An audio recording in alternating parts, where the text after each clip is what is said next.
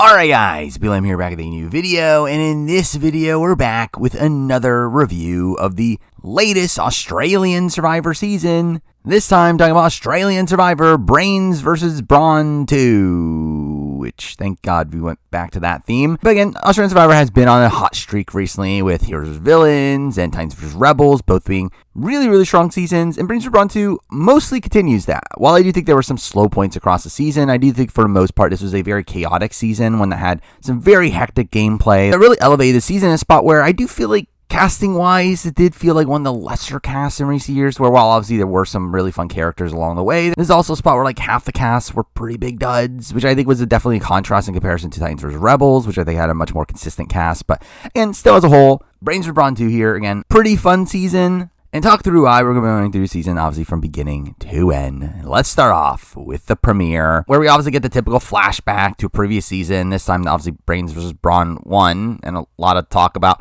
how the Brains beat the Brawn. The Brawns want revenge, I guess, because I'm sure they actually care. But again, I mean, them returning to this theme is kind of funny, considering it's only been a few years. Mind you, again, not as ridiculous as Champs Contenders 1 and 2 back to back, but still a spot where they're clearly out of ideas. And I know a lot of people complain about Survivor US having lost its themes along the way. However, again, I personally don't mind it, just because, again, I think it's just dumb to really shoehorn these themes in and pretend like these things actually matter. But while I personally obviously still like the more individual nature of each of these seasons that they get from having these themes, that makes them stand out in that light, I do feel like, at least on the offset, all this just seems really ridiculous. But either way, we get introduced to the Brawn tribe first as they're running through the jungle. Morgan getting the first confessional here, which is funny considering how invisible she ends up being for most of the season, but is obviously shown here because she's an Olympic athlete, and obviously they're going to want to show the Olympic athlete considering she's essentially the main representative of Brawn on a kind of questionable Brawn tribe. But then we get introduced to Noonan, who is one of the bigger characters of the pre-merge here, instantly saying that she's physical and is a tackler, to where we get a weird flash forward to her tackling Karin in a challenge, which was like, strange, but really funny that she's like really more so a Brawn here. She's a football super fan, I guess. Again, I guess that's enough to be a Brawn, but also gets this weird concept about how she's overshadowed by her family, which is kind of funny considering there's literally another Noonan on this season. Anyway, and then we get introduced to Zen, a rapper who talks about how people think he's dumb, but he could have been a brain because he learns 2 words a day, with today's words being acumen and sublime. Again, what a vocabulary.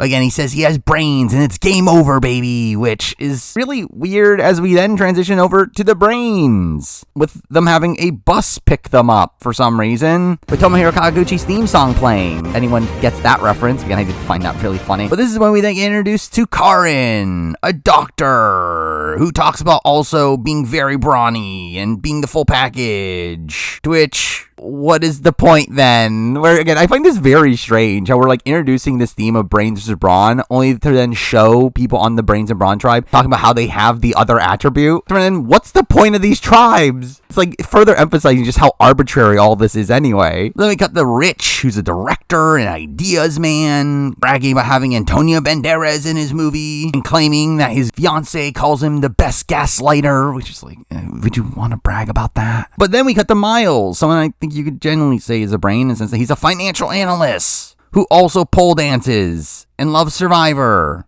and wants to prove that he can play the best game in the world. And while Miles is obviously somebody that, again, you would expect to be introduced in the intro of a Brains tribe, I do feel, again, overall, strong start to his season. But then the final person we get to hear from the Brains tribe here is Max, who's a teacher and talks about how he's going to teach the Brawn a lesson. Again, the biggest brain of them all, Max. But anyway, they arrive at the reward challenge, where right away we see JLP talk to Max saying, "Love your hat," which I wonder if that'll go anywhere. But we also get the typical Matt chat with some smack talk between like Noonan and Indy, talking about the other tribes, only for AJ to say that he thinks it's 50-50, only for the tribe to be upset at him. And that's it for AJ until episode 3. But then we get the reward challenge, which ends up being for a construction kit, but not the typical flint that we see as normal, because both tribes are going to be starting with fire at their camps. Though we're not going to be given flint, so the fire goes out, that's on you. Which again gets propped up as like this big twist here. It's like, I really don't care. And again, it feels very new era of them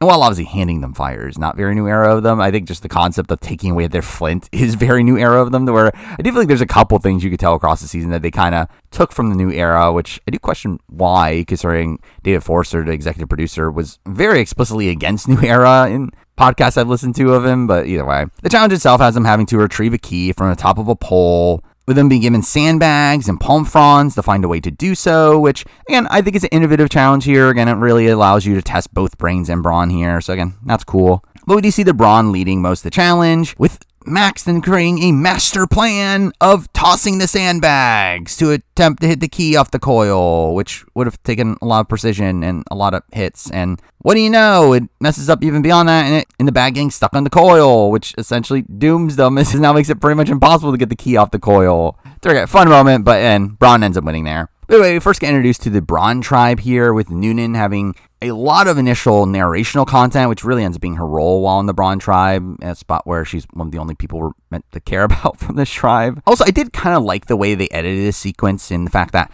again, while Australian Survivor is notorious for very much under-editing their players, I did like the fact that we got to see a lot of just random shots of people just having natural conversations with each other while also explaining what they do for a living, which again, I thought was a nice way of characterizing these people without giving them confessionals. But anyway, we see Jesse and Ben bond instantly over leading the shelter building, with Jesse proceeding to say, "Call me LeBron James, and he will be the king of the bronze," I guess. Which again, funny, Jesse gets a pretty big premiere here, considering he ends up being, again, very inconsistent in the edit beyond this. It really goes for most people in the Brawn tribe. But anyway, we also get the intro to Nash here, who's been in sales his entire life. But we do see him saying here that you need to make moves early and play the game straight away, with him instantly going on idol hunts. And what do you know? He finds an idol 5 minutes into the game. That definitely wasn't spoiled in any of the previews. But again, during this, we are cutting back to Jesse and Ben just talking about bananas, which again clearly showed them in a more Dodo light, showing them not playing the game. But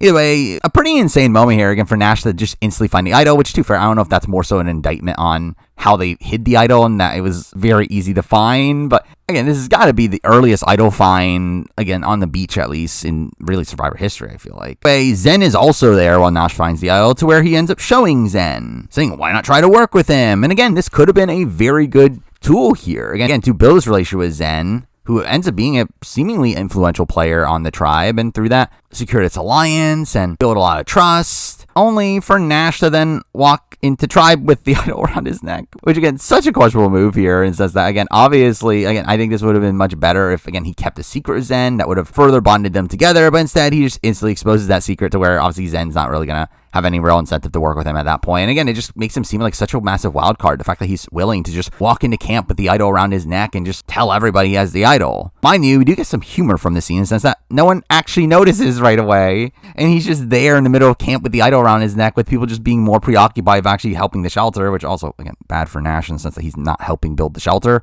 But anyway, Nash eventually obviously shows them, and we get the shock that he found the idol right away, which again, obviously just creates this massive target on his back, to where obviously people are going to want to flush this idol, to where, while obviously, again, idols can be very useful in terms of building trust and cultivating alliances, I think the way that Nash does it here is just all wrong. But this is where we do get Noonan saying that he's forcing us to play the game and she doesn't appreciate it, which I do feel like is a very weird thing to say, and proceeds to call him Nash the Rash, which I'm sure won't be said a billion times over the course of the next 4 episodes. But again, we do see Nash utilizing the idol here to try to make alliances here. We see him pulling in PD, Kristen, Ursula, who, again, all will surely be loyal to him, all while Zen is getting good content here, talking about how he has the highest testosterone levels and his intelligence, and let Nash take the leadership role, which again, would have been good if he actually did that. But then we get to the Brains tribe, where we end up seeing Max being blamed for the challenge loss, obviously, with Kent in particular being annoyed here, saying it was pathetic. Again, I wonder if anything will come from that. But then we get our intro to Laura, with Laura being a witch. Spiritual awareness will help her in the game, and she'll know what people will do before they do it, which again, insane, but obviously fun intro here, one that I did think was pretty good for her edit, and the fact that she's obviously being propped up as this kooky / strategic style player, where we do get, again, a lot of narrational content from Laura here, which again, I thought was particularly good for the premiere. Again, her talking about immediately reading auras and being able to go through some of her tribe members, which again, felt very reminiscent to the opening confessionals from the likes of Haley and Mark on their respective winning seasons, to where again, in a more traditional style edit, I think Laura was a very strong early front runner. But again, considering the fact that we have seen the edit kind of change over the last couple seasons, this kind of actually more so reminded me of Valeria, to where I kind of expected that to be the trajectory that she goes on and being like kind of a edgic front runner, but eventually like kind of an early merge boot. But anyway, she does talk about Kent, talking about how his aura is bizarre and dangerous, saying of the target on his back, all while talking about Miles as being full of polka dots and that he's strategic, to which we end up seeing them bond over being super fans.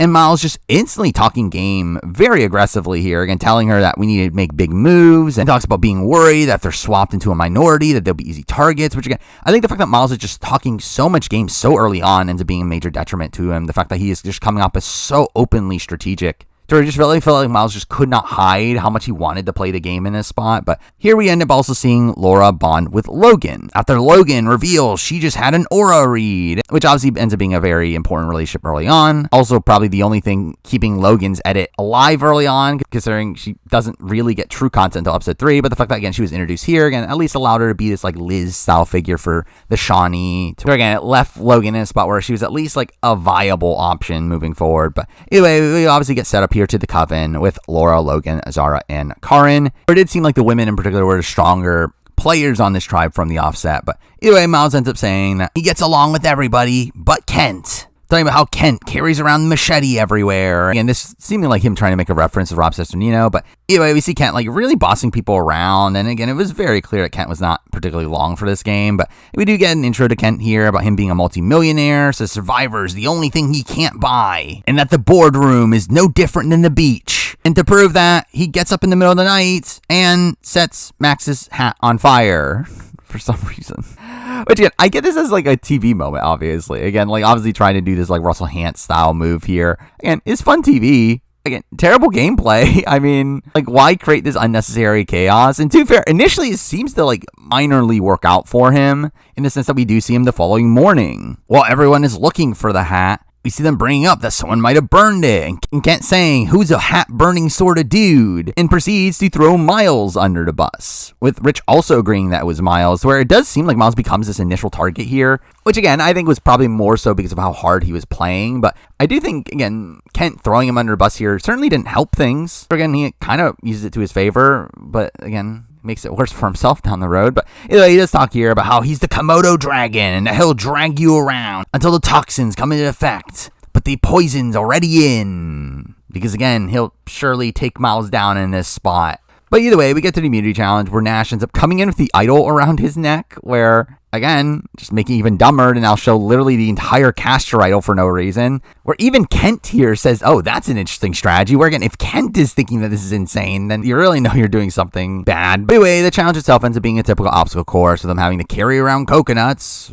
Who cares? But it ends in a puzzle with Nash wanting to do the puzzle and proceeding to mess up the puzzle. Played straight here, but episodes from now we'll learn that he actually threw this, which again, even dumber. In any spot where everyone knows you have an idol and you would assume that they would want to flush that idol, like, why are you throwing the challenge to flush your idol, essentially? Try again in his mind that he wants to test his alliances, but again, this is all really stupid. But again, at camp, we end up seeing Nash pull over Zen right away, saying, "Let's go," and proceeding to put the target onto Candy, which, it's like, has Candy even been on the show up to this point? And it is funny that we even see his own alliance being confused over why Candy, but again, they end up going along with it, kind of. Oh, Nash talks about how he's controlling the tribe, only to cut the Kirsten talking about how he forced this alliance together, and Jesse talk about how cocky he is, and reveal that the real plan is obviously to flush his idol. During you see Candy and Noonan splitting the vote here between Nash and Ursula for being in Nash's back pocket, I guess, to which we see Petey and Zen get on board. Which, again, not really explained at all. And especially for Zen, it's even more perplexing because we proceed to literally just see him warn Nash about the split vote,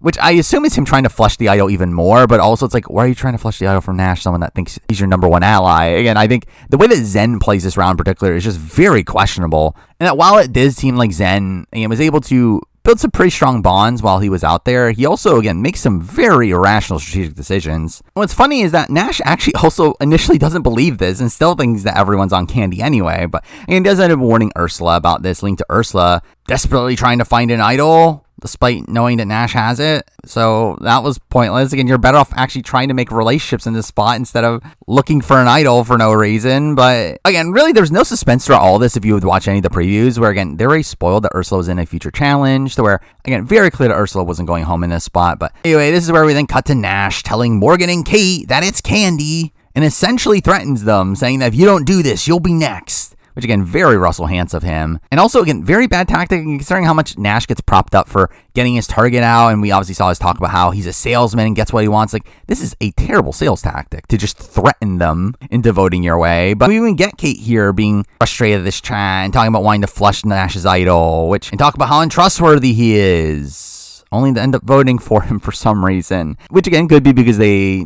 felt like they needed to save Ursula for physical strength over Candy, who doesn't really bring much of that to the table. But, again, also, terrible move from Kate and Morgan. Why are you doing this? Flipping into your own alliance at the very beginning. Just showing how untrustworthy you are. And, again, it works out for them. Again, they end up navigating pretty smoothly through this tribe, but it's still a spot where, like, why are you doing this? Especially in a spot where you proceed to flip back anyway. Again, you essentially enact Nash's will for him and then proceed to just flip against him in the following round, where none of that makes sense. And again, we do get Kate being set up as a swing vote here with, again, no setup to her relationship with Morgan. Again, despite the fact that they are a very important relationship for down the road, again, no fundamental setup between them. And also, again, just a spot where Kate is getting all that content instead of Morgan, despite Morgan getting that initial intro, which is pretty damning for Morgan as well here. But anyway, we get the tribal, which obviously ends up revolving around Nash and confusion over what move he was trying to even make. But again, he gets his way as we get to the vote, where Nash ends up voting for Candy, saying, "Your social game was too slow for me," I guess. All Nash ends up proceeding to play his idol in a spot where they had tried to pretend like Nash wasn't going to play his idol. And to be fair, he didn't really need to, as he only gets 3 votes on him here. Funnily, 2 from PD and Zen, the 2 people he thought was in his alliance, and 1 from Candy, which,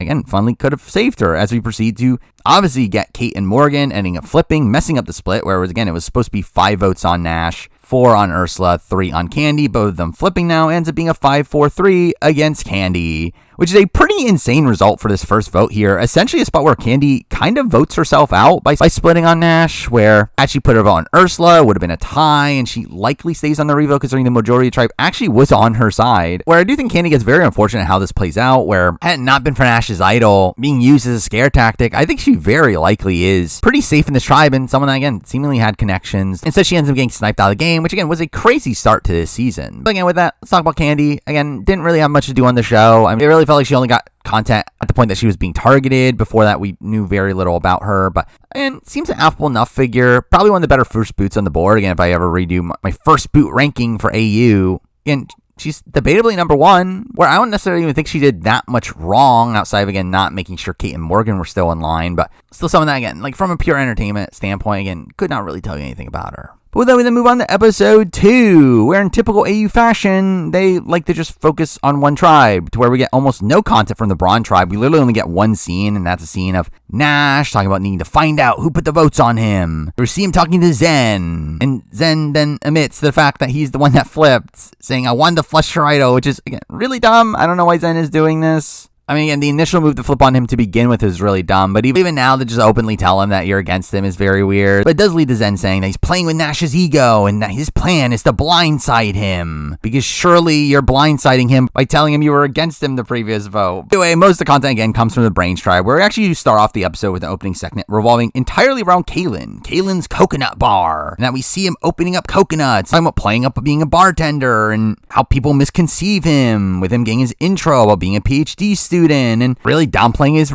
intelligence and wanting to make people think that he's not even there to play the game, and that's too early to strike, but the time will come. All potential setup for, again, a very interesting storyline for Australian Survivor. But again, obviously there was a lot of talk about, can Kalen win with this style of edit? Though, again, I thought it was still very implausible, where, again, if this is Survivor US, I think them doing this intentional storyline of, again, hiding Kalen early on because he intentionally says that he wants that to be the case. Again, I think that is something they would attempt to do. We obviously got that sort of storyline with Erica, but with Australian Survivor, I don't think they would go all in on that. Again, Australian Survivor is edited in a way that very much wants you to be satisfied with the winner, and to, again, a very fabricated degree, to where I think the fact that they very much under-edit Kalen beyond this, in a spot where Kalen is, again, this golden boy, the type of person that casuals would love, I definitely was a damning sign for him, especially in a spot where, again, he was invisible in the premiere. That's also very bad. Again, I never really had true faith in Kalen going on to win, but I did feel like this is at least interesting setup for a season-long storyline of him being underestimated and upping eventually. But anyway, we then get content revolving around Kent saying that he's been trying to get on for 10 seasons and kept on getting rejected, and it's something that he can't buy and was one of the hardest challenges of his life, all being portrayed as this like really big emotional moment, which I did find really ridiculous. As again, the show kind of plays this straight in a spot where, again, like, am I really feeling bad for this multi-millionaire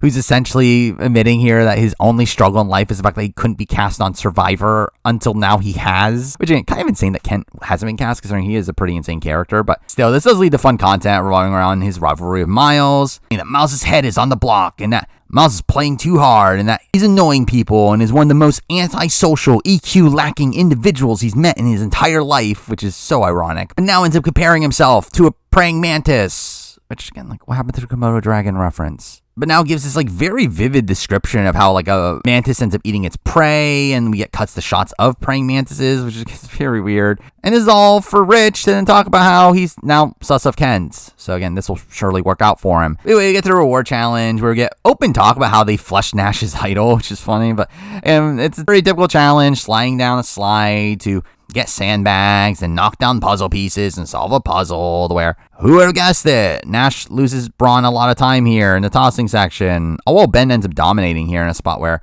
that ends up being most of Ben's content early on is just him doing well in challenges and him being called the Stonemason because it feels like even the show doesn't give a shit about us knowing his name. But either way, brains win. Where they're given the choice here between fish and fishing gear, where we do get some drama here over Rich and Logan wanting to take the fish, which again felt very short-sighted, though again ultimately they do end up taking the fishing gear, with Rich being pretty pouty over this, only for us to then see Kaylin catching fish right away. But this is when we then finally see Indy being part of the show, her talking about how her strategy is to let everyone have chats and figure out who's taking charge, which... what a terrible strategy, as again, it's essentially allowing other people to build relationships before you do, to where again, you're almost guaranteed to always just be added in last, which is funny considering her overall criticisms of what's about to happen. Where again, she ends up joining the Coven during one of their conversations and seemingly finds her way into the Alliance. With Laura saying that now all the girls are in the Coven. Never actually see Allie join the Coven for whatever reason, but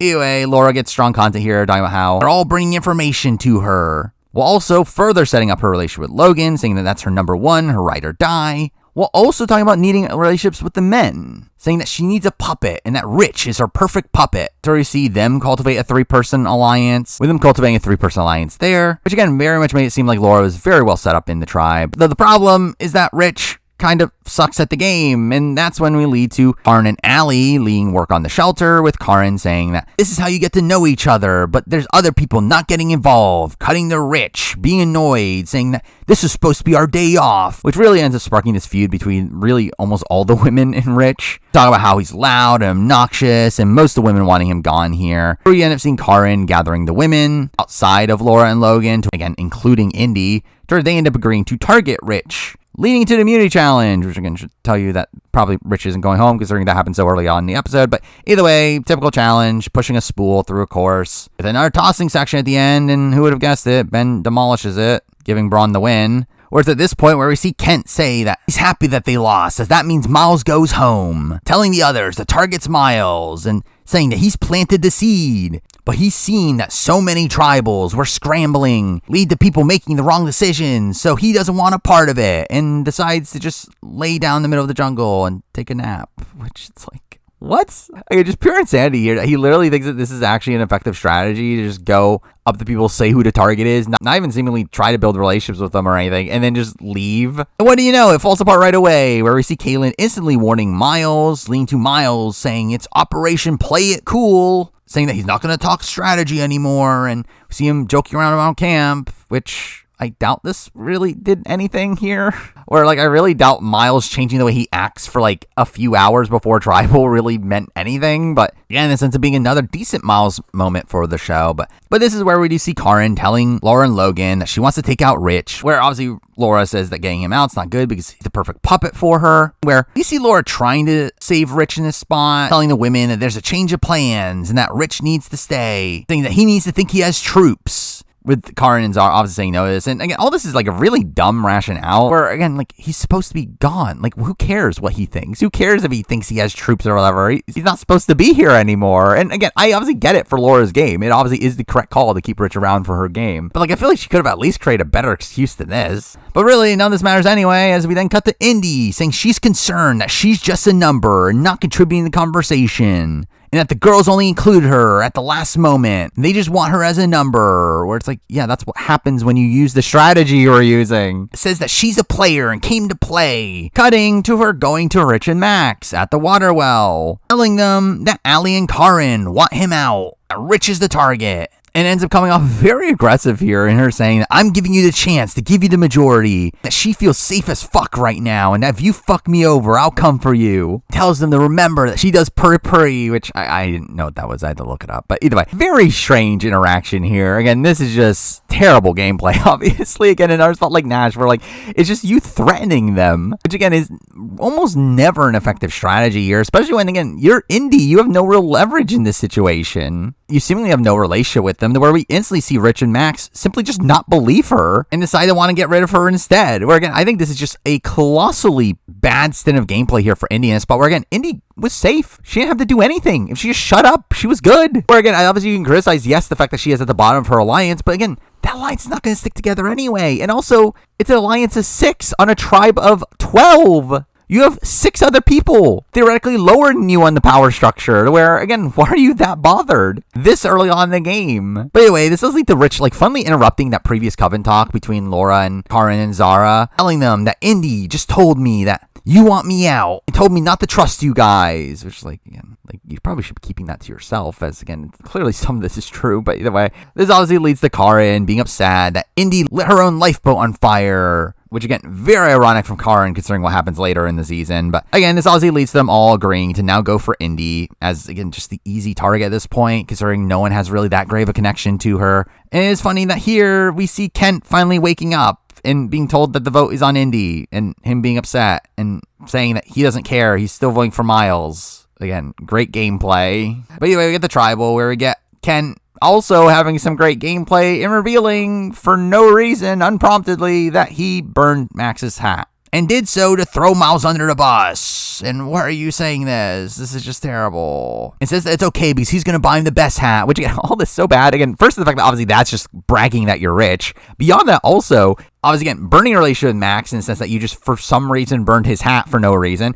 Again, further burning a relationship with Miles and just openly talking about how you were throwing him under bus. Also, just showing to everybody how deceptive you can be and how much of a loose cannon you can be, to where this is just so terrible. So again, this really ends up being this massive battle between Indy and Kent on who could be a worse player in this spot. But it is here where we also end up seeing Indy and Karin got into a bit of a tiff over how Indy betrayed her. And Indy says, I only relayed what you told me, which is like, yeah, that's the point. That's the betrayal. But we hear her saying that the girls thing isn't a thing, and Karin saying that you made it not a thing, which, again, also very questionable gameplay for you to just be openly admitting to a girls' alliance. And also that you were going for Rich and that this changed your plans. Again, very bad play there from Karin. But either way, Rich ends up saying that these people are his peeps, especially the Victorian bidders, aka the alliance with Laura and Logan, that we weirdly did not actually get introduced to their name until this moment, which is, again, very weird for that. But also, again, terrible gameplay too, where, again, can anyone be playing well? Either way, we get to the vote where it's obviously a near unanimous Indy vote. Only Kent ending up voting with her for Miles, with Indy on her way out saying that she knew the risk and it didn't pay off for her and that you would have done it the exact same way, which, thank you for telling me you're one of the worst players of all time. Either way, again, we lose Indy, and Indy sucks. I do feel for Indy in the fact that she does have an interesting background and talk about how she's always been voted out of tribes her entire life. And again, clearly sympathize her for that. But in terms of the game, again, like, obviously just terrible. To her, while I do think obviously there could have been some inherent biases in play, considering she's obviously very different from the rest of her tribe. She's older, POC, queer, like, again, biases could have been in play. She also just actively plays this all wrong in a spot where she just had to do nothing and would have been good. To where, again, I think Indy just, again, plays a disastrous game here. Again, one of the worst players possibly ever. Again, in a world where Kent plays the way that he does and he survives over you, again, I think that's really even more damning to her ability as a player. But anyway, we then move on to episode 3. 3. Another pretty strong episode. Let's start off with the Brains tribe, with Max obviously being annoyed at Kent, saying that the little weasel took out his iconic cat. Again, the iconic cat he had for a day. But obviously Max talks about how this shows what he's capable of, where again, very clear that Kent was going home from this point on, where it just seemed like no one really wanted to work with him. But again, we end up getting Logan being able to talk that through, while also getting her intro as a wag, and being one of the most socially smart people she knows, I guess. And also, again, finally getting confessional in episode 3, though, again, at least was shown alongside Laura, but again, questionable from an editing perspective. But again, talks about how the women are now in the minority, and gets credit here for leading the charge against Ken, despite the fact that we see Zara, Karin, and Allie all want Rich out instead. But again, clearly this coven was not really set up to be a long-term alliance, with them very clearly just arguing on what they even want to do from the very beginning here. But anyway, this is where we finally get AJ on their show in episode 3, getting his intro about being a poker player, and also calling out that the girls' alliance is coming together, and that the boys seemingly don't care, and that he needs to take advantage of the girls being in the minority. Though we do end up seeing him talking to Miles and Kaylin, getting them on the same page here, though also attempts to try to pull in Rich and Max to target the women, only for them to seemingly not care and still want Kent out. Which again, pretty short-sighted of them. But where I think for them in particular, they definitely should be targeting the likes of Karin and Zara. But anyway, we then cut to Brawn, giving us a weird segment about how Zen talks about how boring all the food is, only for us to lead into the reward challenge. A pretty physical one, again, a 1v1 on a floating net where they have to grab the flag on the other side. Again, pretty standard fare until we get to the Zen versus Kaylin matchup, which ends up being a pretty big battle here. Zen ending up winning the point by the end, though at the cost of injuring his finger, which surely won't be brought up again. But again, Braun ended up getting a pretty easy 5-0 win in a spot where the editing of the challenge was very strange. The fact that very obviously Braun was going to win, as again, if you're going up to 5 points, you're not going to have time to show like 9 matchups, to where at the point where Braun ends up having a pretty big lead, it was very clear they were going to end up ultimately winning this. But either way, the reward itself ends up being loaded fries, to where they actually get fries this time. So that's cool, but also very weird that this is like an episode 3 reward. But anyway, we get a lot of focus here around a potential idol clue, with Noonan and PD of all people looking for it, only for us to then focus around Paulie, who ends up opening his napkin and notices a symbol on it, and what do you know, it's a map to the idol, or he obviously ends up finding it, giving us his intro package about being a paramedic and how he has to do things that go against his moral compass, like lying to Noonan about the idol, which I think is really dumb. Where again, Noonan literally goes up to him and asks him about it. And we get Paulie even saying that, again, this is my closest ally and I need to show her trust, and decides to tell her about the clue, but not the idol itself, which again is so pointless. Just tell her about the idol. At that point, I think you gain more trust through doing so. Again, there's always the world where, again, just showing her the clue, that she could just not believe it and then realize that you're hiding things from her. Again, I think that's just all very questionable play. Again, just feel like a half measure there. But again, this ends up being this big breakout moment for Paulie, though a moment that just felt very circumstantial. Obviously, a moment that had to be on the show because he found the idol. It's part of that while Paulie ends up becoming one of the big characters of the season, he's also somebody that, again, was pretty invisible up to this point, where, again, that just being such a damning aspect of his edit, where again, this is just like a trend in modern seasons, to where some of these big characters just won't be introduced until episode 3 of the season. But the thing is, like, those people never go on to win. So I think if you're being introduced at the very end of the first week of episodes, that's just not a good sign for your winning chances. But while people were seemingly high on Paulie as a potential winner, I just never really saw it. But anyway, by the end of this reward, we obviously get focused around Zen, talking about how his hand is blowing up and needs it checked by medical. It says that after that, it'll be all good, because surely that's why we're being shown this here. But again, we cut to the immunity challenge, where Zen comes in with wrapping around his hand, with the reveal that he fractured his finger, and he's obviously getting medevac from the game, with the tribe sobbing. But again, it clearly seemed like he was such an integral figure to the tribe, and really also just very surprising that he gets medevac in this spot considering his edit, where again, this really just comes out of the blue, where Zen would seem to be propped up as one of the biggest characters of the season, in a spot where obviously, again, I would expect them to look at him as a potential returnee for down the road. But still, the fact that he ends up being like such a major character over these first 3 episodes, just gets abruptly taken out of the game, was pretty surprising here. But again, the episode goes on, where we still get the challenge here, another obstacle course, who would have guessed, but this time with a slingshot at the end. And we do get more friction within the brains, where Allie ends up trying to give instructions, only for Rich to not listen,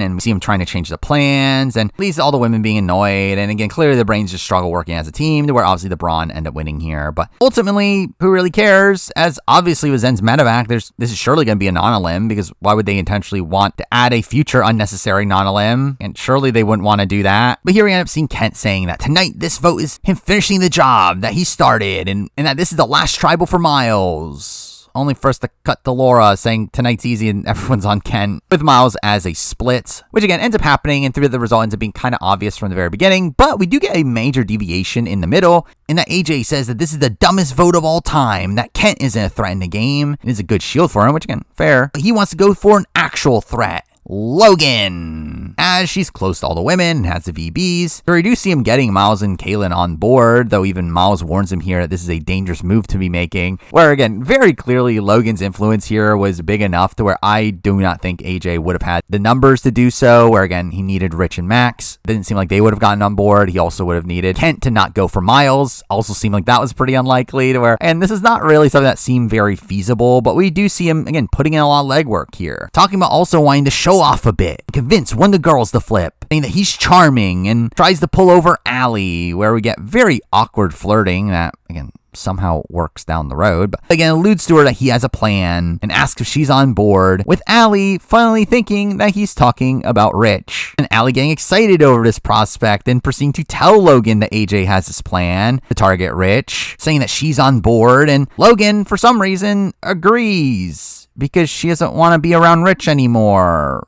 which is dumb. Oh, well, Laura ends up still trying to protect him here, saying that we need him as a number, as again, you should. But again, none of that matters anyway, as Allie then asks AJ who the vote is, and he reveals that it's actually Logan, saying that they take control of the game if Logan goes. Where again, he is telling this now to Allie and Max, both of which end up saying no. Where again, both seemingly just had a very strong connection to Logan, to where definitely props to her for that. And while obviously, again, swaps are coming relatively soon, to where you don't necessarily want to burn your connections coming into that, I do actually feel like for the short term, this is probably the incorrect call for potentially both. I mean, Max is somebody that, again, isn't even part of this women's group, to where at this current point, it did seem like that women's group was sticking pretty strong. So while ultimately it works in his favor, I do think for him, not taking a shot at the women was the incorrect call. Also for Allie, I do think sticking with the Coven here was not necessarily the best move over sticking with AJ, where I think had she been a loyal number to AJ, again, she again would have been alongside him and Miles and Kaylin at the top of that power structure. Oh, well, with the Coven, again, she's clearly below the actual core of the Coven, where she's at best fifth. For while I do think, obviously, there's better targets than Logan in particular for them, I don't necessarily agree with them not going along with AJ. As again, I think they probably should have pushed for someone like Karin or Zara instead. But either way, again, the plan obviously doesn't go through here, though AJ ends up telling Allie to not tell anybody, and what do you know? She tells Logan instantly, obviously sparking this feud between Logan and AJ that lasts a lot of the season. Oh, Logan now wants to switch the vote from Kent onto AJ, which again goes nowhere, as again this seemed to be literally at the last second, which to be fair I think was intentional from AJ, and that's why he didn't tell Allie the name at the very beginning, where I think he clearly did not want this plan to leak with enough time to backfire on him, which again works for him in that light. But anyway, we get the tribal with literally only 10 minutes left in the episode, so again clearly none of this matters because it's going to be an on a limb. But we actually do get a pretty spicy tribal here, with Logan acting very passive aggressive here, talking about how some people are on her radar that don't know that they're on her radar, and see her like whispering to Laura about if they should make the move now or not, which again, too obvious here, just obviously alerts AJ to the fact that she's against him and she knows the plan. Oh, we see AJ saying that there's a risk that your target won't go home and that could affect your game for the future, with Logan proceeding to smile at this, with JLP proceeding to also call her out for this, where I'll say something I have noticed about JLP, that while I do think he's very much improved as a host over time, I do think moments like this are spots where I do think he interjects himself into the game a bit too much, where I do think this is a point where this is him using his overhead view to kind of influence information in the game, where again, him calling this out essentially just openly tells AJ that Logan is against you. But anyway, the vote itself obviously doesn't end up changing. It's a 8-3 Kent vote, with obviously some split votes onto Miles. Again, none of that matters because it's an on a limb, but it's not. Where again, I will say, I was mind blown at this. I fully was expecting this entire episode for this to be an on a limb, where when Kent got voted out, I was just like, okay, sure, yeah, there's probably gonna be some sort of island thing that he goes to at the end of the episode. But no, he's legitimately gone. And again, that felt very strange to me considering how big of a character Kent was. For a while, obviously, it was a big flame out here. I feel like this is actually the quieter episode for him. I feel like episode 2 is a bigger flame out than episode 3, and I just feel like he kind of goes out here on a bit of a whimper. So we're also considering Australian Survivor production has been very open to the fact that they don't actually like doing non-limbs, and it's something forced them by the network. Again, you would assume that they would have taken this opportunity to stop a non-limb, and I get that they probably didn't want to end the week with no elimination, but I did feel like this was kind of insane that they allowed Kent to go home here in a sense and forced them to have another non-limb later on in the season. But either way, with that, let's talk about the boots. We obviously lose Zen, who again, I'm fully expecting to come back down the road. I feel like he's definitely somebody that production seemed to like, and now he has this like really big second chance story. And again, he was a fun character on the show, very questionable player. Well, while I think the show hyped him up as a player, I think what he was actually doing was just kind of bad at points, but he seemed to at least be well liked by the majority of his tribe, where again, I think it'll be interesting to see him return.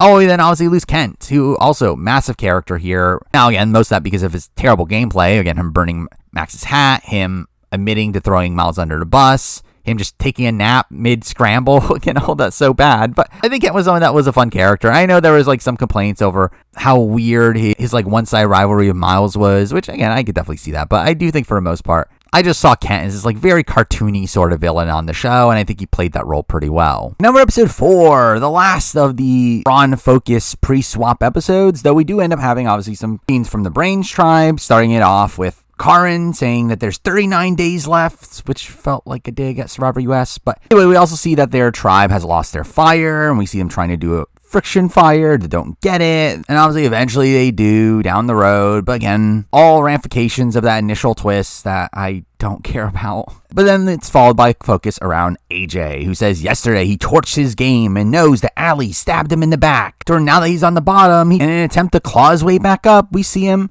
instantly going to Rich, trying to be the little devil to Rich, telling him that he was going home and that it was Laura and Logan leading the charge, which obviously that portion of it is a lie, though for some reason Rich ends up fully buying into this and fully hurt by this in confessional, and talks about how it's all about Logan's ego and that she can't control him. He's the leader of the VBs, I guess. It says that now she needs to go, where I will say this is a pretty insane turn of events here. The fact that Rich just instantly turns on Logan from this one statement from AJ, which, I mean, to be fair, again, Logan was willing to let him go, but it's still a spot where, again, Logan and Laura were much more loyal to Rich than really any of the other women, where why not target any of the other women over them? But also, again, very good play from AJ here. Again, him being able to get out of that tricky spot that he was in. But anyway, we get the reward, which has them in pairs, standing on pegs, with the last standing pair wins for their tribe. And what do you know? We see Nash being out in like 30 seconds. Oh, we also get a little funny moment of Nash trying to negotiate with the other tribe, only for Noonan to shut that down. But it ends up obviously coming down to Logan and Zara versus Kate and Morgan, with surprisingly Logan and Zara pulling out the win here, with Morgan ending up dropping out. It's here where we see the Brain Tribe being given a choice once again. Either take the sausages that were the actual main reward, or take a flint, where if they take the flint, they will then give that sausage reward to the bronze, which I think makes this a pretty easy choice by that point. But we do end up seeing Logan and Rich, as again, I think it's a tough spot to like give your opponent this massive reward. I think if that had been left out of it, I think it would have made a lot more sense to get Flint in this spot, though here we do end up seeing Logan and Rich once again really fight to get the food here, and this time winning out in a 6-5 vote, while Ali ends up being really annoyed. And we do end up getting some intrigue at the reward itself, particularly in the fact that Rich notices a gender divide, which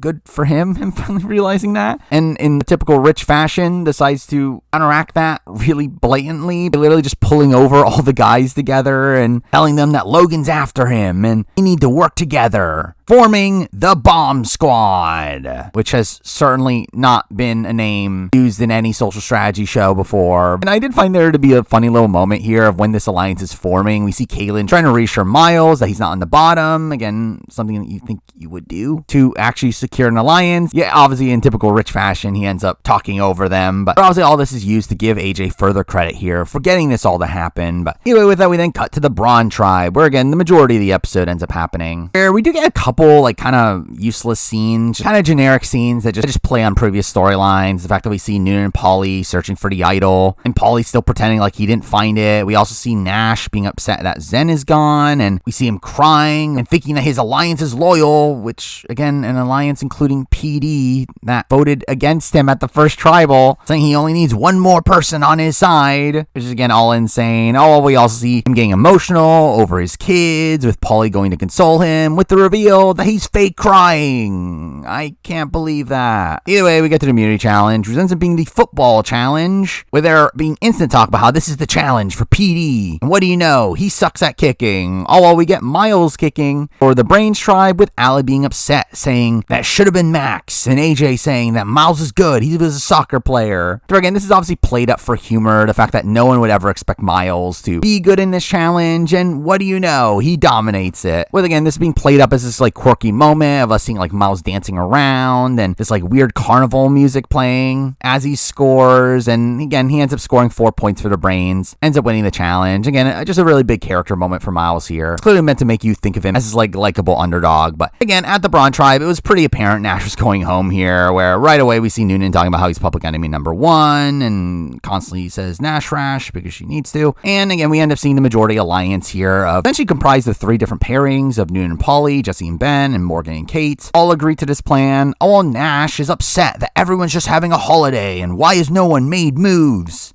With now the reveal that he also threw the first immunity challenge, which, again, already talked about, really dumb. Though, to add to that, he now decides to tell his alliance about this, because he needs them to start playing the game. Because this does that somehow, where obviously instead we see him being upset by this. Again, we see PD saying it's never okay to throw a challenge. It's crazy to him. All we see Ursula saying that she needs to keep herself safe and that she could tell others his dirty secret. And what do you know? She then goes to tell other people his dirty secret. She ends up going to the women, who do end up being very frosty to her, where again, very clearly Ursula had already burnt a lot of her bridges here, but where again, they literally call her out for not talking to them until the point where she was on the bottom, and she didn't try with anybody except for Nash. And again, definitely not a good sign for a game, but she does end up revealing to them that Nash threw the immunity challenge, with obviously us getting shocked reactions. And again, it's really played up as this is something that actually changed their minds, where obviously it didn't. Again, like Nash was going home anyway. But from Nash's perspective here, we do end up seeing him deciding to target Morgan for some reason. Really makes no sense why you're targeting Morgan, who's, again, Olympian, clearly someone that you would want around for physical strength, also somebody that voted with you at the last tribal, where while now she's obviously clearly against you, again, you have other people who were never with you, or why not try to get those numbers? So again, I just find this to be such an insane target here, but again, he ends up talking about how he needs only one more vote, to which he tries to get Jesse on board, in a spot where Ben's literally right next to him, and it's funny that the edit just ignores that Ben's there. And again, this campaign goes extremely well, where Nash tells him that Morgan's dangerous, and Jesse responds with, I don't see it. But anyway, it becomes clear Nash is really in danger here, where Nash ends up talking about now needing an idol. There we do end up seeing him digging and finding a parchment that was clearly just the paper from his old idol. Yeah, obviously Noonan and Paulie are there to see it, and again, this is all just a big ploy of him trying to pretend like he just found an idol. And we see him like return to camp, telling the others that he found it, though not showing it, which saying like, why would I show you guys? When it's like, you literally did in the first few seconds of the game, which again makes that entire thing even dumber, because now they're fully not going to believe you, because obviously they've already seen you show everybody your idol. Where again, this does lead to Noonan and Paulie talking about not wanting to split the vote, as obviously that gives room for other people to flip, as what happened at the candy vote, where I'm sure they're scarred by that. Only for Morgan to hear about her name getting out there and deciding to split it anyway, to where we do get a pretty conservative split here of putting 2 votes on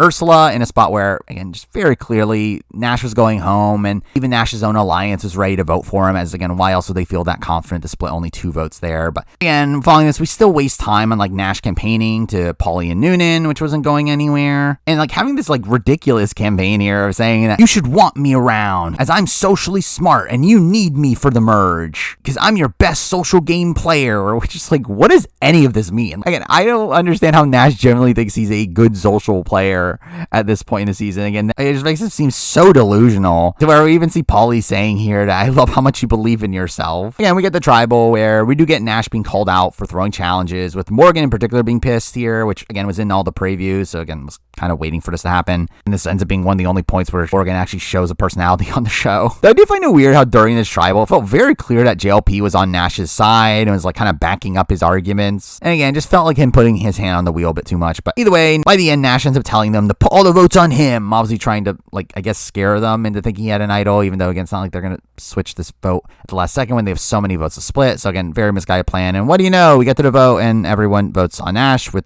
again a couple split votes on Ursula, with Noonan being one of those split votes. I wonder if that'll come back to bite her, and Nash obviously ends up being easily voted out here. And again, Nash, incredible character on the show, obviously such a major focus in that first week, and one that again I fully expect to see back again. Again, just one of these sort of characters that really just pops from the very beginning, though obviously also plays terribly, where I think he played one of the worst games he possibly could have. But like, at least he did actually get Candy out. that's something. Again, he got his target out one time. Or again, I think that's really the most the crowd can give him, considering, again, he obviously builds his alliance around his idol, but none of those people actually generally trusted him and just instantly flip on him at the very first opportunity. And beyond that, again, he just simply had no real leverage in the game. Again, he was just so clearly going home at the first time that he was not immune, to where, again, I just think Nash really plays the season all wrong, though someone that, again, I think it would be fun if we ever saw him play again. With that, we then move on to episode 5, where from this point to the swap, we get really no real content from the Brawn tribe, where really all we get in this episode is Noonan being happy to have gotten rid of the Nash rash, and also saying that's peace and calm without him, aka it's boring. Where I do think that's a major criticism of the editing of this season, the fact that it just felt so clear that we were meant to care so much more about the brains than the brawns, in a spot where, again, they just simply did not even set up the majority of the Brawn tribe members at this point, where it felt like Paulie and Noonan were the only Brawn members that we were meant to care about to any degree, which made the direction that the season was going a bit predictable in that light. But either way, we do end up seeing Ursula also getting some content here, being upset that her name was written down again, and that Noonan has it out against her, leading to a very awkward conversation between the two, and her talking about needing to take her out before she gets her, which I'm sure will work out for her. Though, again, this ends up being a pretty fun rivalry as we continue forward. But either way, again, most of the content comes from the Brains tribe, including Zara getting her intro package, finally being on the show in episode 5. Though this does transition to her talking about needing Rich gone, with her and Karin agreeing to strong-arm Laura to take Rich out. Which obviously for them, again, the correct call, considering they have no relationship with him, and clearly it's just a number for Laura. Well, we then get content from AJ, where we do get some focus around his relationship with Allie. Obviously, they have had a pretty frosty relationship ever since Allie ratted him out, to which Allie says that he hasn't spoken to her in 5 days, and he's been treating her horribly, I guess. But this does lead to a really fun conversation here, where AJ's clearly just trying to play like he's on the bottom, which Allie just eats up, telling him, you know why you're on the bottom, and obviously you're on the bottom. AJ getting this fun confessional, talking about how she's just bragging about how good the game is going for her, which is like a very weird dichotomy of AJ's edit, the fact that obviously he later becomes this like massive villain for the show. Yeah, I feel like at this point, it's very clear that we're supposed to be rooting for AJ, especially in this dynamic with him and Allie, to where, again, Allie is supposed to be this big villain, and AJ is supposed to be this big underdog, to where, again, it is funny how that completely turns just in a few episodes. But also here, I'll mention the fact that AJ also finds an idol in this episode. I have nothing else to say about that. Generally, I just felt like I needed to say that at some point, considering I'm obviously going to mention this down the road in the review. But again, there's no natural point to just stop down and say he had an idol. So, hey, AJ got an idol. But anyway, we get to the reward challenge, which ends up being the mud challenge, where they have to fill a crate with mud, using just their bodies, and then make mud balls to knock out targets, where we end up seeing the Brawn just really outplay the Brains here, and using their shirts to scoop up the mud, while the Brains started the challenge without their shirts on, where this ends up leading to a pretty easy Brawn win, all while we see Logan crying about losing the reward, as it's the reward to a salon. But this is where we get the reveal that Brawn can bring one person from the Brains tribe. To where instantly Jesse says, what about Logan? Only for Morgan to shut this down, saying no, she wanted the snags, which I guess is what they call sausages. Instead, they decide on taking Allie, as she didn't want the snags.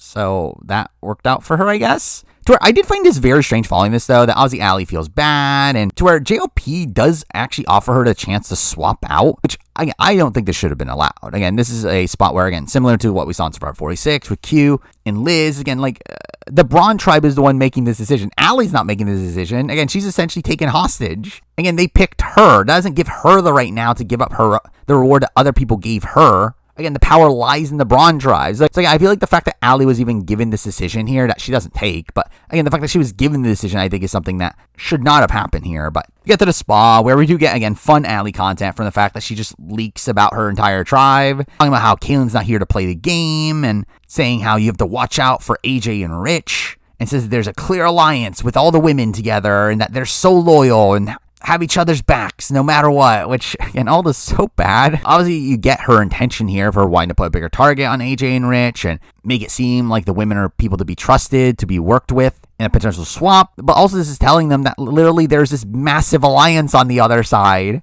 that you now have to be worried about and now should be wanting to break up. So again, just a spot where it felt like Allie just could not shut up and did not think any of this through. But anyway, we get to the immunity challenge, another obstacle course, who would have guessed it? But it's one that ends with them having to make fire. And to add to Allie's incredible episode, she's the one that gets put in the fire and blows this massive lead that the Brains end up having here, with her not being able to start a fire, giving Brawn the win, despite the fact that, again, Brawn was so far behind on the actual course. But it does lead up to an interesting setup for the vote, and the fact that we do have a 5-5 split right now in terms of the men and the women. And we see the girls just instantly going off the talk right away, which obviously has them not even hiding this gender divide at this point. But we do have Rich and Max talking about how it's time for the boys to take control. And they're taking control by voting out Allie, the queen bee, for some reason. I mean, I guess because she's bossy. Well, obviously, again, like, not a bad target. Like, for Rich and Max, obviously somebody that they have no connection to. Also, really, for everyone else, someone that they have no connection to. Where realistically, Allie is this, like, easy consensus target to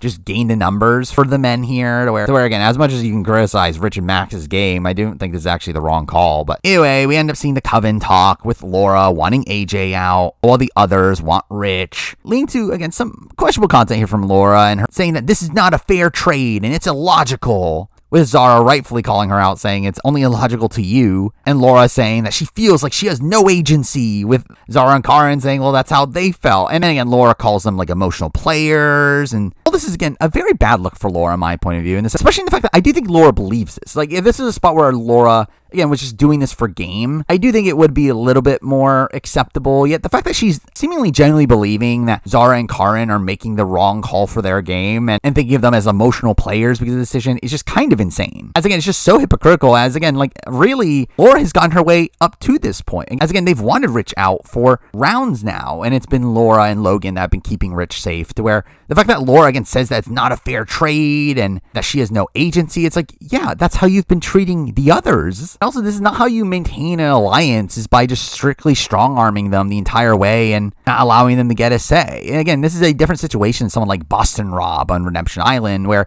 the other people in his alliance didn't really have that much of a opinion on who exactly should go, and especially one that was dissenting from his opinion, to where, again, in this spot with Laura, again, when you have alliance members that have dissenting opinions, and in a spot where fighting against it could be detrimental to your game, again, this is simply a fight not worth fighting if you want to keep the Coven together. Where, again, I understand the idea of her wanting Rich around, obviously, but I think if you want Rich around, I think you have to shift your alliances at this point over actually fighting for him in this position, where, again, it's just very clear that Karen and Zara are just not going to budge in this spot. And we do end up seeing Laura, again, relent eventually and saying that she's not going to fight to save him. We then cut to her talking to Rich, saying that she's fighting so hard, but Karen and Zara want him out, that she doesn't know what to do, leading to Rich telling her about the vote on Allie, which, again, another good aspect of this vote being against Allie and not Logan is obviously Laura would be more willing to do this. And the edit very much makes it seem like Laura was actually going to flip in this spot, though she has confirmed in Express that she was not. This is followed up by, again, more fun Allie content, and the fact that we see her talking to AJ once again, telling him that he's being saved by the skin of his teeth and that the end is nigh and that her alliance is strong and it's not about who goes home but when, and that's not a secret. Her saying that she's not worried, there's no worry from her, and again, all this just such insane things to be saying here. And again, AJ ends up being this great narrator here, talking about how he's never met someone less in touch with their surroundings than Allie, with, again, Allie just continuing to play this all wrong, then going to the Coven and telling them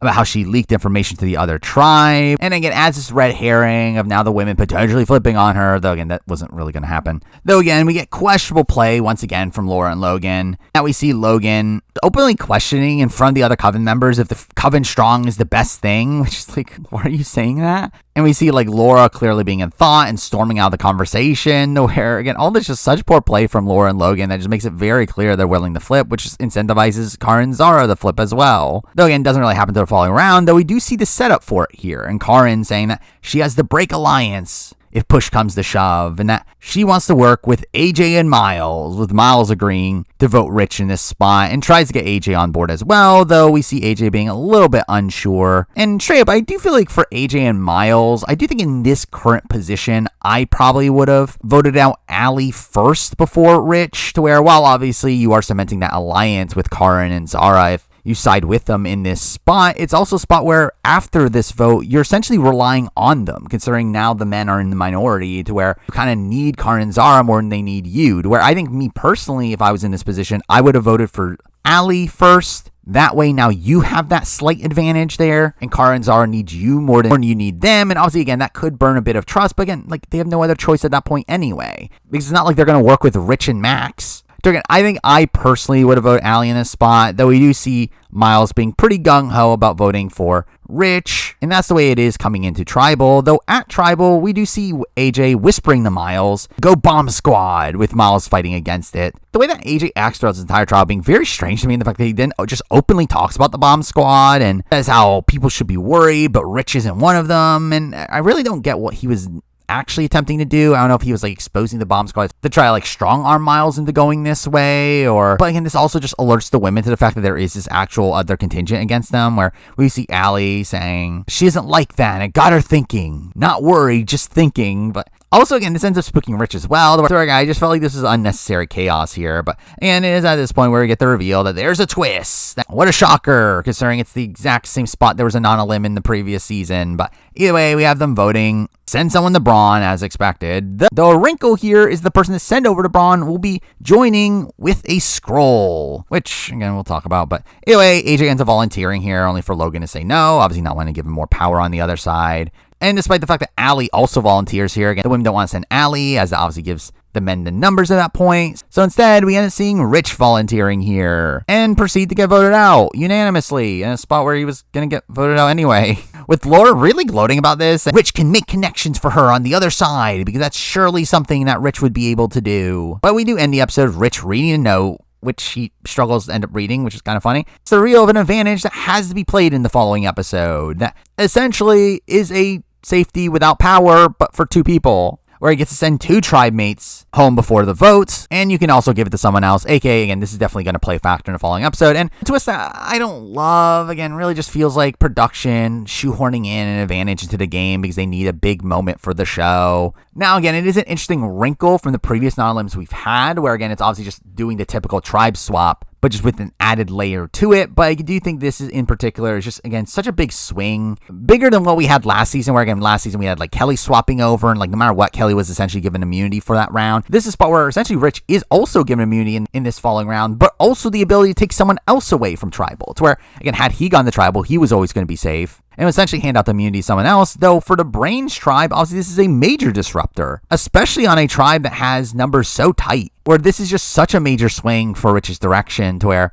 and it should have played out really well for him, but again, it's Rich. And again, could have made for this like massive twist screwing, but I mean, again, it's Max. Where we get to episode 6, which obviously almost all the focus here revolves around this advantage and the lead up to it. Though again, we get a short sequence at Brawn Tribe, literally the only true sequence at Brawn Tribe being Rich talking about how great the Brawn Tribe is and how he's running the game and living it up, only for us to cut to Noonan and Jesse talking about how he's the next to go if they go to Tribal. But then we get the reward challenge, which ends up being Sumo at Sea, which ends up being largely unnotable for first couple rounds, though we do get to a big matchup between Ursula and Karin, with it lasting a while, during which we also see Karin telling Ursula to not trust Rich, which doesn't go anywhere. But the challenge itself ends up lasting 20 minutes until the point where it's called a draw, and we get, again, some really over-the-top editing throughout all this, or really it kind of felt like a waste of time, both from a TV show perspective and also from player perspective, as why are you wasting this much energy on a reward, especially for Karin, a spot where it seemed like it was a blowout for the Brawn Tribe. But either way, final round ends up being a 2v2, which I found weird to see in Sumo at Sea, but ends up being Max and Kaylin versus PD and Rich, with PD and Rich end up winning after Rich decides to use his hands, which shouldn't count, but it does, I guess. And Brawn ends up winning here, leading to them getting the reward, a comfort kit from IKEA, which includes letters from home, which is still dumb that we're doing it this early on in the season, though I get that they want to use it to give personal content to the players. But again, that really just shows how messed up the Australian Survivor editing is, the fact that they feel like they need to do this to do that, where Survivor US is obviously able to characterize their cast a lot easier. But also, again, like condensing it down to just this one segment makes it just that I don't care. Especially because, again, we like do this like big montage of people talking about their families, and you barely even know who these people are at this point. The only person that even gets a big edit in this segment here ends up being Paulie, who, again, good for him. The fact that his dad called him a hero, and he talks about his struggles growing up. But again, nice segment for him, but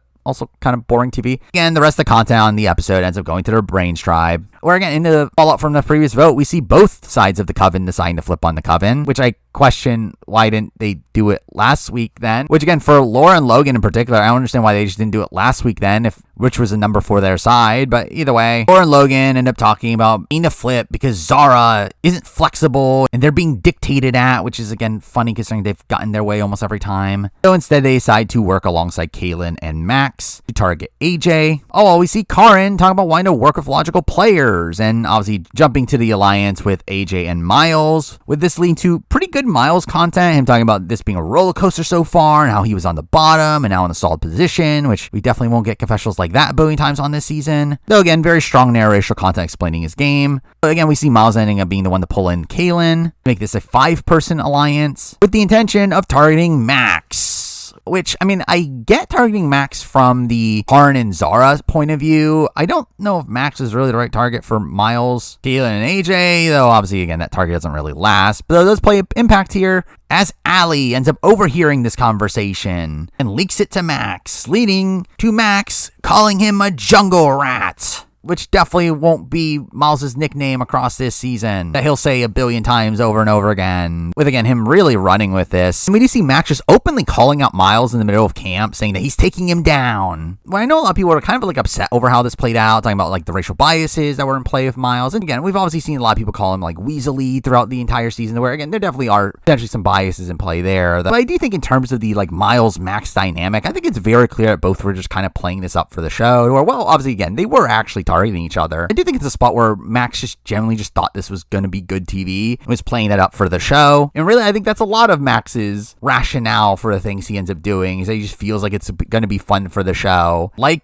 what we'll get to, where we get to the immunity challenge with Rich being sat out because of the assumption that they're doing the same twist as last season. So again, they don't want Rich to throw the challenge for them. Anyway, it's another obstacle course style challenge with a word puzzle at the end, with Brawn having a pretty big lead to the puzzle, though none of that really mattered as it really just all came down to the word puzzle. Though like most times we end up seeing it, both tribes end up figuring out the phrase around the same time, and there is this big scramble to piece it together at the end, with the Brain tribe ending up losing here after knocking over some pieces towards the end, with the Brawn tribe ending up winning here, unsurprisingly. Though I will say the challenge was kind of funny in the fact that we did see Rich from the sideline just continuously saying bomb squad, and he proceeds to at the end of the challenge just very blatantly give Max the advantage, which is everyone noticing here, where again it's just funny how like unsubtle Rich is in all this. Also, it's funny that, again, he's giving Max the advantage here so that Max works with the bomb squad and takes out one of the women, only for, obviously, the entire dynamic of the original Brains tribe to just have radically flipped over the course of just a day. And this ends up being a massive advantage for Max to get here that, what do you know, he ends up blowing every bit of it, with him deciding to read the note out to the rest of the tribe, revealing the power to everybody, and proceeding to say that we have a pest problem, and that he's going to be stomping out the rat, which he's, again, saying with Miles literally right next to him, saying this in public, which, again, I think is clearly just more of a playful moment. But we do have Max instantly saying to the tribe that he's going to be sending himself and AJ home and letting them decide who goes home, which leads to Logan obviously being pissed here, saying that she could kill Max right now, as obviously through saving AJ, she's ruining the AJ plan that alliance had already decided on, while also, again, being upset that he didn't consult her and is making moves on his own, which, again, is literally the reason she flipped on the coven to begin with. Also, again, in general, this is a pretty terrible plan where, again, with the numbers this tight and you only know of your 4% alliance, which, again, I think they assumed they also had, like, Karin and Zara also on board and would have had Allie, to where, again, I think they thought they had a big majority, but, again, taking yourself out of these numbers, again, clearly does give less power to your own alliance in the overall decision-making of what happens here. Though, again, I get this as a, like, basic strav, you wanting to save yourself, and again, taking out AJ, and in his mind, forces him to go for Miles. So, again, this isn't the worst plan in the world, even though it's not great. Though we instantly see his plan being worked against, with AJ thinking that he's going to try to force Miles out of the game, to which now the 5% alliance agrees to just save Miles, obviously, with them all now agreeing to vote out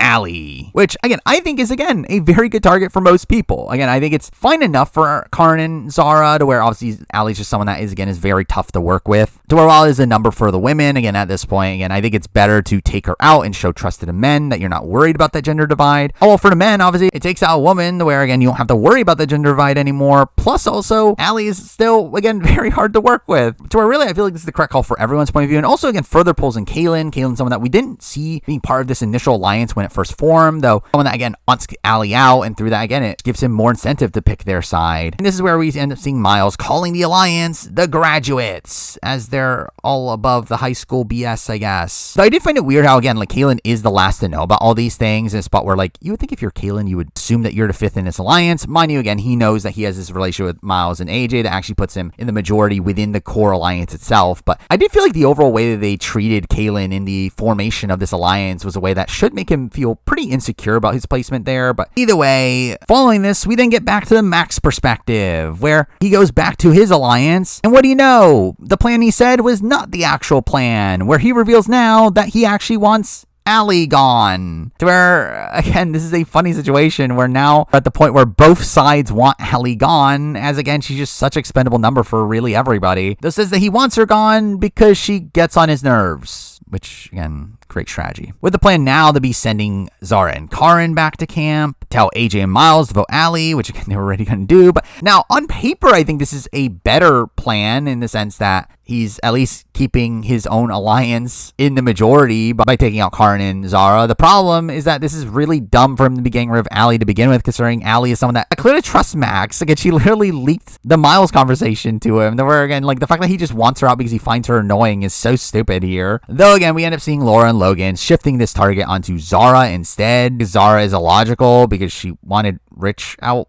I guess. And again, we see Max saying that he's on board with this, with Ozzy Kaylin now being propped up as this big swing, despite the fact that he actually doesn't have to be, as again, Max could have actually just played this optimally and sent home two of the core graduate members, which would essentially give Laura, Logan, Max, and Allie just the outright numbers to take out one of the graduates. And we do see the graduates being worried about that, where really a lot of the suspense coming in the tribal was more so about who Max was going to use the advantage on. And again, it could have been the spot where the graduates would have been really screwed over by this twist, yet somehow Max plays it all wrong. As again, we get the tribal, which obviously largely revolves around Max's advantage. Max's war on Miles. Or again, it was just some clear banter here. Everyone just kind of laughing along. Yeah, it's played up very seriously. Where it's just clear that no one takes Max in general seriously here. Where he's clearly just hamming things up for the show. But we then get to the ultimate decision that Max has to make here, where we get the reveal that he's sending back Laura and Karin.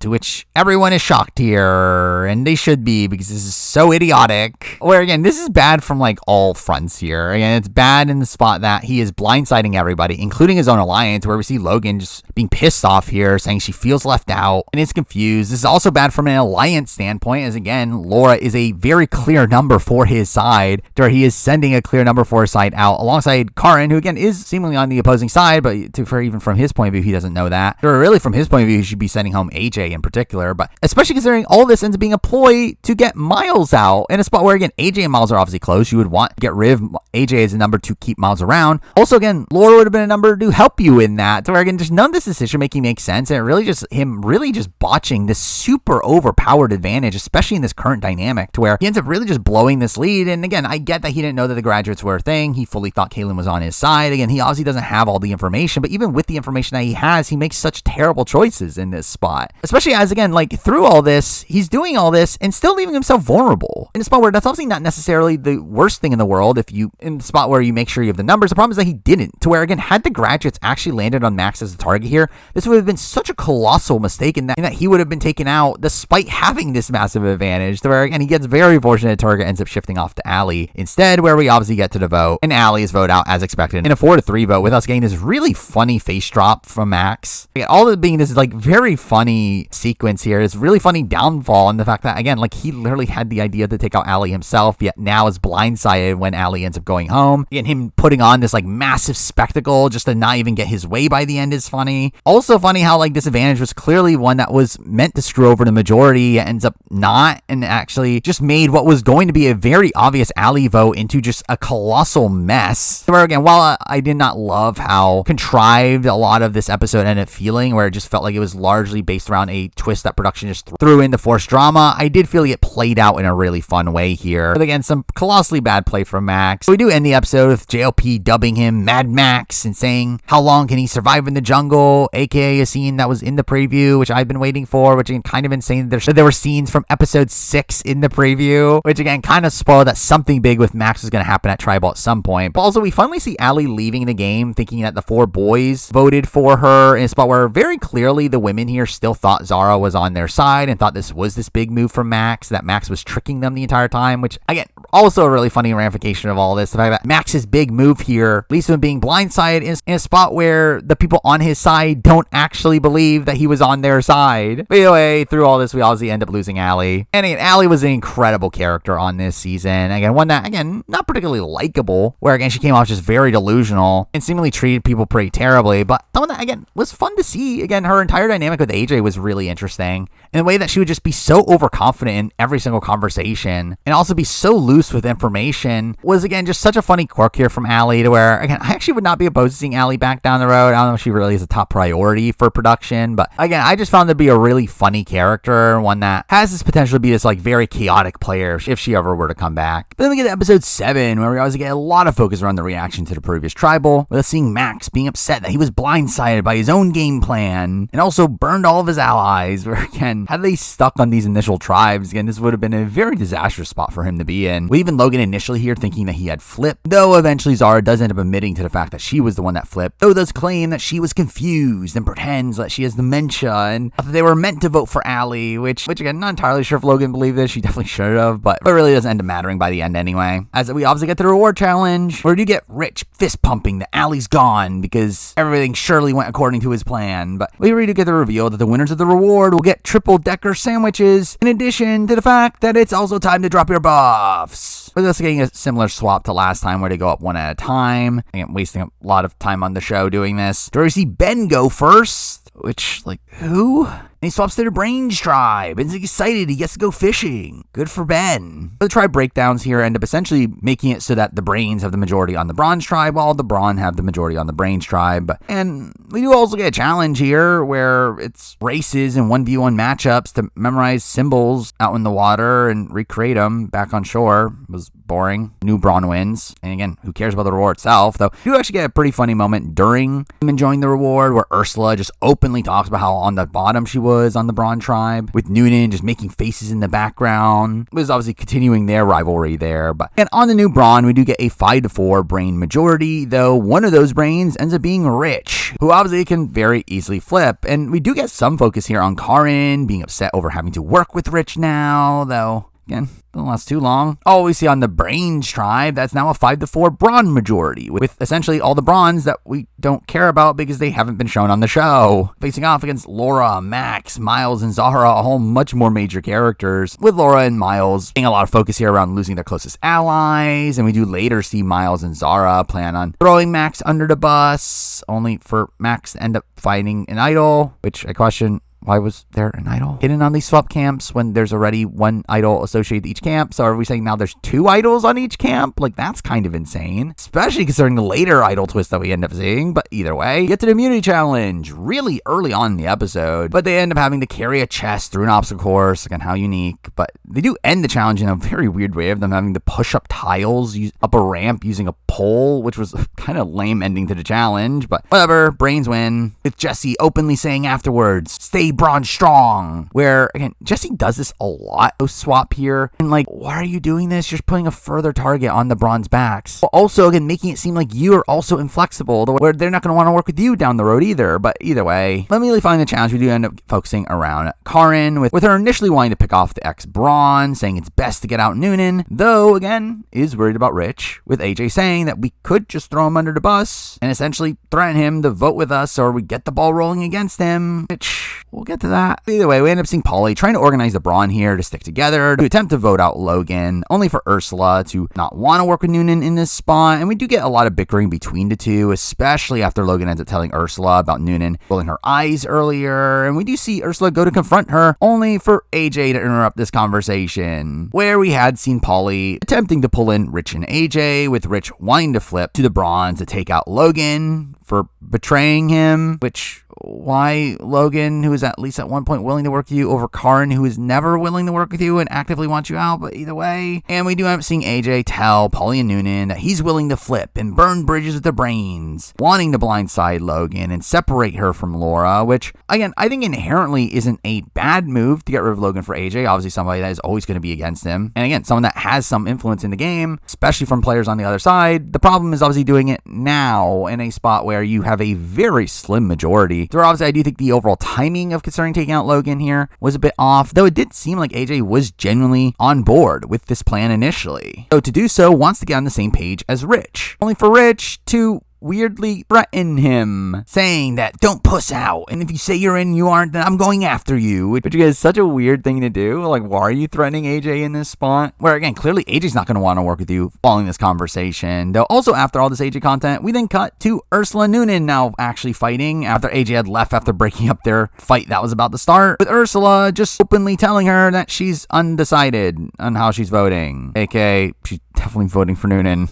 Which, again, great gameplay there. With this also ending up spooking AJ and not thinking that he has the numbers anyway. And we end up seeing him then spill the plan back to the brains, leading to them just agreeing to go for Rich. But again, this is a move that I think is clearly just good for everybody. I mean, it's obviously good for the Brawns in the sense that they don't lose one of their own numbers. And through that, they end up coming into the following round tied in numbers, which at least gives them an opportunity to do something at that point. Oh, for the brains, again, Rich is just such an unreliable ally. Again, he's someone that is obviously so turbulent, as we see here, to where taking him out in this spot while also leaving a very fractured Brawn contingent is not necessarily bad for brains in this spot either. Now, again, I do think for AJ in particular, I feel like probably Rich is someone that is more willing to play ball with him than someone like Logan. But again, it's still a spot where, considering the current board and the fact that you can just really just take out Rich and still maintain a lot of relationships following that, I do think this ends up being pretty much the right call for almost everybody. But again, we end up going to Tribal, where it ends up being a pretty boring affair. So we see Rich ending up voting for Logan, saying the party's just getting started and Laura, you're next. Which, like,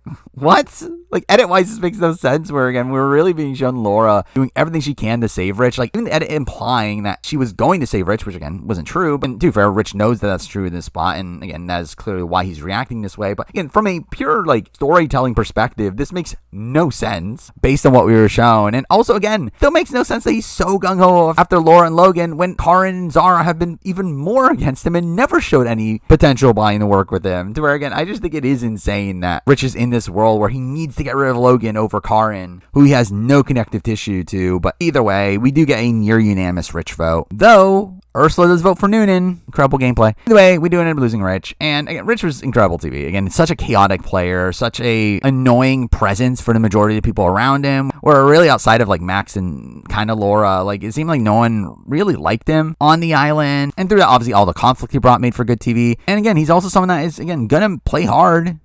Poorly, but hard. So I think Rich ended up being a really fun pre-merge character here. The one that, again, his eventual boot here ends up being kind of predictable. But anyway, we then cut to episode 8, where we start off on the Brains tribe, where it's raining, and we get a Ben confessional about how last night was the pits, and how shit the Brains shelter is. Again, Ben is on the show, though it won't be for long. But again, he rebuilds the Brains shelter. That's something. But then we get Miles trying to talk game with Ben, seemingly leaking a lot of information about the OG Brains, only for Zara to scold him for being clueless, and not realizing that they're outnumbered, where I do feel like this is a very weird editing choice, considering the fact that we were obviously meant to be rooting for Miles in this spot, the fact that he is this very clear underdog. Yeah, they constantly do cut to other players being annoyed at how he's playing, which, again, I do feel like is a weird aspect of his edit here. But anyway, we didn't cut to the Brawn tribe, where, again, we do have a 4v4 split in that group, though with Ursula being, again, a very big crack within the Brawn contingent, with, again, Noonan trying to talk to her, only for Ursula just to walk away. Or, again, I will criticize Noonan for how she eventually ends up playing this round, but obviously a lot of this is spurred on by how poorly Ursula is playing this as well. We do end up seeing Noonan approach AJ now, with them agreeing to target Ursula if they lose the challenge, with AJ actually seeming to genuinely want to work with Noonan and Paulie coming into their merge. And AJ, again, doing very good work in setting himself up as the middle person on this tribe, where we do also proceed to see him build a bond with Kristen and prop them up as the deciding factor in the following vote, saying that they could work with Noonan and Paulie or with the other side. It says that Kristen's in his back pocket, which, again, maybe he's wrong on that. But we won't get to that yet because we get to the immunity challenge, where we do finally see the Brawn tribe celebrating, seeing Rich gone, which obviously bad for the OG Brawns on that tribe, but to be fair, we do also see Zara celebrating in that too. But here we end up getting a modification of the endurance challenge that we typically have them like hanging onto the wall through the pegs and have to discard pegs over time. Though an interesting aspect of this is the fact that the other tribe will be throwing sandbags towards numbered coconuts associated to pegs, which tell them which pegs to eliminate, which again I thought was a very interesting aspect of this challenge. Though we do end up seeing the Brains get a pretty big lead here with Ben and PD really landing shot after shot, while AJ and Noonan end up really struggling with the tossing section here, with Paulie ending up being the last man standing relatively early on, and he does get some really over-the-top content as he does hold on for quite a while, and we do get these like comparisons of him being like Christ, but eventually he does end up dropping and giving the Brains tribe the win again. But at least to AJ saying that he's buzzing going to tribal, he has a master plan, with telling Karin that he does plan on working with the OG Brains, and though Karin at this point wants to separate Paulie and Noonan, only for AJ to say he wants Ursula instead because of his master plan, that being to take hostages, thinking that he can get the other side to start throwing challenges, and if they don't, then it'll show that they're abandoning the Brawns on their tribe, where, again, this is an insane tactic, but one that I can at least see the merits to. Again, from AJ's perspective in particular here, he is, again, working with the OG Brains. He is also working with the new Brawns that he has met on this tribe. So from his perspective, I get why he would ideally like to keep all these people around, because he thinks all these people are potential allies for him. And again, if this tribe never goes to tribal, he never has to lose those allies. So again, on a pure conceptual standpoint, him trying to guarantee that this tribe never goes to tribal again, I can get. Now, obviously, issues from that are, one, you're threatening the entire other tribe. So again, that's obviously creating massive enemies there. Also, your own allies are on the other tribe. Again, you obviously have Miles, who seemingly is his number one ally. You also have, again, the likes of Zara, who are obviously going to feel abandoned by you, to where obviously, like, his entire thing is that, oh, if they don't throw challenges, the Brawns on his tribe are going to feel abandoned. Like, that's also how your Brains are going to feel if you're openly willing to send them to tribal where they're more than likely going to go home. But also, a major negative also is the fact that his own allies don't agree with this plan. We end up seeing the likes of Karin, Kaylin, and Logan all talk dismissively about this plan and how bad of a strategy it is, where that's also a major negative here, to where, again, this is a plan that, again, I can at least get on paper. I do think on paper is a move that can work out for AJ, though I just think there's so many downsides to it that make this just kind of insane. Though I would not be shocked if AJ was really just doing this just because he was kind of inspired by George obviously doing a similar thing, and here's the villains, and that he could pull off a similar maneuver, which, to be fair, a lot of AJ's run this season very much feels like him trying to become the next George. But it just felt like a strategy here that really just ends up harming his game more so than helps it, though he does technically get his way, and actually really the ramifications from it never actually come back to bite him. But again, we end up seeing AJ telling Paulie and Noonan that they're taking out Ursula, with Karin not telling Kaylin about this plan, with, again, him completely disagreeing on this, and instead wanting to target Paulie, because Paulie's a snaky guy, which we definitely won't get talked about a billion times on this season. But we kind of see why instantly, as we then cut to Paulie saying that we could change it up. Why now just pull in all the Brawns together and lead this vote against a Brain being able to pull it off now because of the Brains potentially splitting their vote. Where again, he tries to get Ursula on board, only for Ursula to be worried about Noonan, obviously. But again, tries to get 4 votes onto Karin here. So we do end up ultimately seeing Ursula and Noonan get on board here and agree to put all their votes onto Karin, only for Noonan to then instantly spill the plan, which, again, I think was really bad here, where obviously, again, there obviously is going to be this trust between Noonan and Ursula. I think for her, she just felt like there was no way that Ursula wasn't going to rat this back out, so she might as well do it first, and again, that would gain her obviously leverage in staying over Ursula. But I think a major issue here is the fact that, again, Ursula's not lying. Again, we do see Ursula actually seemingly being on board with this plan, and obviously being very frustrated with the fact that Noonan does end up ratting this plan back out, to where again, while obviously I do respect the fact that Noonan was playing very self-interestedly here, I do think she ultimately makes the wrong call, where again, the Brawns could have made a move here and taken back control. So again, this looming distrust between her and Ursula probably would have lasted anyway, to where, again, I think it was a spot where Noonan kind of blows the lead here for the Brawns, but I kind of understand why she does, even though, again, it still was the incorrect call. But again, it does put this further bullseye on Ursula's back, with obviously Karin now knowing about Ursula being willing to vote her out, and we do end up seeing Karin confronting the Brawns about this plan, leading to Ursula obviously then throwing Paulie and Noonan under the bus, and we do lead to this funny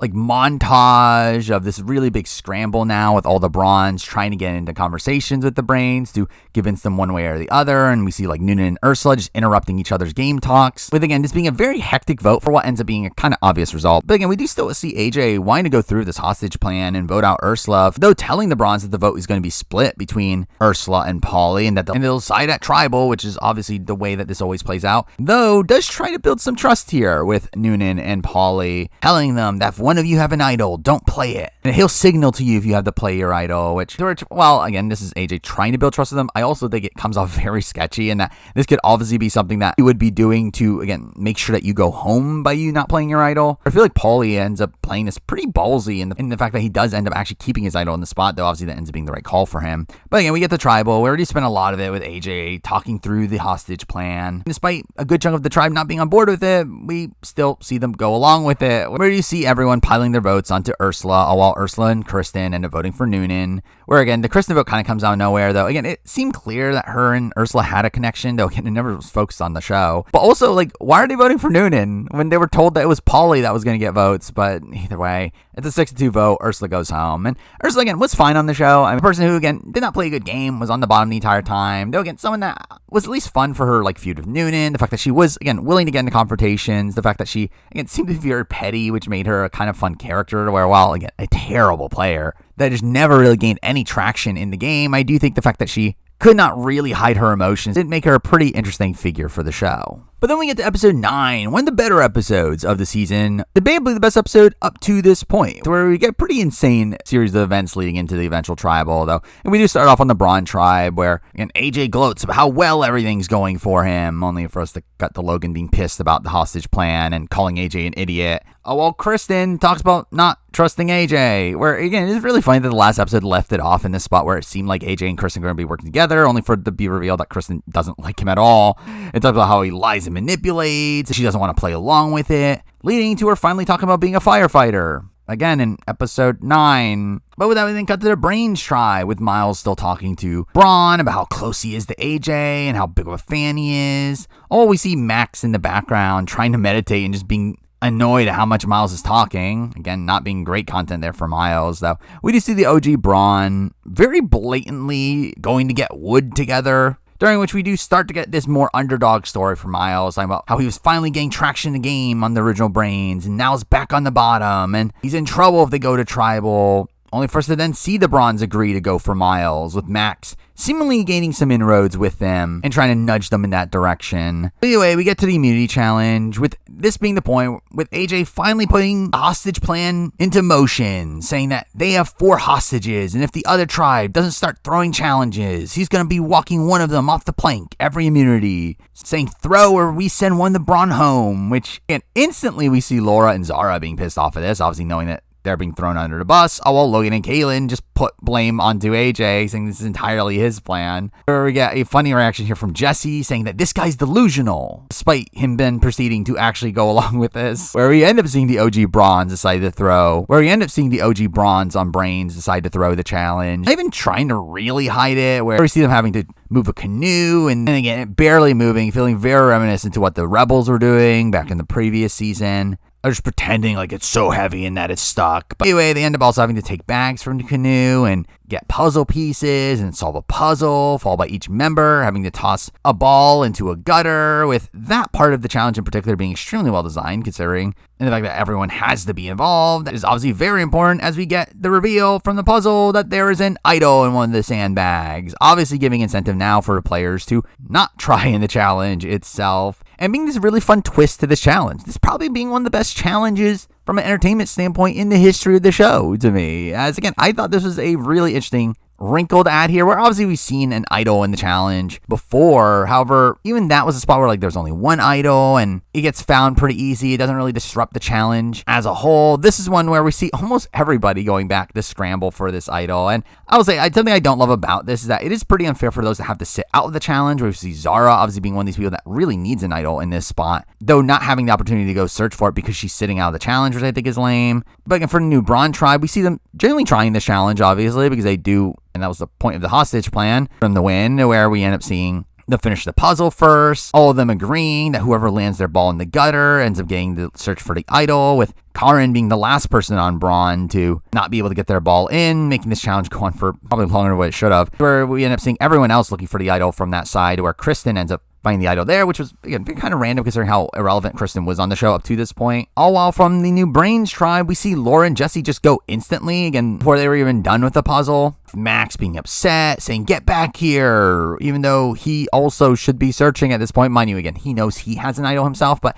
again, he should also want this idol in his possession. Oh, and then Morgan follows suit in looking for the idol, with it essentially being Laura versus the other Brawns, where again, obviously the Brawns had a massive advantage here in trying to find the idol, but also getting like Miles frantically begging the others to come back to the challenge, where again, I did very much feel for him, obviously, where Miles, again, being this massive superfan, knowing that he's in danger in this spot, realizing that they lose the challenge, that he's probably going home, but also that's why Miles should also be looking for an idol in this spot, where very clearly they were throwing the challenge. You're not going to be winning this challenge. You're better off looking for the idol. And what makes all this funny goes back to where all the bags are, them having searched through almost all the bags at this point and still having not found the idol, only for Miles to find it on the ground, where they clearly dumped it on the ground and didn't realize, where again, Miles literally just stumbles upon the idol here, which again, very fortunate for him, and completely ruining the OG Bronze plans here, is obviously now they know that they're in potential danger considering this idol in play, and their initial target now is safe, to where now they start to actually win the challenge, though again, Karin eventually lands the ball, giving them the win. But once we get back to camp, the remaining scramble leading into the vote ends up being really fun, though I do find it very strangely portrayed in the fact that we actually get very little actual insight from the Brawn tribe themselves. The only person that actually gets confessionals during this entire sequence ends up being Ben, of all people. And again, him declaring that AG's move was nuts and that they're going to be throwing to protect the OG Bronze, where again, really funny that Ben, who again wasn't even on the show until the previous episode, now gets the content for the entire Brawn contingent on this tribe in a spot where he wasn't even that important to how this vote played out. Like, clearly Jesse was a lot more integral to how this round played out, yet despite that, he ends up getting no confessionals in this spot, which is a very strange aspect of this. But along with the fact that also Kate seemed to be very important to this, being the one to lead the strategy talk with the OG Bronze here, saying that we put the majority on Max to flush Miles' idol, with again them looking at Max as a safe vote, which is funny considering Max has an idol too. But again, this being our first insight to Kate being a seemingly competent player, again in episode 9, though again, still not getting content around that. But again, we see them create the plan to put 4 votes on Max, 1 on Miles, in the hopes that the other Brains then also vote on Miles, allowing them to create a split 4-4. Obviously, I would assume that Miles would be the one to go in the revote, as again, they would want to flush his idol out of the game. But again, really funny that we're in the world here where Max, obviously the person that instantly flipped to the Bronze, ended up being the person that they're going to put their votes on. That also makes sense considering, again, they know an idol is in play. They want to make sure that the idol doesn't get played on the person that they're putting the other votes on. And through that, again, Max is somebody that is, again, the safer option here. Again, it is very unlikely that Miles is going to play the idol on Max as the person that Miles has the least amount of connection to. Also, just inherently, the fact that Max is connected to the Brawn at this point is something that, again, also makes it unlikely they're going to vote for him, which actually makes him a perfect person to put the votes on. Though, as expected in this spot, we do actually see the Brains attempt to put some sort of plan together. Us getting content from Laura, talking about now of Miles' idol, that they can actually make a move, tells Max that they need to stick together, and talking about how they can get the Brawn to split the vote and decide who goes home,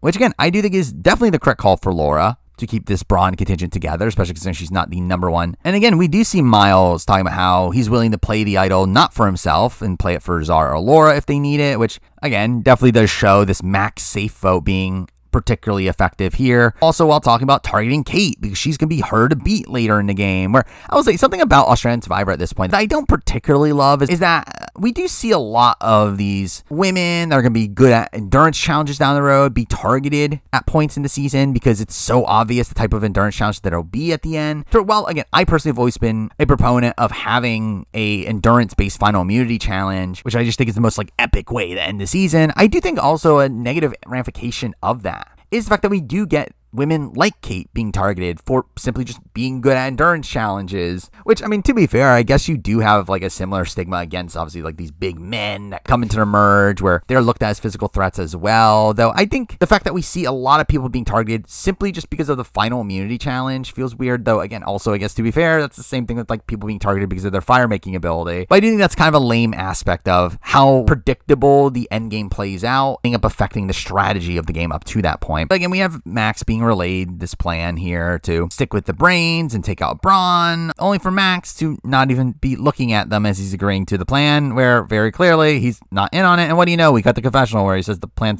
doesn't work for him, where we see him instantly go to Jesse and Ben and say that Miles is playing the idol tonight, but not for himself, where again, he is relaying factual information here, at least at the time, though it actually is a pretty bad move here for Max to be doing this, where you're essentially telling them that, hey, you have to split the vote. And while, again, I think in his mind, it's this spot where he's essentially telling them, hey, we should pile the votes on Miles, and is trying to gain trust through that. I think the reality is that this is actually pretty bad for him. As, again, obviously, they can't fully trust him. Again, he's still somebody that is attached to their brains. Again, for all the Brawn know that is still with the brains, despite telling him this information. And I think the fact that he even, like, proposes this 3-3 split here between Miles and Zara ends up even making him look even less reliable as an ally. As obviously, again, a 3-3 split is exactly what the brains would want to mess up that split. As again, if Brawn split 3-3, that really just opens up the opportunity for Max to flip and take out an OG Brawn. Though again, I will say, as much as I criticize Max's play throughout most of the season,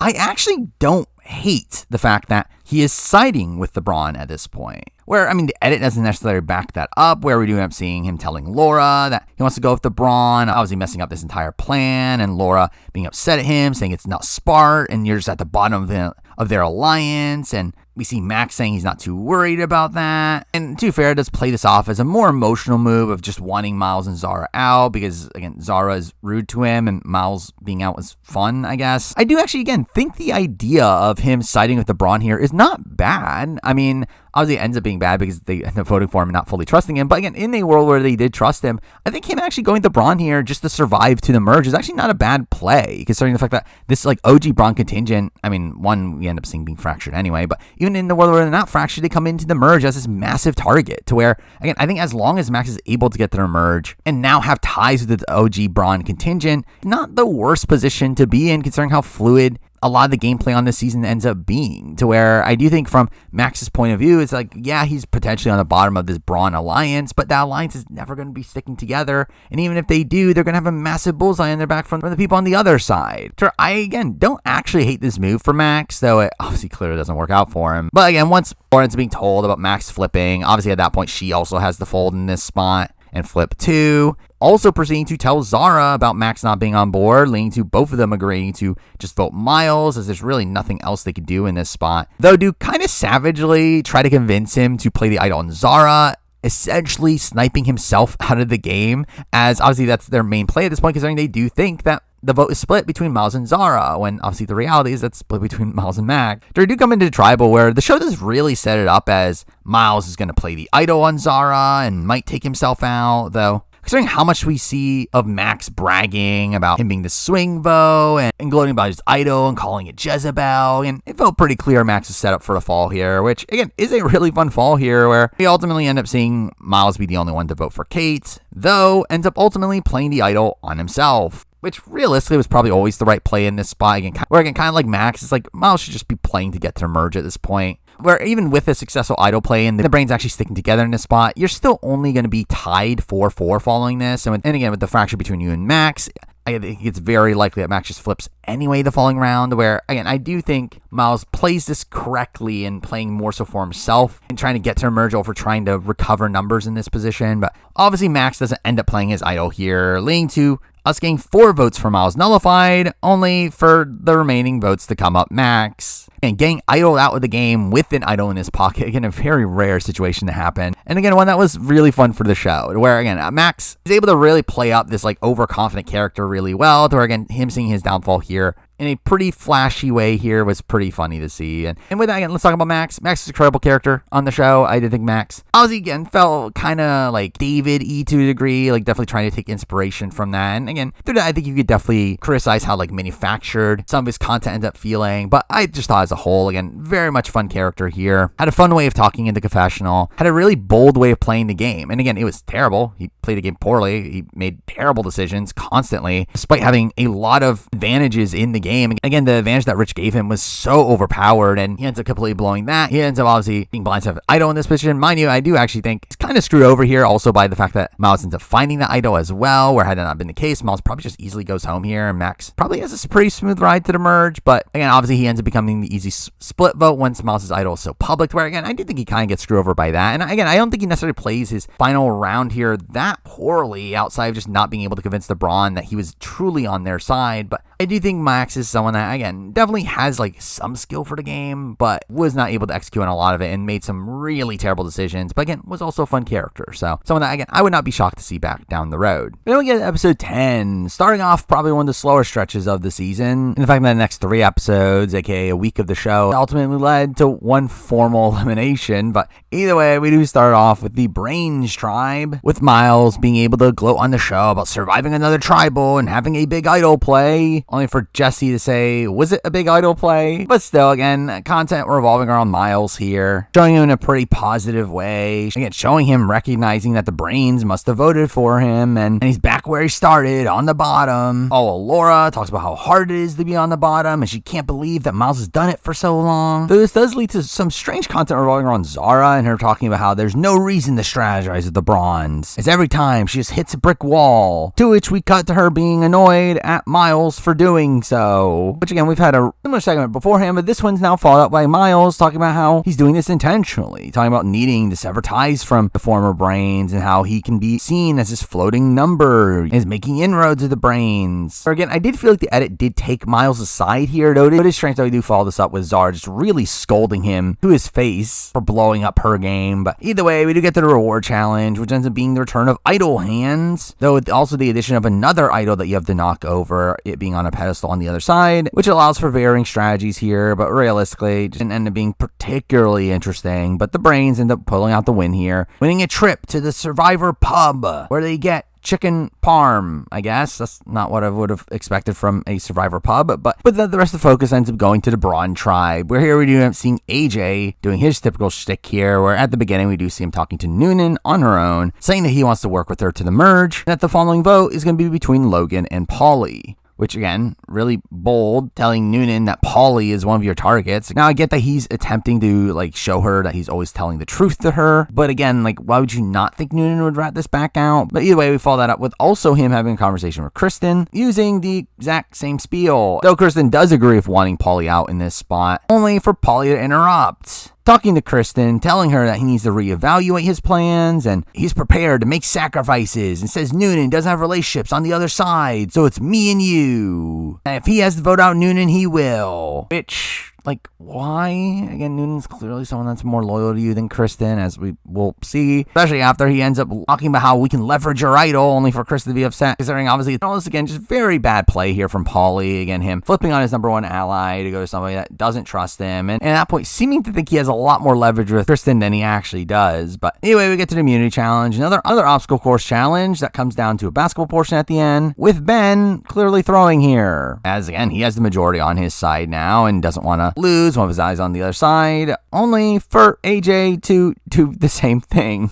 Or again, both end up clearly throwing at this point, which again is very funny considering AJ is the one that prompted the other side to throw challenges, yet he himself now doesn't want to go to tribal either, which again is a weird change up in his strategy that we don't really get to see explained here, though again, I would assume it's because the fact that obviously now Miles and Zara are more clearly on the bottom, in a position where obviously those are two of his main allies, or beforehand, again, I think he was not entirely sure where the dynamics were going to ago, to where, again, I assume that this is just because the dynamics are that much more clear at this point, but still just a weird shakeup in his tactics here. And again, this leads to this really funny standoff here. I know a lot of people are really insulted by about what's the point if no one's going to try and challenge. It was like, again, like, I would rather people not try and challenges. I think that's actually more fun TV. But either way, JLP ends up getting frustrated here, saying that neither of you are going to try, then we could take you both to tribal, which, I mean, come on, you're not doing that. Again, you as the host, that, again, isn't an executive producer, you have no say on that either. But also, it's like, again, a spot where, again, Australian Survivor's struggling to keep up with having only 24 people. You're really going to do a double elimination out of the blue, especially with the Zen medevac in play as well, though, again, there's no way that was ever happening. But either way, Ben eventually ends up giving in here, landing the final shot, with Brawn now having to go to tribal, with Jesse just openly saying that you guys should vote out AJ, with AJ having a fun little moment here of talking about how Ben was throwing as well, only for Ben to deny and be upset at him, and AJ saying, well, why are you hiding it, in a way that felt so sincere that, again, I just found this to be a very funny sequence. But anyway, when we get back to camp, we do see Noonan being clearly annoyed with the reveal that she had rolled her ankle and being upset at AJ for making her trying the challenge when she didn't need to,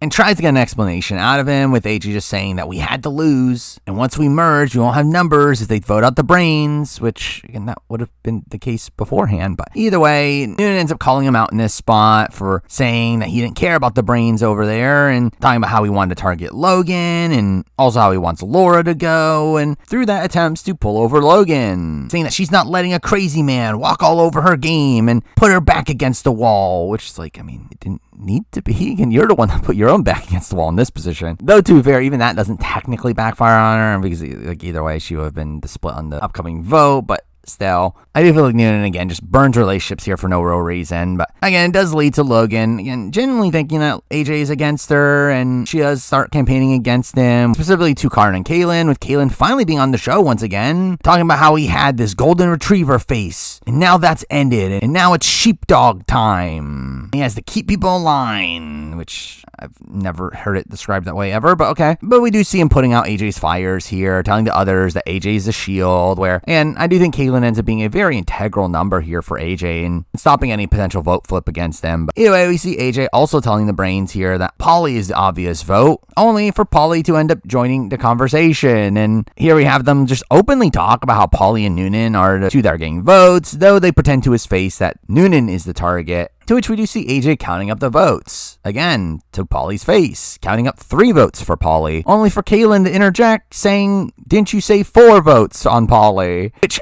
is this weird scene here, as again, it's made this moment for us to go to a commercial, but I don't actually know what the intention of this scene is, where I know a lot of people perceive this scene as AJ messed up counting the votes, and from what we're shown on the show, that's not the case. It was Kaylin that messed up here, that he is pointing out 4 votes on Polly when AJ only counted up 3 from what we're shown. Now, again, I don't get what Kaylin's intention was in this moment, as we don't get to hear it. As again, I don't know if it was a spot where he was actually just being dumb and just openly told Polly that you're getting the majority of the votes, which I do think is the impression you're supposed to be left with from the scene, or if he thought AJ did count up the 4 and is calling out AJ for counting up the 4 in this spot. Either way, really bad, as this alerts Polly to the fact that there at least is this idea of putting the majority of the votes onto Polly, to where we do see Polly just instantly freak out here at the notion that there could be 4 votes against him, which is obviously a clear sign to him that he should be using his idol. Now, I will say, from a Kaylin perspective, I don't even think this is necessarily bad. It's not like Kaylin has any relationship to Noonan, to where actually for Kaylin, again, if this was a strategic move to flush the idol and take out Noonan, I don't think this is necessarily a bad move. Now, again, I don't think that was intentional, as I do think if it was, we would have seen it. But again, I do think this is actually something that can work out for him, which is I don't think it was actually intentionally meant to. But while all this scrambling is happening, we do see Noonan having to stay around camp because of her injury, and we see her crying over it, and also the fact that she has the vote for Polly, and also the fact that she knows that's either her or Polly tonight, and her not wanting to vote for Polly, only for them to give permission to Polly to vote for her, which, I mean, why are you doing that? So we do see her attempt to get Polly to vote for AJ, and for them to also spread this proactive lie about Logan, saying that AJ was coming for her during this round, and that AJ is planning on blindsiding her here, which, and we do see Logan seemingly believing happening. Though again, all that gets shut down either way. But right before Tribal, we do end up getting the talk from Paulie about how no one knows about his idol, and not even his ride or die Noonan, who is quite literally not a ride or die at this point. Again, you're literally voting her out. Like, the notion of ride or die means that you will never vote that person out, that you're going to ride with them to the end no matter what happens. This is literally the opposite of that. But also, I feel like Paulie comes off on such a high horse throughout the end portion of the season, talking about how he values honesty and integrity and is surprised to see people willing to compromise their integrity to win the game, which is like, you're voting out your number one ally. Who are you to talk about integrity in a spot where you know you're playing your idol and you could literally be voting for anybody else? This isn't self-preservation because you're using your idol, where again, it's just insanity. Or he just comes off so hypocritical here. But either way, we get the Tribal. We're getting obviously a lot of talk about AJ throwing the challenge and JLP being openly confused at his rationale here. But we do end up getting some bickering between AJ and Paulie, with Paulie trying to throw him under the bus here as this immoral player, again, just as he's proceeding to lie to the rest of the tribe about how AJ was targeting Logan in this spot, which again is also just so questionable, him going after AJ so aggressively here when he's not voting for AJ. Obviously, again, it wouldn't have ultimately mattered, but again, it still is a very strange situation of like, why are you provoking someone that you know is going to be there the next day? But either way, we get to the vote where we do get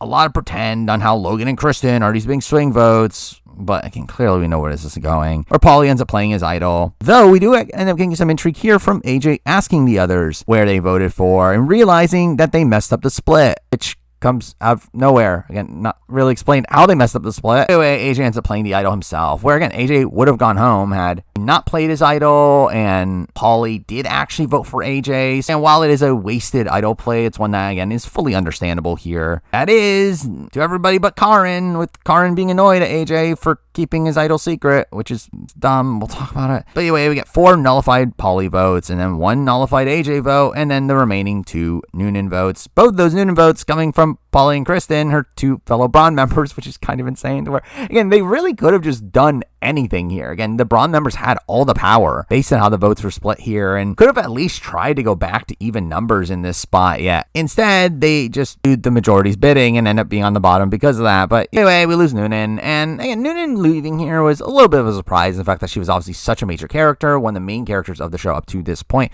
one of the only people on the Brawn tribe we were meant to care about in any way at this point. Where, yeah, I think the fact that Noonan goes home this early is really kind of a bad sign of the editing of the season, where again, it gets a bit rough in the post-merge, with there being very few major characters left. Yet I do feel like Noonan is someone that, again, was a fun narrator, was someone that, again, was a big fan of the show, played the game hard. Now, again, I did not love her actions over the last few episodes. Again, her ratting out Ursula in a spot that felt unnecessary. Her also coming off very petulant in her final episode here. But as a whole, again, I did think Noonan was pretty good TV, and someone that, again, I would also expect to see back down the road. But with that, we then get to episode 11. Who would have guessed it to be another non-Elim episode in the same spot that of the second Titans vs. Rebels non-Elim? But either way, we do end up starting it off with Paulie still antagonizing AJ in this spot, still claiming to the story that AJ was throwing out Logan's name, only for Karin to join in, saying, "Paulie, you have my trust," which is a ridiculous thing to say. Telling AJ, "You've proved that you don't trust me," by not showing her his idol, because, again, surely everyone would do that. With Karin saying that him not telling her about the idol blew up the alliance completely, and now he gives her the ick and compares him to a robot trying to be a human, which, I mean, to be fair, that's kind of apt, but still,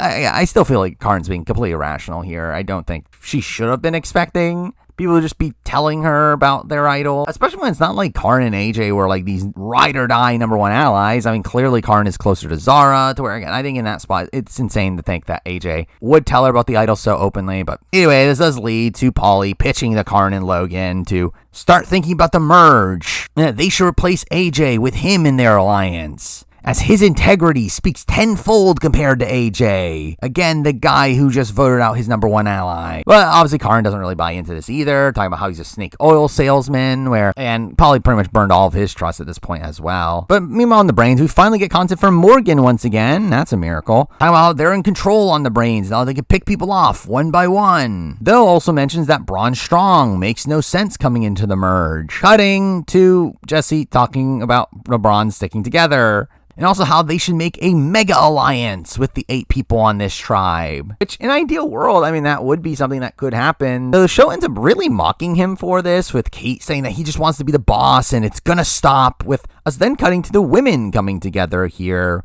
Again, first up mocking the Mega Alliance plan and Morgan calling him delusional, only for Kate to say that the guys have had the final say and she's sick of it and that she wants to have a say, even though she got her way during the max vote. This ends up leading to Kate getting her intro, which I literally laughed out loud at. Again, this is episode 11. She finally got her intro. But again, she's a DJ and a dancer, and she talks about how people look at her as ditzy, but she's ready to take control and take some big shots of her own. Where we do see the women end up making an alliance here, with Kate calling them Girls Gone Wild, which I will say, again, good for Kate and Morgan to make this alliance. Obviously puts them in the middle of the tribe. Very bad for them to enact this alliance early on, as we'll talk about. But anyway, we get to the immunity challenge where Paulie ends up handshaking Jesse there. Certainly not helping Paulie's case. But either way, we get another tribal endurance challenge of having to hold up a trough above your head using a pole, to which the brains drop right away. Which, again, I think initially you would assume, oh, this was a throw. Again, why would they drop so early? But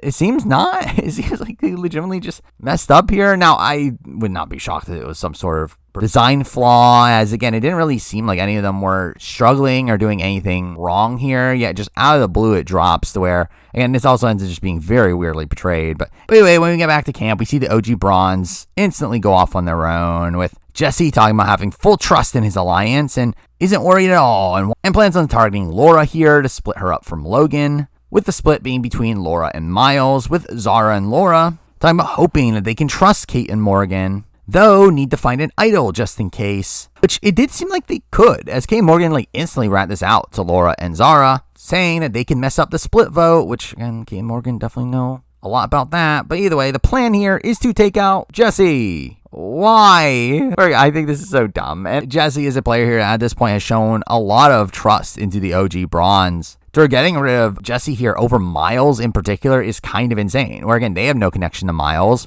Miles isn't in this women's alliance. And it also allows them to continue playing the middle. To where, again, the fact that they don't target Miles in this spot and instead want to target Jesse is insane. Though, again, it wouldn't have mattered anyway. Obviously, all the women end up agreeing to the plan, though we do see Jesse now noticing the girls chatting, with Ben being worried about them potentially pulling a fast one, leading to them deciding to pull Miles in and pile all their votes onto Laura instead, and proceed to just openly talk about their entire tribe dynamic right in front of Miles, which did feel very strange, especially as Miles is not into this plan and would actually rather side with Laura. Though again, it ends up being another good segment for Miles' edit here, him getting to gloat about his current position and name the alliance the Hunks, which gets played up as this fun moment. But either way, Laura ends up being clearly paranoid here, continuously telling Kate and Morgan that she trusts them, only to then look for an idol, and finds something, a note, that is info for the upcoming tribal, aka, this is clearly a non-lim, again, same spell as last time, but they don't show us what the info is, though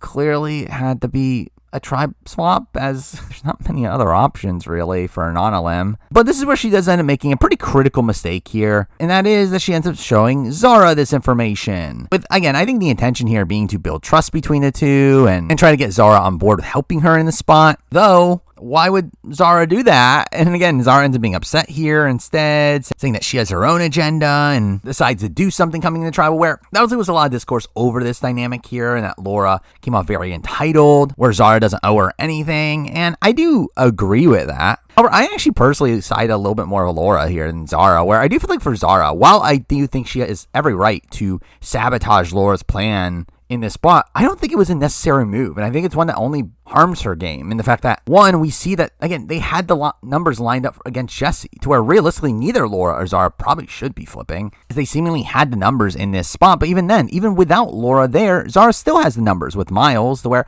again, it's not like Kate and Morgan are going to openly talk about targeting Jesse and want to keep him around for that much farther, where I think from that point of view, this move was not necessary. Also, I don't think it was necessary to burn all your relationship with Laura, where clearly Laura's going to be upset at this. You know, it's her advantage that she found, where, while, again, it is entitled to her being the one that actually gets voted out, I do think it's a spot where this is a pretty open betrayal here. Again, you acting so self-interestedly in essentially screwing Laura over, in the sense that, again, like, from their point of views, they don't seem to recognize that they are actually in a decent position at this point. And again, Zara clearly thought that she was leaving Laura for dead here. Where, again, I do think this is just a very questionable play that just burns a lot of social capital. Also probably burns some respect from the likes of a Laura and a Logan, to where I feel like this is a move that was just kind of unnecessary from her point of view. But either way, we do get the tribal, where it ends up being a fun tribal because we do have Laura and Zara bickering for a bit in whispers, with Zara being upset at her, saying that you can't go and you're deserting me. Where again, in retrospect, I actually think it might have been the better move to side with the women and agree to put the vote onto Miles instead and send Miles to the other side, to which at that point the women just have an outright majority. But anyway, JLP eventually ends up calling them out for their whispering, with Laura now doing this big reveal to everybody that she found a clue, and reveals that the person voted out will be sent to the Bronze. I never would have guessed that. It's not like that's ever been an RLM in the past, where really the only difference here is the fact that you get a note beforehand telling you this is going to happen. But anyway, both Laura and Zara end up campaigning for who to go, with Laura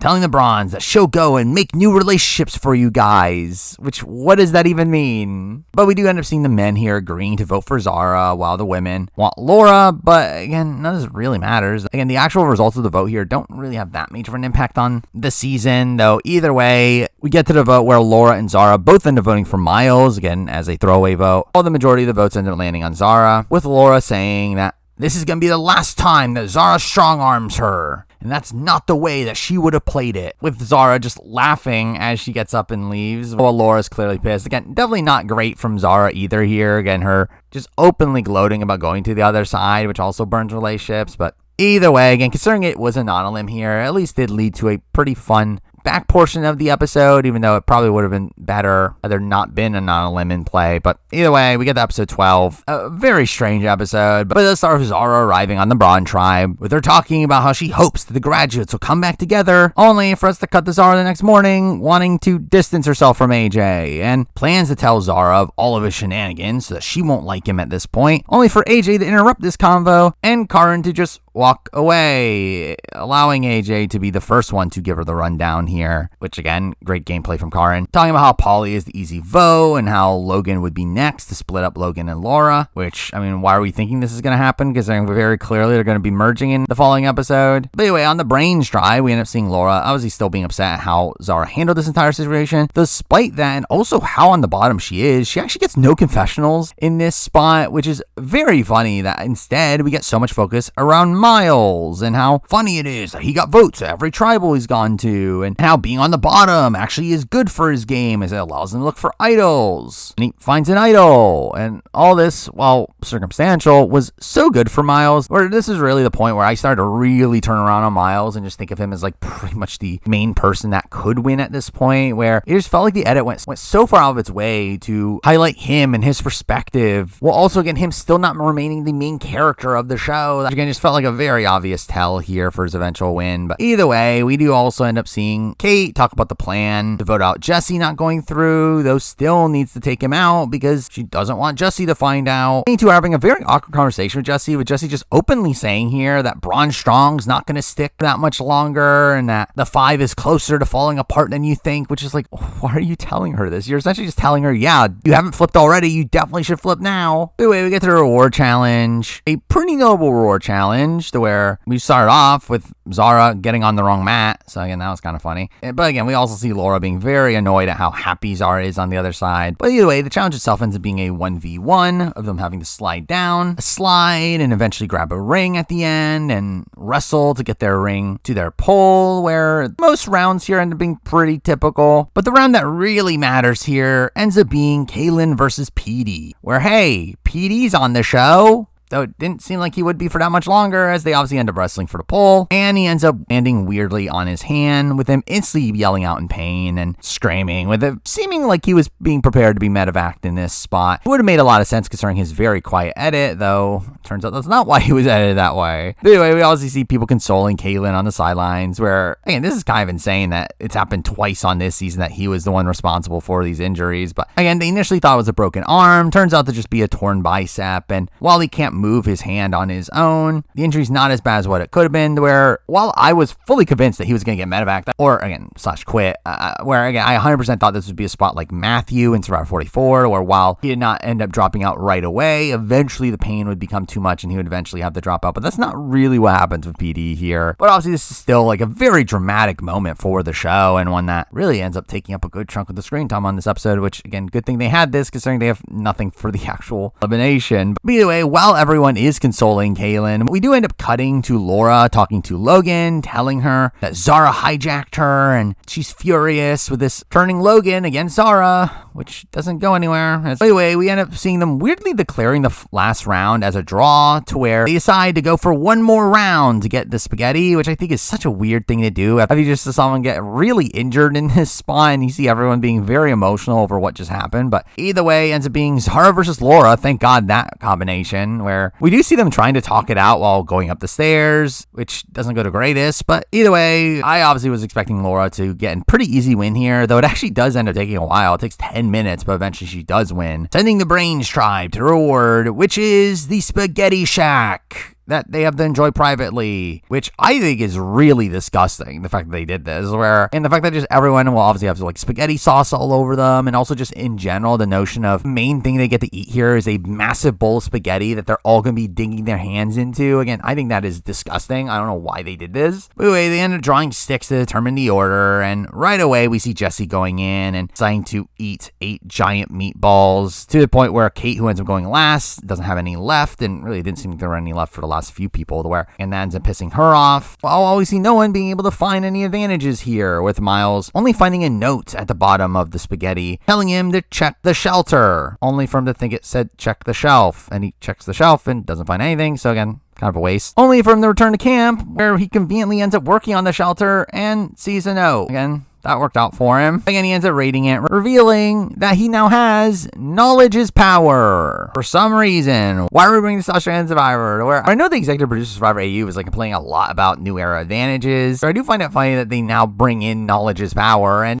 again, I just don't like knowledge is power as a mechanic in the game. I think it's dumb that someone would have to truthfully tell you about having an idol and you get to openly steal it. And I will say at least it is a good counter to just adding another idol into the game. As again, I think that would be kind of ridiculous considering the number of idols that have been floating around. But again, also with the fact that Kristen has a very public idol through getting in the challenge, again, it just makes it very obvious what idol you're going to be stealing. Well, that we then cut back to the Brawn tribe with Logan and Karin thinking it's time for AJ to go home, with them asking Kaylin that they should make the move, only for Kaylin to shut it down and say we should go for Polly instead. And again, it works to where they end up backing down, to where again, that was kind of nothing. Though we do also see AJ eventually bring up Logan's name as well, considering her connections to the other side, only for Kaylin to also shut that down, with again Kaylin very much coming off as this big mediator between the two different sides here, in a spot where again I think he plays this very well in being able to keep all of his allies from turning on each other, at least initially here. But this does lead to some pretty ominous content from Logan, with her talking about how if she doesn't get AJ out soon, then he'll be the one to get her by the end. It'll be the death of her, which I mean I guess kind of happens. Anyway, Logan ends up going idol hunting with Karin and Kaylin immediately afterwards, where who would have guessed it? She finds the idol. Good for her. And then it takes us to the immunity challenge, with PD now in a sling, though being told that he can continue in the game, though just can't participate in challenges, which I know a lot of people were, again, upset over how are we allowing PD to stay in the game if you can't compete in challenges, when again, challenges are such an insignificant part of the actual game itself. But either way, we get a tribal stacking comp,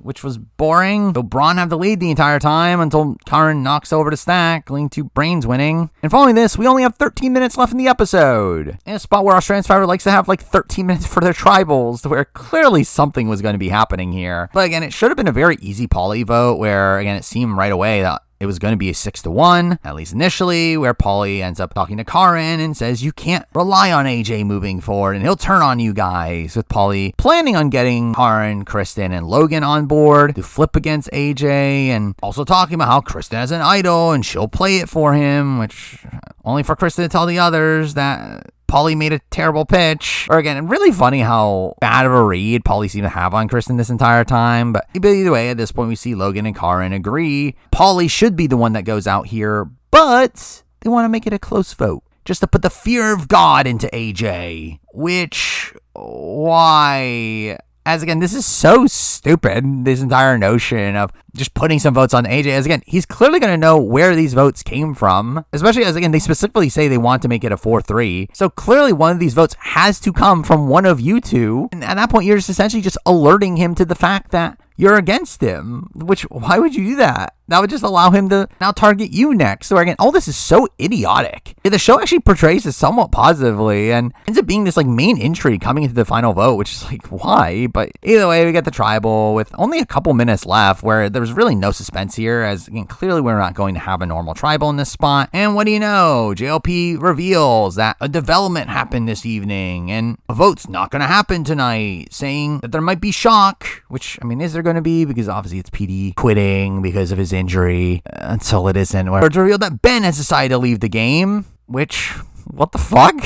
Where did that come from? Where obviously this leads to Paulie being saved here, and they just go back to camps where you do question like why they even go to tribal if this is Survivor US. Again, JLP would just show up at camp and tell them that this is what's happening. But either way, Ben leaving is insane here. Again, like obviously it would make sense considering his edit. He had a very quiet edit. He really only got focused in like 2 episodes. Where outside of challenges, he got barely any focus. To where again, it's not that shocking that he would leave in some sort of weird way. The thing that is shocking though is the fact that this was Ben in this spot. Again, Ben wasn't in the episode at all. I think logistically, it would have just made more sense that PD would go on to quit the game. And in general, we don't get any explanation for what happened here. To where, again, there obviously are a lot of rumors out there on what could have happened. I personally am not really going to talk through those, but I do think something clearly sketchy seems to be happening here. I do feel like the way they're overall portraying this is not really in line with of somebody that like would quit due to like again, medical reasons or family reasons. Again, you can show that. You can show them having that struggle and deciding to leave the game. Again, we had that with like Terry Dietz in Survivor Cambodia. Like even on Australian Survivor, you had situations like Lee leaving that you've focused on. To where I think very clearly something happened that production did not want to show. As again, if they wanted to show it, they definitely could. The fact that they just abruptly cut out Ben from the show with no explanation to it, again, is very sketchy from my point of view. So again, I think this just ends up being a very strange ending to the episode and what ends up being a rather lackluster one. But either way, with that we lose Ben, and again, there's not much to say. He was barely on the show, and when he was shown to be in challenges, and again, seemed to be a like competent enough player in the sense that he did seem to be the more strategically minded between him and Jesse. And while again, I don't think he had much potential to really go on to win the game at this point, it did seem like he was in a decent spot in the game, though again, who knows what really happened here and how that would have affected his game. But at the end of the day, I do think Ben is somebody that, again, don't really care about, as again, the show clearly doesn't want you to care about him. So again, not a major loss for the season. And then we move on to episode 13, which is obviously the merge episode, as it typically is. And what do you know? We start off going straight into the challenge where they should have easily known that it was a merge considering everything's in different colors. And what do you know? It's time to drop your buffs. And obviously, like any typical merge, we do get confessionals here, reestablishing some of the important dynamics coming into it. First up, seeing Paulie say that he was on the bottom and it's time for him to rise like a phoenix, because that's surely what Paulie will do. Always see Laura and Logan reuniting here, with Logan proceeding to instantly tell her that she has an idol, which felt a bit risky considering she's literally out in the open. But anyway, we do get a reward challenge here that has them having to hang off of a rope, being a pretty basic endurance challenge. Though an interesting aspect of it is the fact that if you drop, the ropes of your next door neighbors will be jolted because they're all connected. And the show obviously like portrays this as like intentional choice that shakes up the dynamics of the challenge, when I really just find this dumb. Like this just feels so arbitrary. Why are the people right next to each other getting harmed when no one else is? Again, this just feels like a dumb aspect of randomness to add to this challenge simply because of how they constructed it. But either way, we do see many people just dropping out right away and deciding to chat as the challenge goes, with AJ chatting with Kate, very blatantly flirting with her, like asking her about her hobbies, and it's a very awkward conversation that Karin even says it sounds like he's a bloody robot. So somehow it ends up working to his favor. But again, we got a lot of talk about how Kate's a beast here, with the challenge ultimately culminating in Zara calling for a negotiation where her and Logan end up making a deal with Kate to throw the challenge to her as long as she takes them on reward. And I did find a weird aspect of all this, the fact that JLP is the one that's actually delivering this deal, and the fact that he has to actually go in between the two, considering how far apart they are, which again was a very strange aspect of all this. But either way, Kate wins and obviously does take Logan and Zara here, alongside picking her best friend Morgan,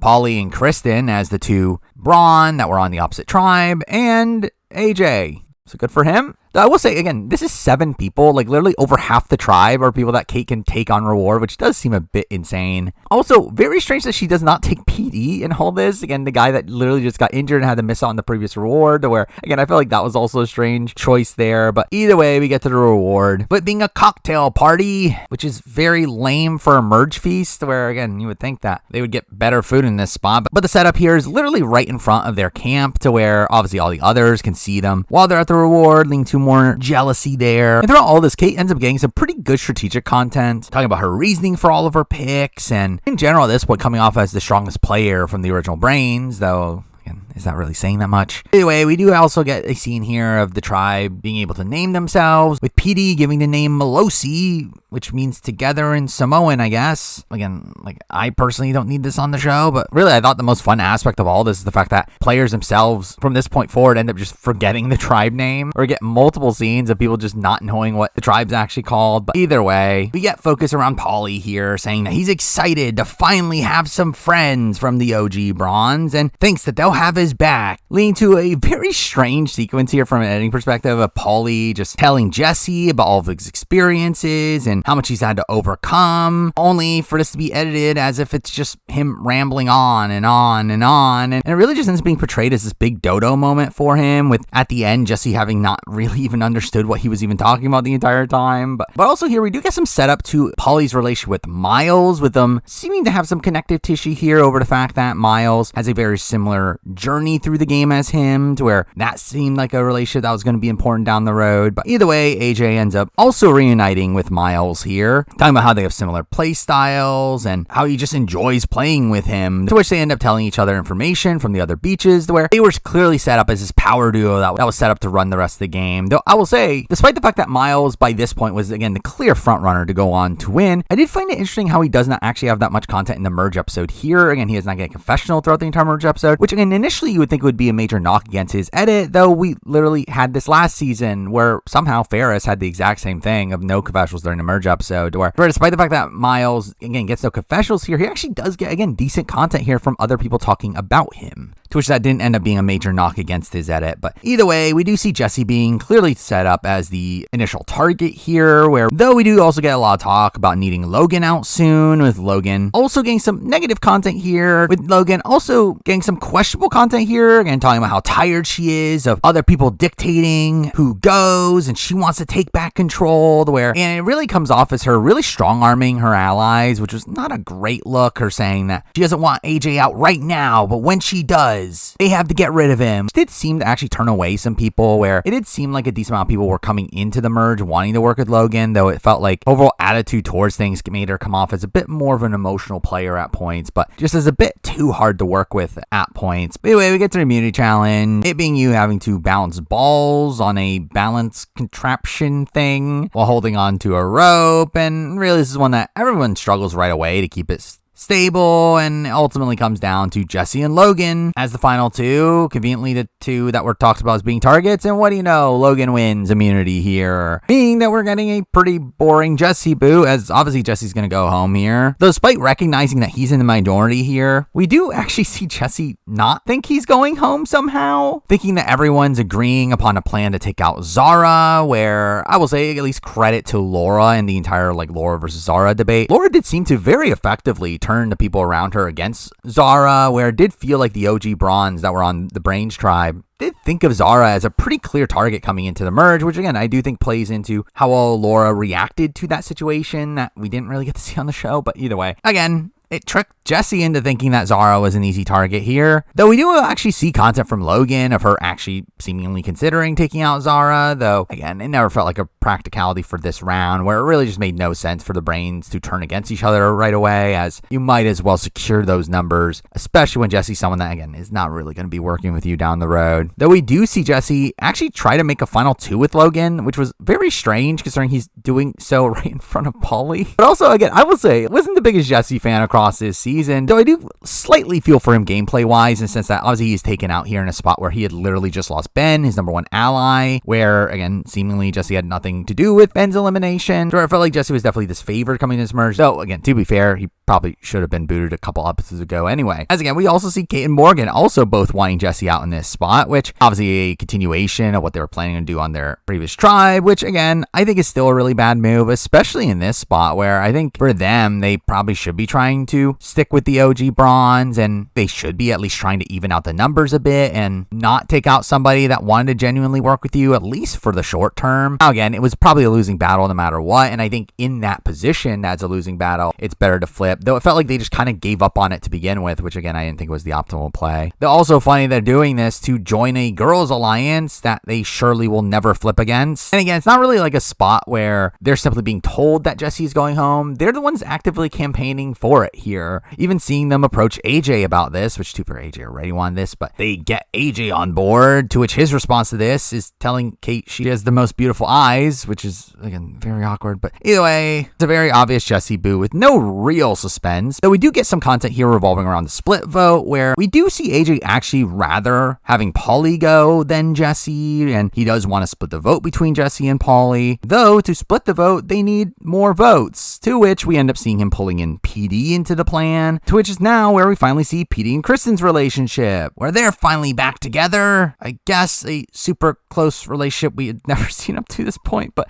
either way, we get a PD confessional. It's a miracle, saying that's between Paulie and Zara, but feels good about Zara, which also, when did that happen? But either way, and Zara was never going home, and you get a funny little moment here of Jesse reassuring Paulie that they're in the majority and that he'll be fine tonight. I think everyone has a common goal in taking out Zara, though this tragedy of Paulie really ends up continuing right away, as we do head to tribal with AJ saying that someone's getting KO'd here, during which we get a slow-mo shot of Paulie getting hit in the face with the torch, which was such a ridiculous scene here and something that was so weirdly edited together, but also kind of funny despite the fact that it did seem like Paulie actually genuinely got injured here, and we do see him at tribal having a bandage over his head. But again, at tribal, it felt pretty apparent Jesse was going home, and we do end up getting to the vote with Logan voting for Jesse, saying this is vengeance for Max. Yes, where did that come from? But again, Jesse's voted out here in a 6-5-2 vote, where Jesse was just kind of there for a lot of the season, kind of in and out with the edit whenever necessary.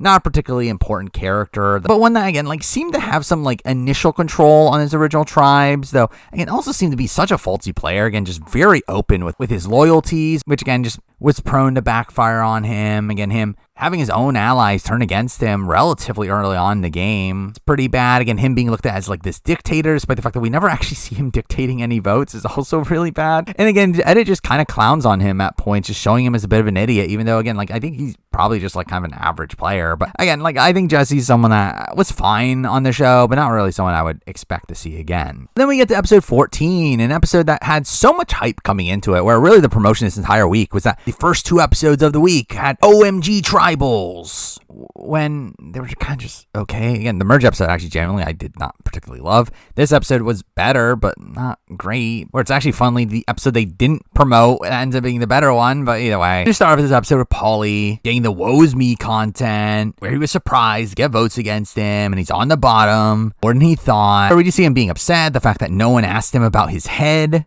which again felt like a very Andy from 47 sort of moment. But though this is the point where we do start to get talk about how this entire tribe dynamic is set up in pairs, where they end up calling it the buddy system, which isn't what the buddy system is in Survivor, but either way, again, we have almost everyone being in a pair here. We get Morgan and Kate, we have Miles and AJ, we have Karin and Zara, we have Logan and Laura, we have Kristen PD, and Paulie himself says that he's the lone wolf, which funnily, there's no mention of Kaylin here, which I don't know if it's necessarily a good or bad thing, as again, this obviously keeps the target off of Kaylin, as no one's targeting him because he doesn't have a duo, but also, at this point at least, seems to very much lack a number one person. But again, we do end up seeing Kaylin still be close to AJ in this spot, towards here where we see him rat out Logan's idol to him, saying that he was there when they found it on the Brawn tribe, which, again, what took him so long? And because, again, this is clearly post-merge, where, like, why didn't you just tell him earlier? But either way, This always just increases the target on Logan's back from AJ, and we see him considering taking her out now,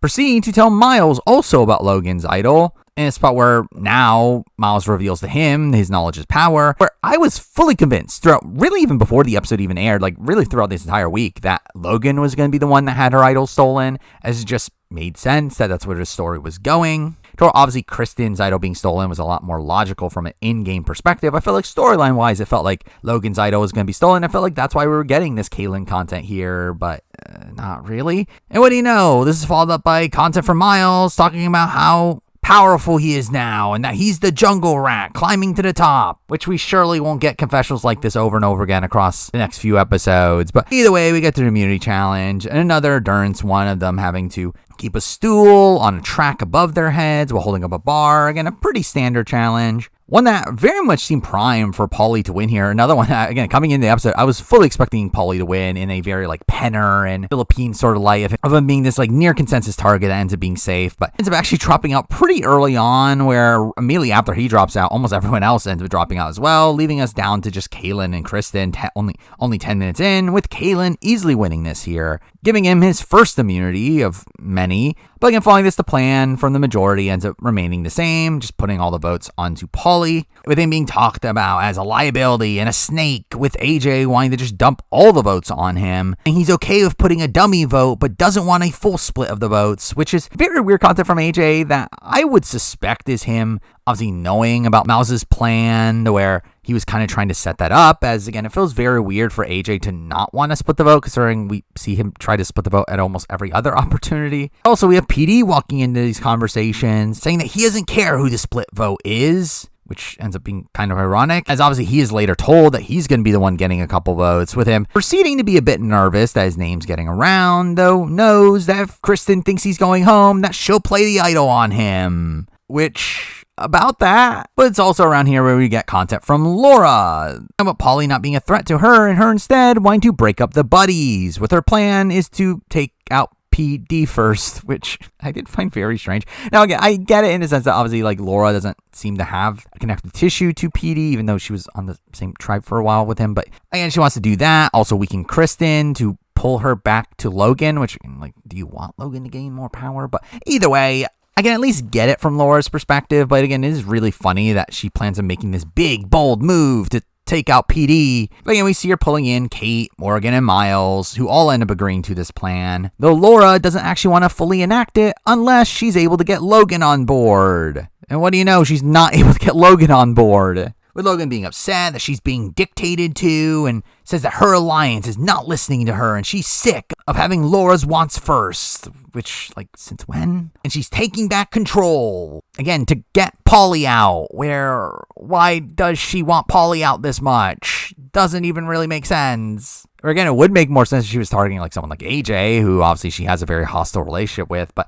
for her to do all this just to take out Paulie, who's this like very clear consensus target for some point down the road, just felt like a bit of a waste to be wasting your social capital on this. Or even again, to take out PD, as again, taking out PD actually benefits you more than it does Laura, as again, it's taking out somebody that you have literally no relationship with and ends up pulling in Kristen more to you, to where I don't know why Logan's so against this plan. It feels kind of ridiculous to me. But anyway, we also get a lot of focus around Miles when this plan ends up coming up, with him being happy that Paulie is staying, as he can scoop him up as a number. But when the plan ends up falling through, Miles talks about how Logan is stubborn and plays with her heart, not her head, and he doesn't want to work with those style of players, making it seem like his target would shift onto Logan. He does say that he didn't come here to play a simple and boring game, which definitely got that right. Where we got the tribal with, again, no proper setup to what is eventually going to happen here. But again, we do get a lot of talk at tribal about the buddy system, and Paulie saying that he lost his buddy earlier, which, again, like, whose fault is that? But again, we keep on getting these shots of Miles, where we obviously know what's going to happen here, especially because, again, they spoiled it in the previews that he's going to use his knowledge as power, which, what do you know? It's time to vote, and Miles uses his knowledge as power to steal Kristen's idol,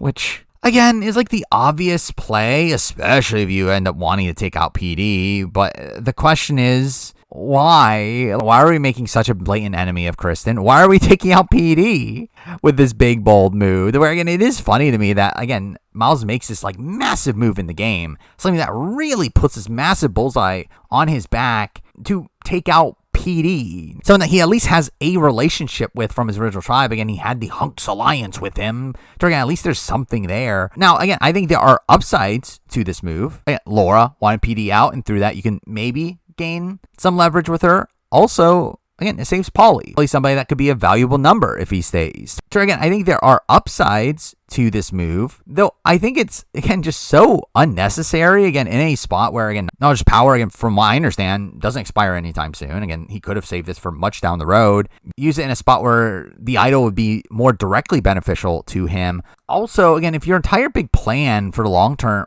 for the upcoming round, is to take out Logan, then why not just take out Logan here? Like, why not just make this big move to steal Logan's idol, an idol that you know she has, and just take her out of the game in this spot? To where while this move does end up working out for him in the sense that he does end up getting his way the following round, and does seemingly gain some respect for making a big move here, it's one that just felt so unnecessary. And it feels like his game kind of works out despite the move, more so than because of the move. But again, he ends up taking Kristen's idol here and proceeds to use it on Paulie. Again, saving this big consensus target. Again, using the idol right away, which, to be fair, you kind of have to do, where no matter what, people are now going to know that you have a public idol and are going to want to flush it from you anyway. So again, using it right away, again, not the most egregious thing in the world. Though again, I think very savage here to be taking Kristen's idol and taking out her number one ally in the game with it, though I'm sure that was part of the calculations here. So again, almost all the votes end up landing on Paulie, with only 3 votes ending up landing on PD here, with those being the votes of AJ, Miles, and Paulie. Which, again, a big move on paper, though just so underwhelming for the show, where, again, the show very much propped this up as a legendary tribal, this OMG moment, to where it really was just kind of fine. Again, like, I think it would have been a lot better to me had it been someone not PD going home. And I think this is the bad thing about Australian Survivor's editing, is that I don't give a shit about PD. He hasn't been on the show. So why do I care about PD being taken out by an idol play in this spot? Which, to be fair, is also a Survivor US trend of kind of under-editing these players that get kind of screwed over in the game. Yeah, I just feel like here, PD especially, like, he's just someone that is so irrelevant. Where, again, none of this really had an impact to me. Again, this would have been an incredible moment had it been Logan getting sniped out of the game. As much as I do like Logan on the show, I do think her being taken out in this, like, massive move here would have been incredible TV. Again, a move in line with, again, some of the biggest blindsides in all of Australian Survivor. Yeah, instead, it's a move to take out PD. So again, I just found all this just kind of lacking. Though, again, we end up seeing a lot of Tribe being annoyed at Miles as they leave Tribal, which, again, works out for him eventually, that though I just don't think this was the right call to make. But we do have PD leaving, saying that people underestimate Miles at their own peril, which 100% just felt like it was there to regress Miles' winner at it. But either way, we lose PD, and again, PD was fine for the little bit we saw of him. Again, I felt bad for him getting injured, but really outside that, there's nothing to say about PD.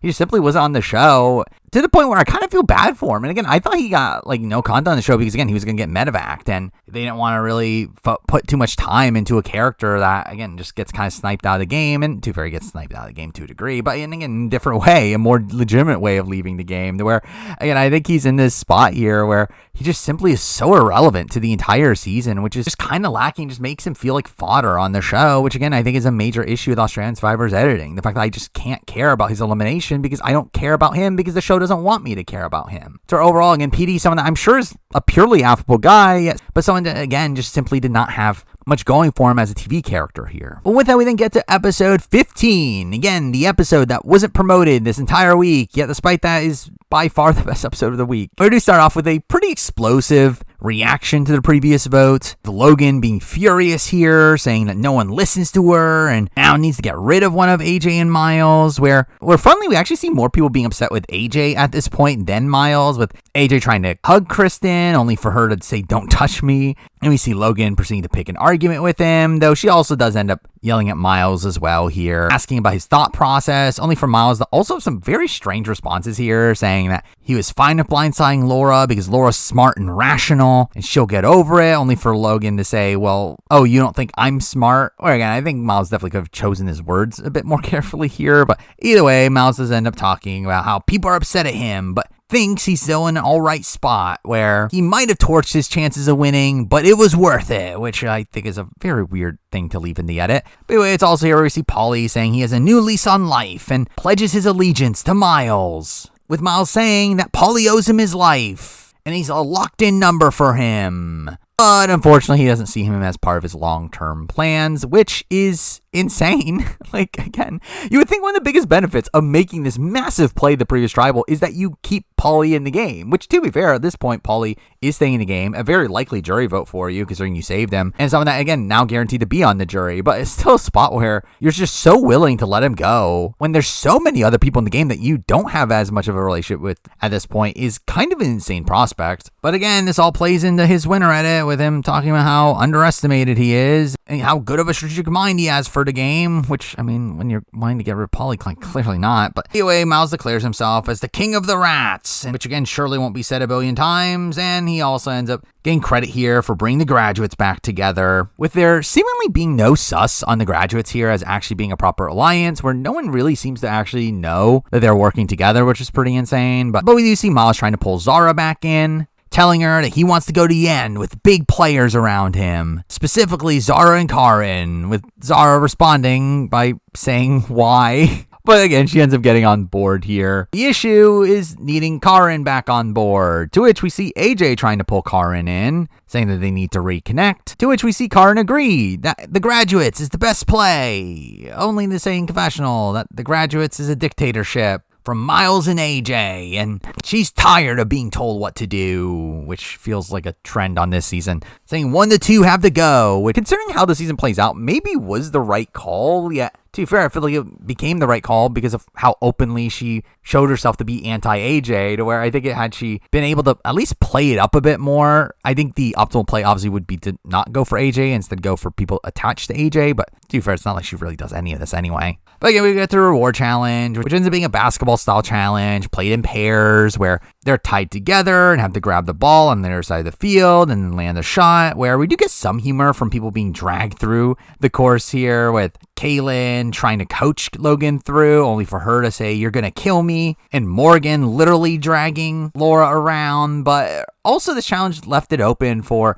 if you were to end up missing your shot, it would obviously land in your opponent's area, where they could proceed to pick up the ball and toss it further away. Yet for some reason, for Morgan, she decides to do the opposite and toss it towards the enemy's area for some reason. Again, what a shocker that Morgan's team loses here. But anyway, the reward here ends up being an American feast, which, again, coming from Americans, kind of weird to see this being called an American feast. But either way, but again, they get burgers and wings and mac and cheese and onion rings and milkshakes, I guess. Anyway, we do get some game talk while here, with Miles wanting Logan out because obviously he told her he doesn't want to work with her, saying that he needs her idol flushed, where it's almost as if you would have had an opportunity to do something about that the previous round. But here we end up seeing Miles saying that he's worried that Kristen wants his head, only for her to openly say no, she wants AJ's instead, which is like, why are you openly saying this? With Miles again getting good strategic content here, talking about AJ's his janitor and is able to clean up his messes, and that allows him to play chaotically and get away with it. We do see Miles proceeding to reveal Logan's idol to the group, to which ends up putting a bigger bullseye on her back, with everyone leaving this reward agreeing on targeting Logan, with again Miles being propped up as the mastermind of this vote. All back at camp, we do see Logan talking about how it wasn't necessarily a bad thing for her to lose, as she's without AJ and Miles, and she could take advantage of that by setting up a vote against AJ and splitting on Miles, with Logan saying that these people are going to side with her, only to cut to Kaylin and Zara talking about, we're obviously not doing that. But anyway, we get to the immunity challenge, the return of Last Gasp, where we do get some humor here from Miles just being kind of obnoxious and just constantly singing and talking the entire time, only for water to eventually get in his mouth. But what a shocker, Kaylin wins immunity here once again, leading to Miles saying that he has the numbers to do whatever he wants, and we see him setting up a vote of a 5-4 split against Logan and Laura, with obviously Logan as the primary here. We again see Logan now trying to pull in Kate into voting for AJ, only for Kate to say she obviously doesn't want AJ gone, as again, they're super close now, to which her and Morgan agree and end up deciding to instead target Logan, because Logan thinks she has power. But with her comes so much drama and she needs to go. Again, flipping on this alliance that they literally just flipped to the previous round, which is kind of insane. To which we see her proceed to warn AJ about this plan, with AJ now being worried about Kristen and Karin being part of the split vote here. And what do you know, we right away see Karin talking about potentially messing up this vote, talking about how Logan is such a public target that she should keep her around and tell her to play the idol and be able to send AJ home, which I mean, one, I didn't think it was happening, as obviously AJ was not going home at this point as like the very clear main character of the season. But also, we actually don't even get any of the proper setup to a potential AJ vote outside of Karin just talking about it, where I feel like that was such a weird way that this was put together. And the fact that like really all this talk about Karin making this big move that she ends up doing here really just comes from the confessional, where it felt very clear that this is something that Karin just simply did not have the time to actually properly set up. Though again, she theoretically could have taken AJ out in this spot, where again, had she picked up Kristen and then put their votes alongside Logan and Laura for AJ, that would have been 4 votes. Had Logan played her idol, AJ would be the one going home there, where again, it was a realistic possibility, but one that it never seemed like Karin actually did any of the work to actually make it go through. And again, I assume didn't actually want that to happen here, as we do instantly see her also talk about the worries that if she makes this move, that she would potentially lose Zara as an ally. And also just in general, again, I do question, like, why not just target Kate or Morgan, who are clearly attached to AJ and someone that you're not attached to at all, to where, again, I think that would have been a better play anyway. But this is where we do see Karin talking about how it does come down to her and what she can weasel up at Tribal, I guess. I don't know why she decides to do things at Tribal. Like, this is something that Karin just simply just does multiple times to talk about, like, I need to do something at Tribal, which is like that very rarely ever works. Like, you need to do setup for your plans. You can't just, like, spring it on people at the last second and expect it to go through. And again, maybe she could have in this spot if she really, really wanted to take out AJ. But again, this is just kind of an insane aspect of Karin's game, the fact that she just expects her to be able to just flip things on a dime at Tribal. But also here we do get some focus around Laura, who does initially talk about how this vote is too easy and proceeds to talk to Miles, only to then get overconfident again when talking to Miles, saying that she can't protect the both of you, like him and AJ, and just wants to protect him, with it seeming like she fully believes that she's getting one over on Miles in this spot, only for Miles to say that he's feeding her nonsense and that destroying her trust doesn't really matter, as she's the backup here anyway and she doesn't know what's coming. Where, and very clearly Laura was going home in this spot, and also very clear that this was their attempt to give Miles like a minor bit of credit for this, even though again, it's not good for Miles that Laura goes. But anyway, we get the Tribal, where who would have guessed it? Karin tells Logan to play her idol. It tries to do so secretly, though people clearly can see her whispering around. And also just in general, this does cause a bit of panic here between Laura and Logan, with Logan obviously very clearly being shocked by all this and questioning what's happening now, with Laura also going around and asking people who they're voting for. And again, really creates a mess here that felt pretty apparent that Logan must have been told about the plan at the last second. But either way, we get to the vote where Miles once again gets good content, voting Logan, saying that you want me out as I'm a threat. And you are right to be scared, because we needed the show to convince us that he was a good player again. Oh, well, Karin says, I really hoped you listened to me, as she holds up her vote that we don't see, though very clearly she was voting for Logan in a spot where she was just kind of letting Laura go out here, where again, it felt very clear that she was never actually going through with the AJ plan. But again, this does feel like a bit of a half measure in this point to, again, be making this big play to save Logan, but then also still allow Logan to lose her number one ally, and also for you to just kind of play into what AJ wants anyway, to where again, I felt like if Karin were to make a big move like this, I feel like she should have just gone all in and actually just took the shot either on AJ or on his side, as again, Laura is someone that again was more of a number for her. But either way, Logan plays the idol, nullifies the 6 votes against her, and Laura ends up being eliminated here as expected, which again, definitely the better blind side of the entire week. And really in general, again, Laura was someone that I enjoyed on the show. Again, I know people got frustrated at her at some points in the season. I thought she was still fun as a character. Obviously, like, they really propped her up as this like big wacky figure, this witch coming in the season. She didn't really turn out to be that exactly. Yeah, I did think she was a pretty interesting player to watch. Again, a super fan of the show, someone that literally knew what she was doing, but also was still very faulted at many points in the season. But also someone that, again, I thought had a pretty good edit for most of it. Again, she was number 1 edgically for me across the first couple weeks, and she was still hovering towards the top for most of the season, though I do think her edit definitely significantly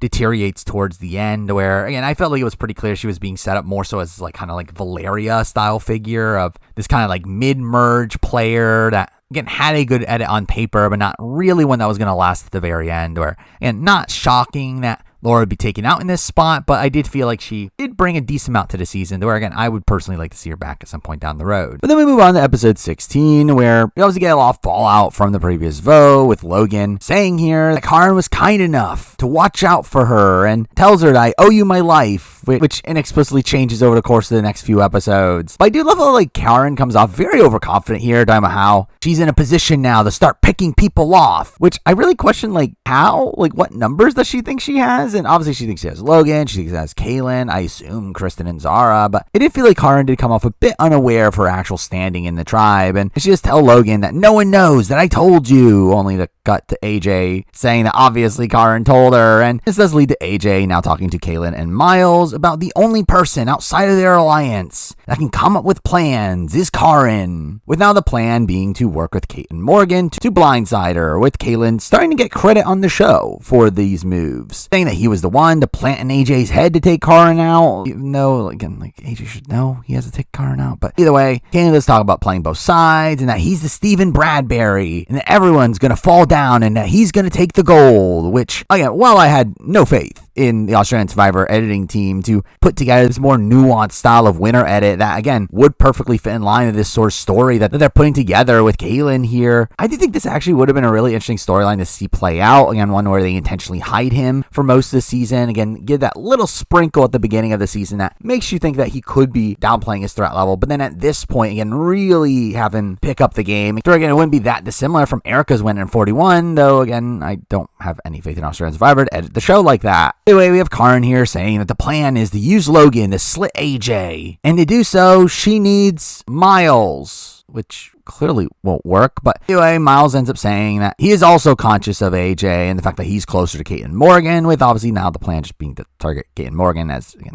you should. As again, for Miles, that's probably the optimal play. For Karen, you could debate it if she should just take the shot at AJ first. And for Karen, to be fair, again, if she did have all the numbers that she thought she had, again, it probably would be the better play, though the problem is that she probably needed to make it a more immediate move at this point. But again, she was kind of screwed either way. Anyway, we then get to the auction, kind of, with them deciding to change up the auction and not make it an auction, where JLP says that luck is going to go a long way, aka taking out pretty much what makes the auction, and that there's no bidding, and that instead every player will go up and have to choose between two items, where if they call a coin toss correctly, they get to uncover one of those items. This is lame. Again, I think the auction's at a point where, again, it's not broke, so don't fix it. Again, I didn't think you need to do anything here. I don't know why they did this. Again, obviously it's them trying something new. But again, to me, it really doesn't lead to anything on the show. And also, I don't know why they want this on the show. Again, you would think that this is something that now forces them to show every single player. As people, again, you would think it would be a lot easier to edit together an auction. So again, I don't know why they did this. I don't think it's better. I do think it's just genuinely worse. I think it's just kind of a pointless change. But either way, Miles goes first, to which he gets a loaf of bread. So that's something. We obviously get a lot of focus on Polly here, with him revealing a phone call from home, only to say pass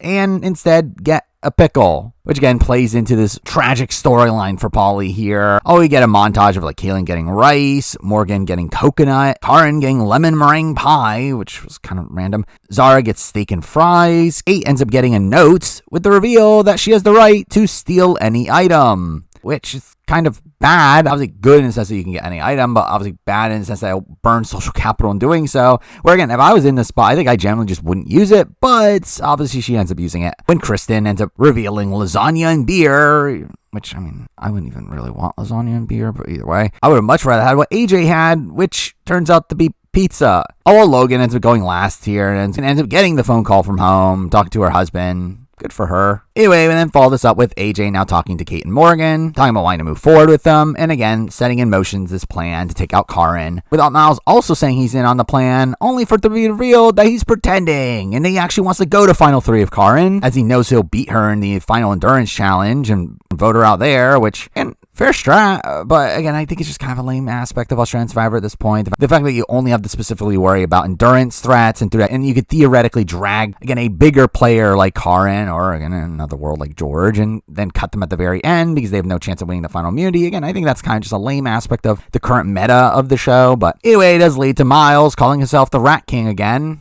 because Then we get to the immunity challenge. It ends up being the endurance challenge of them having to balance a ball while having their foot on a paddle. And this is obviously a competition made for Kate, to where she ends up beating Logan by the end. In a spot where they have to create a rule at the end of keeping your hands on your head, with that actually being the only thing that Logan actually fails here, which again, I think is kind of a weird precedent to set, but. And obviously this is a challenge made for Kate, and she does easily win here, with Karin getting upset, saying, why can't people win immunity like I planned them to? And actually seemingly gets emotional and confessional here, which is like funny considering this was never going to happen anyway. But anyway, Karin now ends up targeting Morgan, with now the split being on Morgan and Polly. Though we do have AJ confronting Miles here, saying something sus, and it feels like as if she knows that we're coming for her. With AJ clearly being suspicious of Miles in this spot, realizing that he's trying to play both sides, which is when Miles does reveal that he prefers Logan as a target here, where AJ does eventually relent, and being a point where Miles gets his way, that's something. But it's funny how we then see Miles talking to Polly, saying that we're the ones that decide who goes home tonight, despite the fact that he then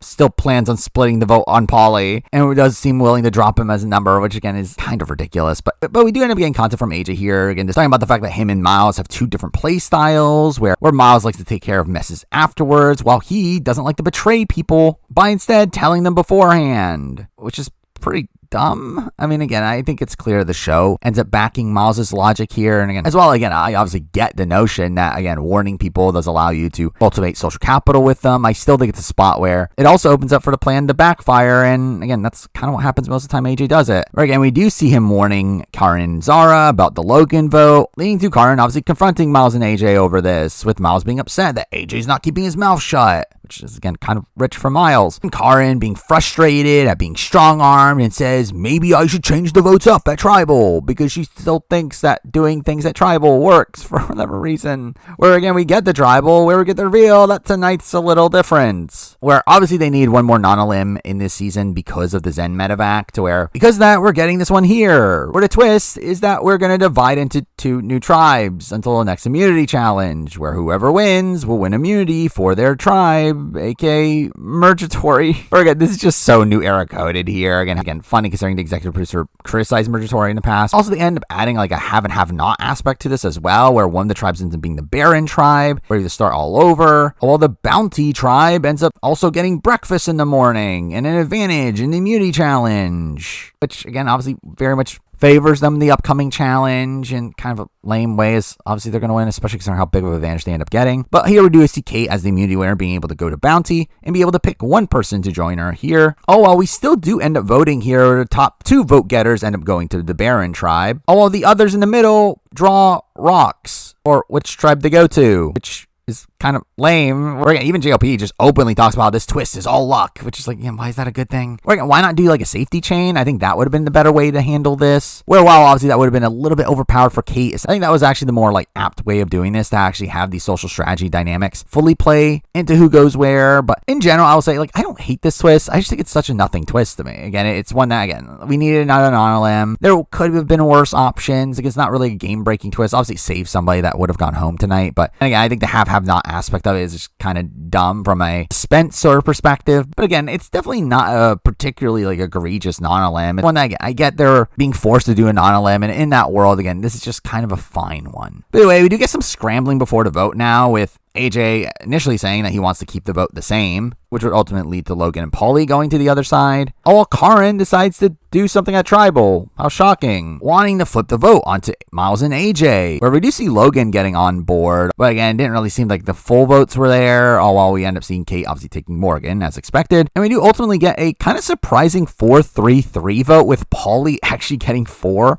which is kind of insane considering he was really the backup in all the plans. But again, obviously just this other side was not able to organize these votes against AJ properly, to where again we get a 3-3 tie there, where on the revote obviously AJ ends up being voted in, where again these remaining Polly votes end up going to AJ's side. Now again, it was surprising to see both Karin and Polly vote for AJ both times, and Karin in particular, as again this is very openly just saying they are anti-AJ at this point. Also though, we do see Kristen join them on the revote. Again, even the revote does end up being kind of close, but again ultimately it is Logan that ends up being voted out there, with Kate, Morgan, and Zara end up sticking with the vote. And we do see Logan like instantly be very upset at Caitlyn for having voted for her in this spot, which is kind of funny as we get to the rock draw, where Kaylin ends up being in Logan's group, going to the Baron tribes, where they end up going alongside Miles and Kristen, all while AJ, Karin, and Zara end up going to Bounty. And that taking us to episode 17, where we obviously initially focus on the Baron tribe, with it conveniently raining that night, and they also end up using a darkened filter over the footage, which again, kind of humorous, and again, at least shows that they're at least trying from an editing perspective. And straight up, this is actually like a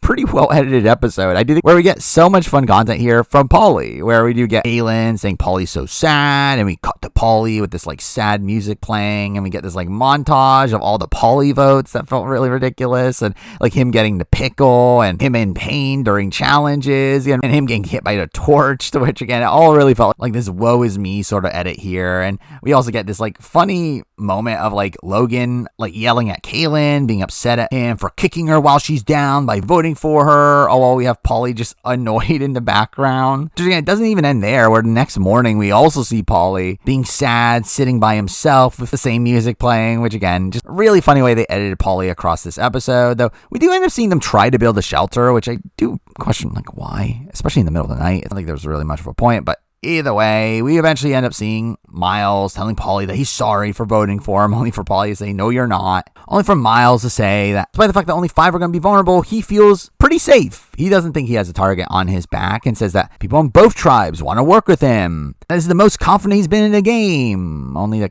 cut to everybody but him on the Baron tribe talking about how they had to move as a unit, as a 4, and says that if they lose, their pitch is to throw Miles under the bus. With Paulie being happy that they want to use him as a number, because that'll surely work out for him. Says that he owes Miles his life and has felt loyal to him, but now he has to play for himself. Almost as if he's doing the same thing he did with Noonan. But also here we do end up getting some strong content from Kaylin with again this continuing his like underestimated sort of edit, talking about this being a good opportunity to bond with these people. And we get this like weird segment of him bonding with Kristen over like pretending that they're in the final 2 and practicing each other's speeches, with while Kristen saying while pretending to be Kaylin that they didn't think that he was paying attention when I was paying attention the entire time, which again felt like foreshadowing there, where I was pretty convinced at this point that Kaylin was going to make it to Final Tribal and this would be his speech. But anyway, and then cut to the Bounty Tribe, where they end up getting breakfast, and we do get this very weird moment of AJ getting emotional over smelling eggs, and it smelling like his house, and starts crying, and this was really weird. But also I do feel like it was strangely edited in the fact that we do end up proceeding to get content from Morgan talking about how she was going to get blindsided the previous night, where again, it really did not feel like that was actually what was going to happen. It did feel like the vote was actually on Logan, but either way, we get Morgan content. But again, we do get talk about the tension between Morgan and Kate and Karin and Zara, only for both of them to end up saying, why don't we work together? And proceed to talk about targeting Miles, with Miles really just getting jumped from both sides here. But we do see them deciding to split on Paulie here, with Karin still wanting to protect Logan, which is again, kind of funny considering the next episode. But this did make it very obvious that, again, clearly the Bounty Tribe was going to win and the Baron Tribe was going to be the ones vulnerable, as we never really got any setup to any of the dynamics on the Baron Tribe and how exactly those would play out. We end up getting some strange content here from Kate and her telling the group to don't tell AJ about the Miles plan, as that might stuff it up, only for her to then proceed to tell AJ, with AJ playing to be on board here, saying that he's definitely not against this and that Miles has been screwing him up in the game, considering how associated he is to what he's doing, and says that he doesn't want to be collateral damage, which obviously ends up being a facade here. And again, I think AJ plays this very well. Again, making the correct call to separate himself from Miles without actually directly targeting him here. Again, making the others feel as if they're not working together anymore, which again, in a season of buddies, with the target being shifted from buddy to buddy, round by round, again, I think playing up how fractured your relationship is with your buddy is obviously a very effective strategy. But again, we get to the immunity challenge, with it being the return of Get a Grip, which I don't think we've seen on Australian Survivor in a while. And also, to be fair, it's a very different version of it. And the fact that you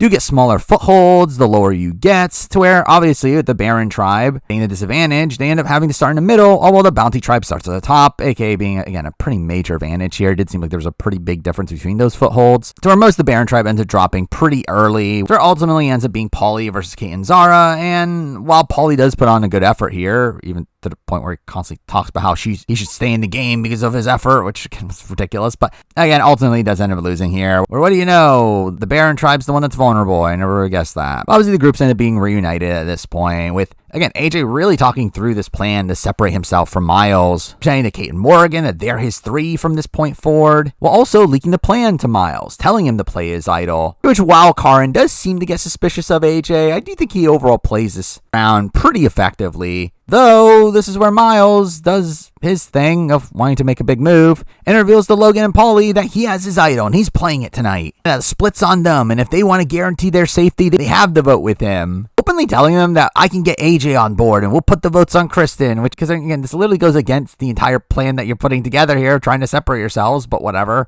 And obviously we get Miles saying he's back from the jungle rat to the rat king. And these are all pawns on his chessboard, only for AJ to be confused by this plan and clearly not want to go through with it.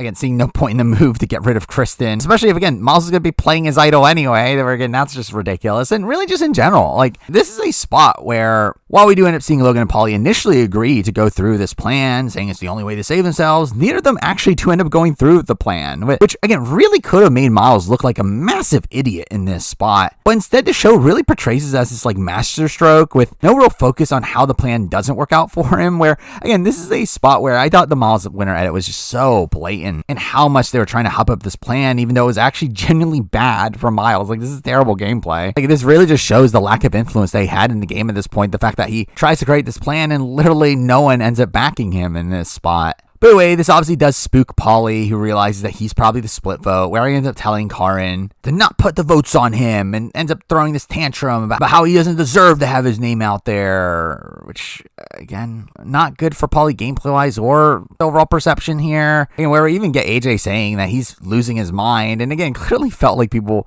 were just kind of over it with Paulie at this point, but this is all while Logan is obviously told that the split is actually on Paulie, which means that she has no reason to go through this plan, and ends up leaking Miles' plan to Kristen, only for Kristen to then proceed to test Paulie, only for him to fail the test, which is weird considering he's not going through with the plan anyway. So, like, why continue to lie about it in this spot? But again, made it all very clear that Paulie was the one that was going home here. Where would you get the tribal? Where, again, it's a lot of just talking in circles, which was pretty boring. But obviously, Miles ends up playing his idol, all while his plan ends up falling through here with not a single person ending up voting alongside him. And Paulie ended up going out with 3 votes against him. Where Paulie, massive character on this season, pretty big underdog on the season, but one that did have a very rough go on the season, one that I think played a pretty poor game. Mind you, he got swap screwed to begin with, but once he got swap screwed, he was just kind of on the bottom the entire time. Everyone looked at him as like a snake oil salesman, and he was never really able to recover from that perception, and in the post-merge, again, still wasn't really able to get much out of it. While he doesn't ultimately get idled out of the game, he also was saved by an idol before that, and just seemed like an easy consensus target for most people.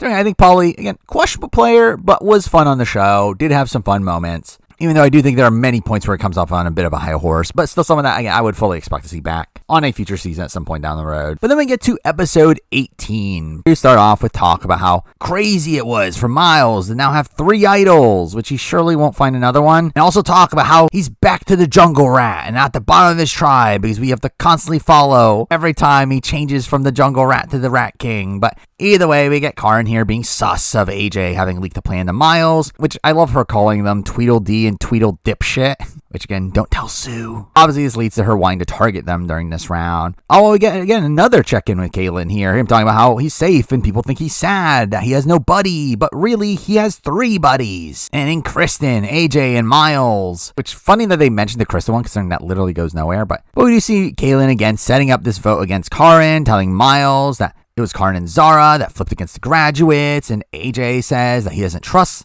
Karin, with, again, Caitlyn getting a lot of credit for this move, even though, again, I think it's pretty clear that, again, this is also something AJ just genuinely wanted on his own. But either way, on Karin's side of things, she continues to want to split up Kate and Morgan, saying that her boot order would be Kate, then AJ, then Miles. AK, that's definitely not going to happen. But proceeds to talk about how she has Caitlyn in her back pocket and tries to reel AJ back in order to take out Kate here, only for AJ to say there's no way he's getting rid of Kate and Morgan, as they're good shields for him and they trust him. Where obviously this relationship with Kate and Morgan has paid dividends for AJ at this point, and we do see him telling Kate about them wanting them out and gets them on board with the Karin plan, saying that frees up Zara, Kristen, and Logan and pulls all these pieces just to him, I guess. But again, it does really set up AJ extremely well at this point. Again, obviously still having the graduates as a potential alliance, having Kate and Morgan as a potential alliance, and while obviously his relationship with Kristen and Logan is a bit rocky, that ends up working out for him too as we get to reward challenge, it being a pairs challenge, having them do a mix of stacking comp where you have to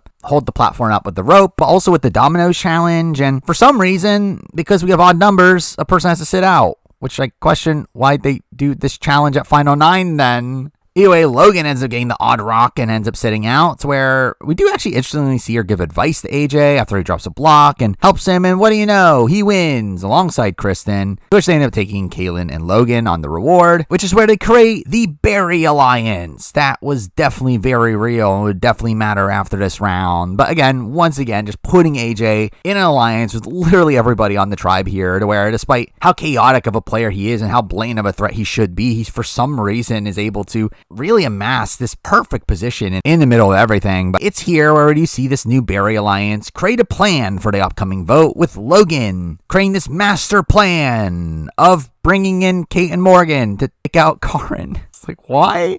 Or she's talking about how she thinks Karin is manipulating her. And this is so stupid. Like, this is an idiotic move. To where, again, Karin's literally one of the only people that is keeping Logan around in the game at this point. And her taking out Karin is essentially just taking out a number for her. And I get that she's in this world now where she thinks that AJ and Kaylin might be loyal to her. But again, you still have Miles. Even Zara would be a better target here. Again, the fact that Logan is, in her mind at least, like being the one to put this Karin plan into motion, trying to create this big blindside on Karin, is so insane. Especially as, again, she thinks it's her plan. All while in reality, it's something that AJ and Kaylin have already been putting into motion. Also, just kind of insane that Logan thinks this is something that is her plan when it's also something that she can't even do on her own. Like, her entire plan is to pull in Kate and Morgan, people that she has no real relationship to where, again, in order to get Kate and Morgan on board, they need AJ to do so. To where, again, the fact that Logan, like, takes all the credit for this move is so funny. But anyway, they create a split vote plan here splitting between Karin and Zara with saying, don't tell Miles. I wonder if that'll lead to something. Anyway, we get to the immunity challenge. Another obstacle course. Who would have guessed it?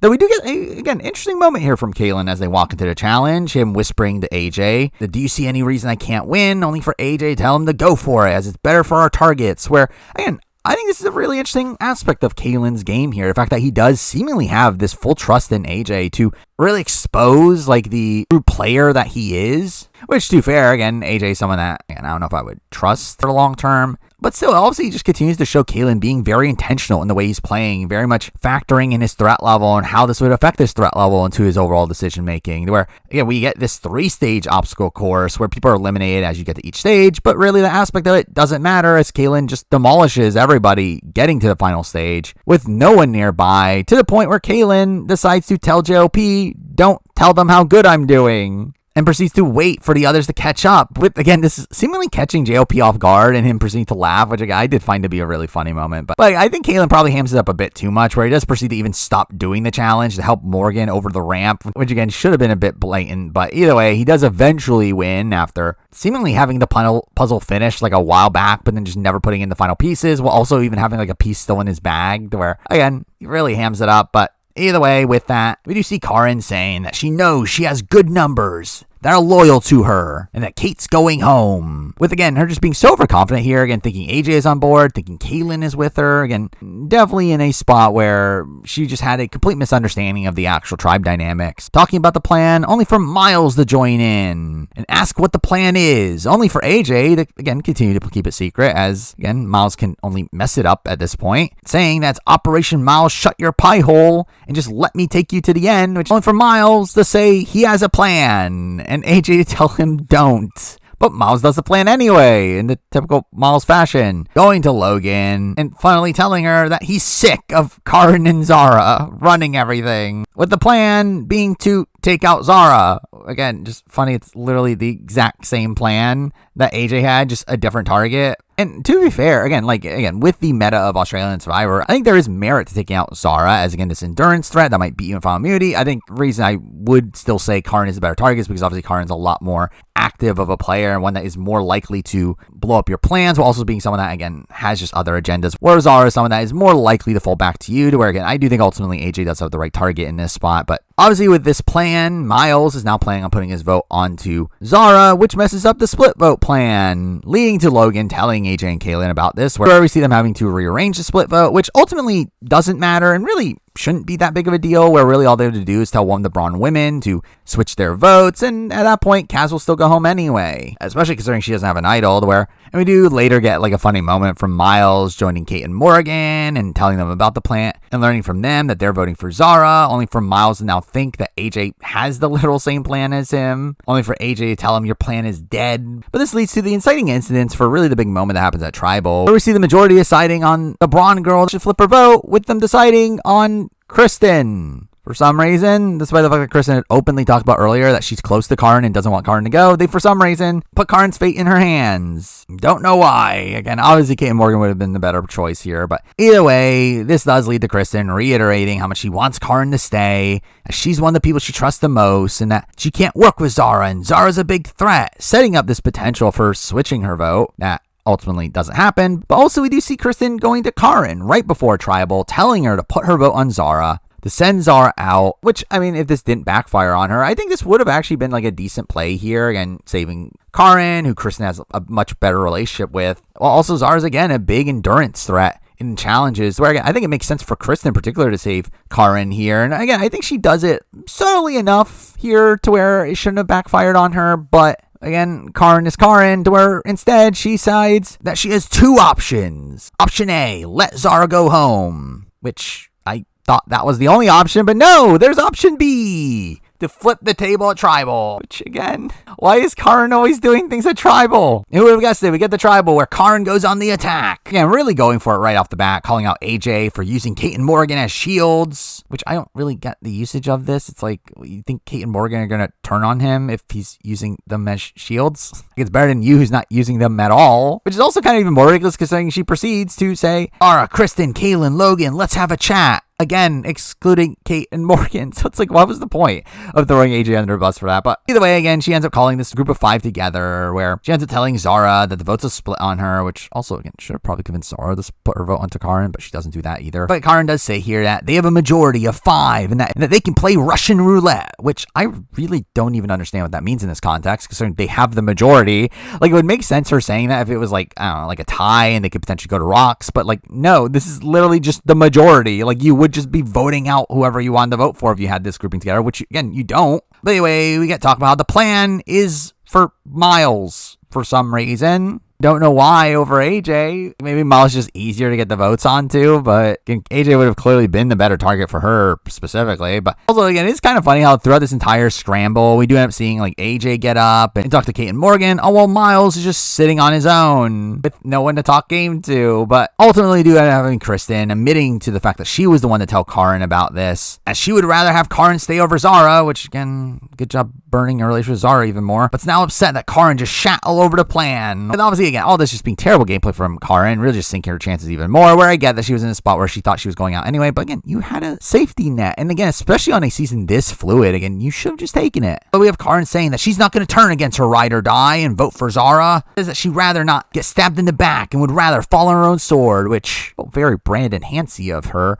Anyway, we get to the vote where Zara ends up voting for Miles, saying that she's doing what her ride or die told her, only see Karin vote for Zara, saying that she wants to see what happens, which is like, what does this mean? This is so stupid. Again, literally, like, you literally blew up the entire plan because you didn't want to vote for Zara, and then you vote for Zara anyway? Now, again, I don't know if Kristen would have actually fully gone through this, as again, her staying would still require Kristen to flip against the plan that they had created. That would put sauce on her, but still, it's a spot where you just really threw away this life raft someone gave you, and I think it's voted in a 5-3-1 here, with one vote going towards Miles, which they all laugh when he gets a vote, which, again, kind of shows you Miles' status in the game. But also, as this vote is revealed, we do see Logan just turning to the jury and telling them that was my plan, which is so dumb from multiple facets. One, the fact that everyone obviously sees her do this, and that just puts a bigger target on her back. Also, the fact that, again, this wasn't even your plan. This also makes you come off as delusional. But again, once again, as Karin leaves, we get good content from Miles, and Karin saying that she's betting on the jungle rat. Miles, in his voting confessional, said that if you swing for the king, don't miss, which, again, ridiculous considering Miles literally just flipped his vote at the last second. But again, very clearly the edit just further putting all its eggs in the Miles basket at this point.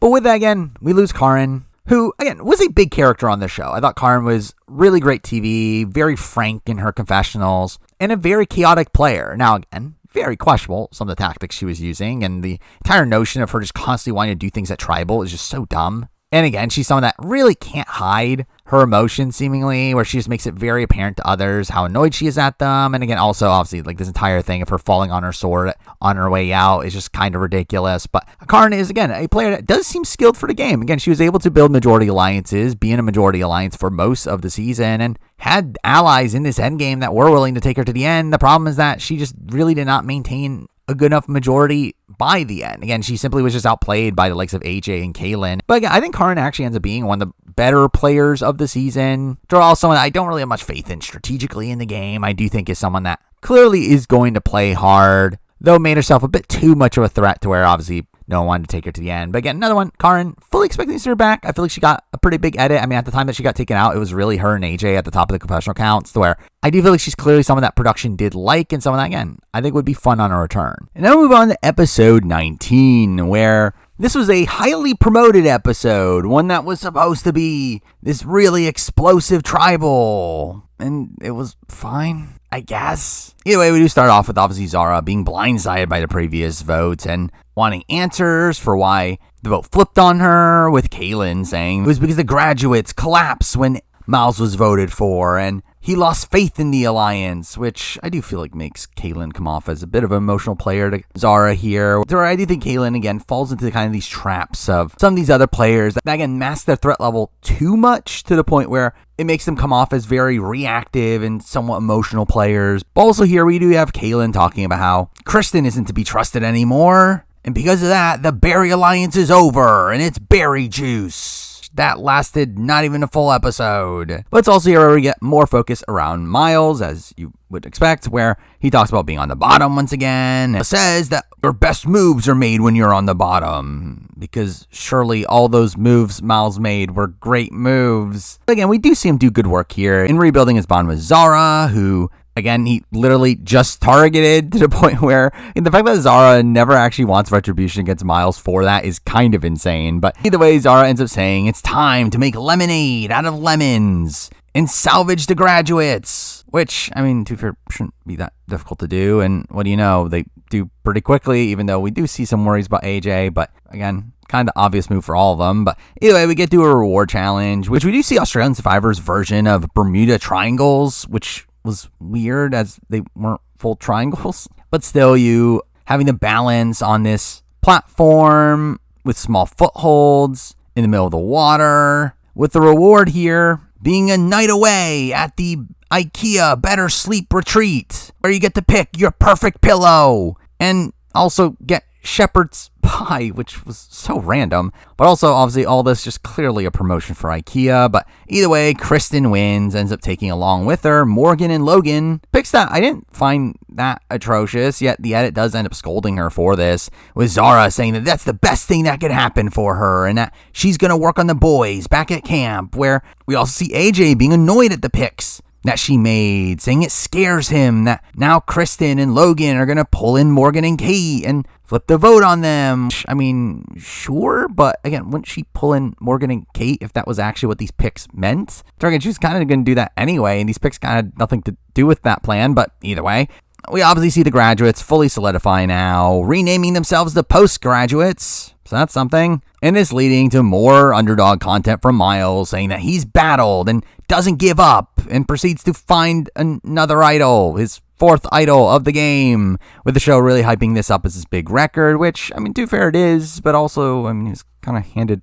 one of them, and the other one was literally one he stole. It's not like he found that idol either, but now calls himself the Survivor Legend Rat King. Which, I mean, sure, but anyway, he ends up telling AJ about this idol, with AJ being annoyed and says that makes him jealous. Weirdly saying that he's going to make sure that he plays it correctly, which it's like, again, very strange how this is just the dynamic between AJ and Miles. The fact that while AJ, again, is seemingly jealous of Miles' idol plays, he allows him to just play them correctly, and again, obviously alerts him to plans where he would need to use them, and again, it's just this weird dynamic between the two that, again, and to be fair, I mean, like, again, it makes them feel comfortable enough to go to the end of the game with each other. It does feel very opposed to the typical strats on Survivor, but it is also here where you see AJ and Miles talk about their plan to target Logan, with them now having 4 out of the 8 people on their side, and also them talking about how this is the most crucial vote of the game, in a spot where, again, the episode was promoted as they're potentially going to go to rocks. So I wonder what's going to happen with the other 4 then. But anyway, we obviously see the players on the reward, and to be fair, it was kind of boring. And again, just a clear commercial for IKEA with Kristen trying out all the different pillows by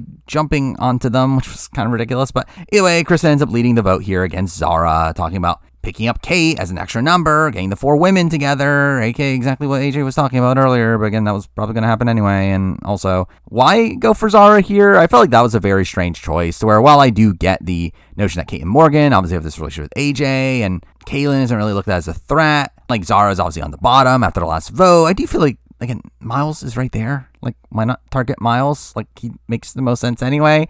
I just felt like this is a weird choice to target, where I do feel like Zara is probably someone that had more reason to go against the boys here than Miles does. But either way, we get to the immunity challenge, which is weirdly run in teams. Again, just randomly, they're put into 2 different teams, where the winning team of the first portion, which is surprisingly an obstacle course, ends up moving on to part 2, where only those people compete in the final portion for immunity. I really don't like this. And again, it's like, why are we doing these team-based challenges for individual immunity? It ruins the point of individual immunity, where again, individual immunity is supposed to save the underdog and gives themselves a chance to save themselves on their own merit. But in this spot, again, instead, we're putting them in a team that, again, they could be disfavored by having, again, not great team members. Also, they get disfavored by someone throwing the challenge. And what do you know? It seems like AJ throws the challenge. I mean, the show very much implies it. It is very strange, though, that we don't actually get any confessionals about AJ throwing the challenge. So we're like, it doesn't make me wonder if, like, that actually is what happened here. But again, you would think it would be what happened here, as he was paired up with Logan. And obviously, he wanted to keep Logan not immune, as that was his target. And again, a very good target for him. But either way, we do end up seeing part 2 being a tossing challenge. And what do you know? Kaylin wins his 4th immunity here, with him now saying that people already know he's a challenge beast, so he might as well win, as it opens up the targets for the rest. And that is something that gets constantly reiterated across the season, the benefit of having a comp threat like Kaylin in your alliance. And again, that is fair. And obviously, I have been someone who has been very critical of needing immunity challenge wins. And to be fair, this doesn't really change that notion, but at least into the idea that immunity challenges don't fundamentally matter to the game of Survivor. Again, that is an aspect of it that kind of does, is again, you do need your targets to not win immunity. And to be fair, again, obviously still immunity challenges still revolve around whatever the producers decide, aka, again, a modicum of luck.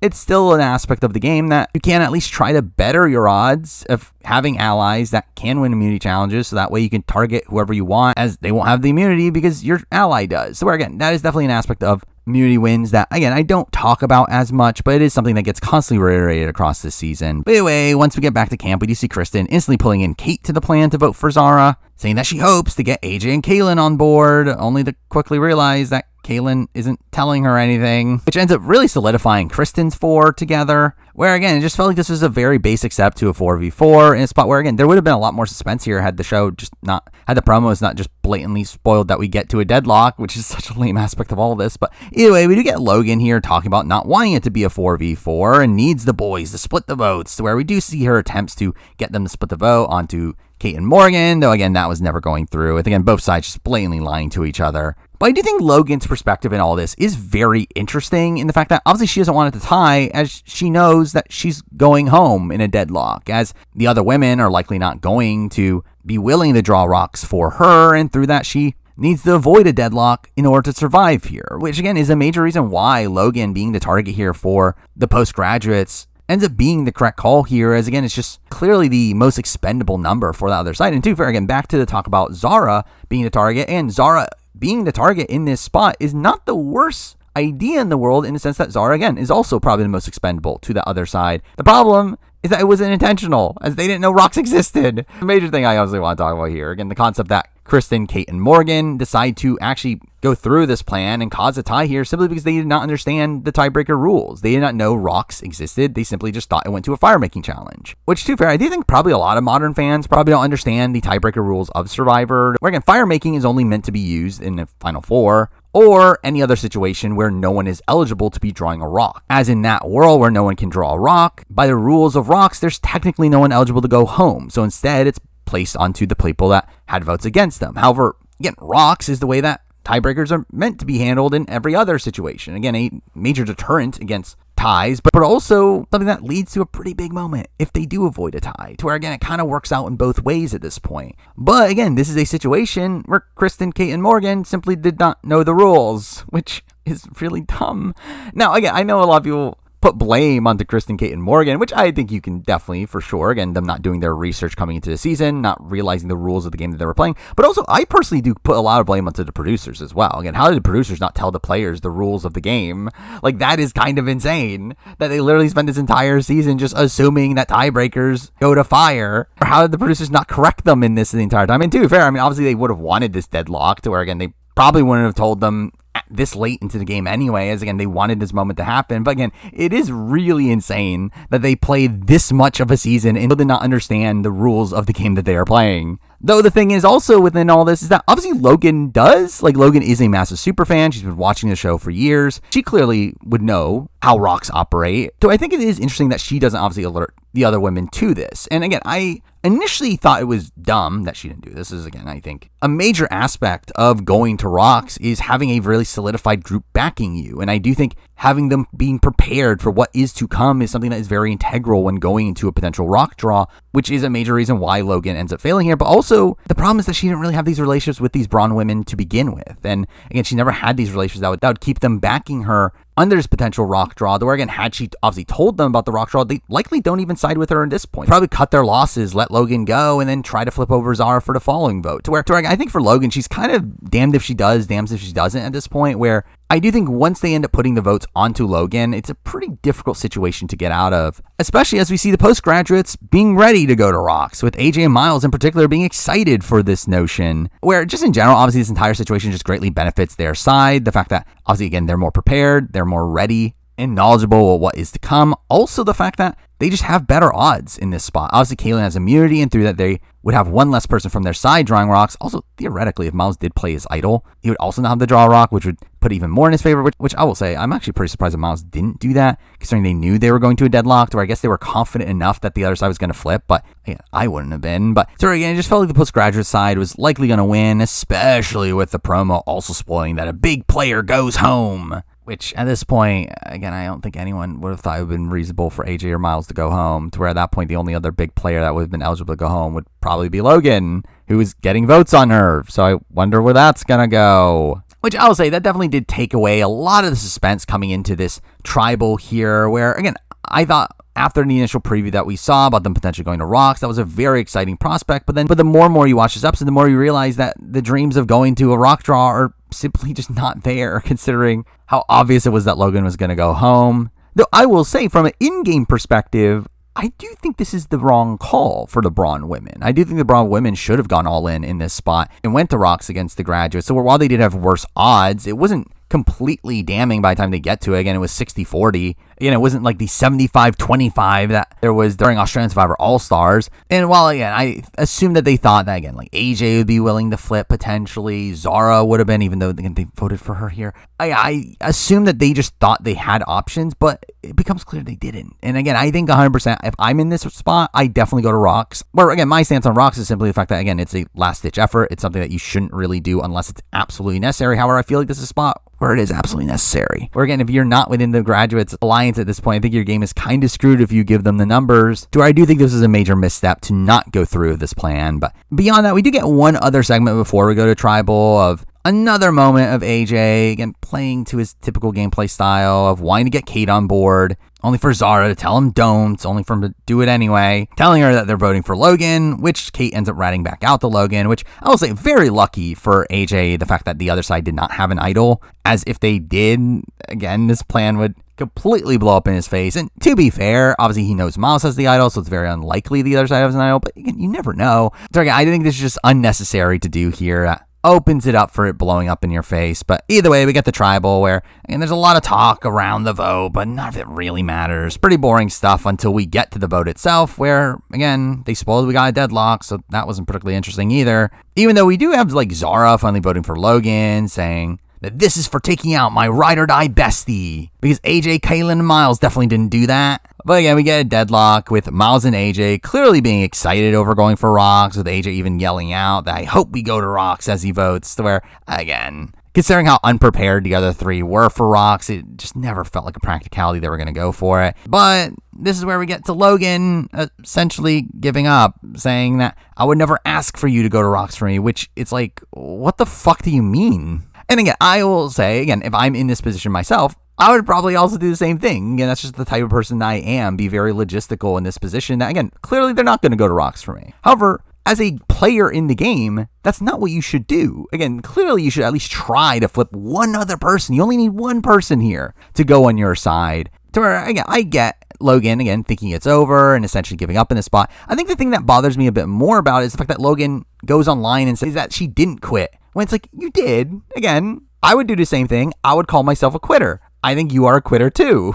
And just because it was very unlikely that this plan was going to work out for you doesn't mean that you don't try in this spot, again, if you want to be a good player. And also, again, it makes for bad TV. I thought this was just such a disappointing conclusion to this episode, where really just in general, this was such a letdown. The entirety of this. Again, the fact that obviously we got so much promotion around it going to rocks, which I always had in my head that there was a chance we didn't go to rocks. But even then, I thought it would be a very explosive exit from the game. But instead, it's Logan just giving up and going out with Morgan saying, we tried, which is like, I mean, did you? But either way, we lose Logan here. And again, as much as I criticize her exit from the game, I thought Logan was incredible TV. Logan is someone that I think should be brought back over and over and over again. Again, a player that plays hard. I don't know if it's playing well, but again, plays hard. Really fun confessionalist. Again, very much feeling like the next coming of Shawnee. And again, someone that just brings a lot to the show, both personality-wise and gameplay-wise, where again, I would be mind-blown if we don't see Logan back at some point down the road. But with that, we then move on to episode 20, which ends up being a bit rough. Obviously, we had that like weaker stretch back in like the episodes 10, 11, 12 stretch of the season. I think this episode also grounded me back to the fact that, oh yeah, this is what Australian Survivor used to be, and the fact that, again, very straightforward episode that did not have much going for it, but which again felt like such a contrast to the last few episodes, which obviously were pretty explosive. But either way, we do start off with Miles pole dancing on the flag pole, and what do you know, he gloats about being in a powerful position, now having a blatant majority here of 4-3, and him planning on sticking with that 4. Also, we get clear setup to just the fact that Zara is 4th in that group, and that he plans on going to final 3 with AJ and Kaylin, which, I mean, it can't be that straightforward, right?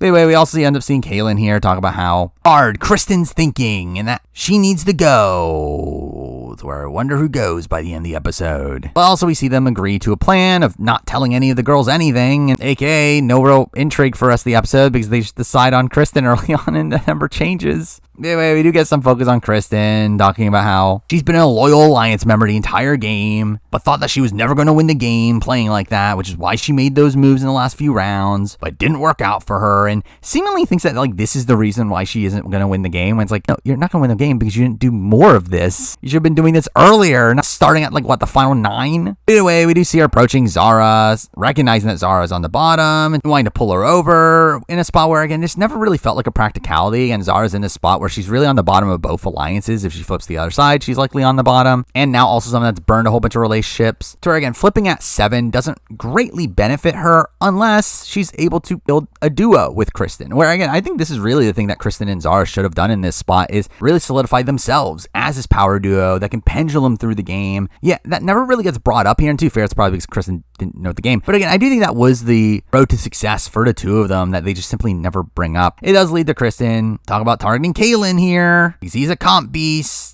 and is in everyone's final 3s, I guess. Leads into the immunity challenge, where I never would guess what's going to happen at this challenge, where it's the waterboarding challenge from Survivor Fiji and certain other international seasons. And I will say, it is kind of insane this challenge doesn't have a pool underneath it, to where typically this is done, again, with a pool for you to drop in, as that's what's safe, but this time they don't. Either way, I can't believe it. Kaylin wins his 5th immunity. Again, tying the record.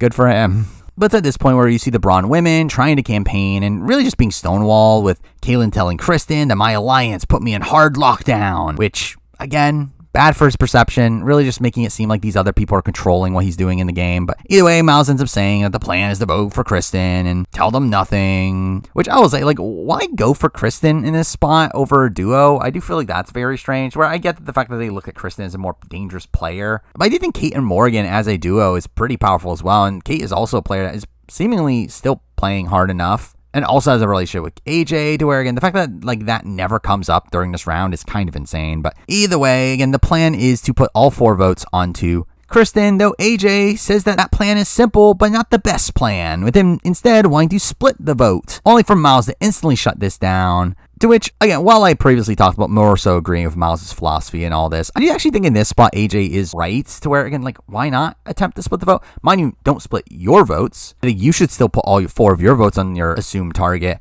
But again, why not at least go to the other women and tell them that you're voting for the other one? Like, why not go to Kristen, tell them to vote for Kate or Morgan? Why not go to Kate and Morgan and tell them to vote for Kristen? Again, I think it's kind of insane that they don't do this. Again, I get their thing of they want to stonewall them and give them no information. But again, they can already assume that you're targeting one of the other three. I just don't really get the benefits of doing this. Or I think you're better off at least attempting to split the vote in this spot. And obviously, again, I get it from Miles' perspective in the sense that obviously he has an idol and he knows that he has the idol. So through that, it makes it unlikely that anyone else has the idol. But again, not a guarantee. But still, from his point of view, again, there's not really the risk of an idol. So you don't need to split the vote. But again, it doesn't hurt to do so in a spot where you're not splitting your own alliance's votes. And even beyond that, also, through not telling them any plan, this really just solidifies the Brawn women together even more. As at that point, they're better off sticking together, as again, clearly you're not going to want to work with them. So again, just solidifies even more that the other side sticks together, to where if there is a theoretical idol on that side, that would be more solidified to take out one of the graduates. So again, I do think this is a pretty misguided play, but it's one that Miles ends up fighting for pretty hard here, to the point where, again, initially we do see Zara and Kaylin seemingly being on board with AJ's plan, only for them to back down simply just because of how hard Miles is fighting in this spot, which again,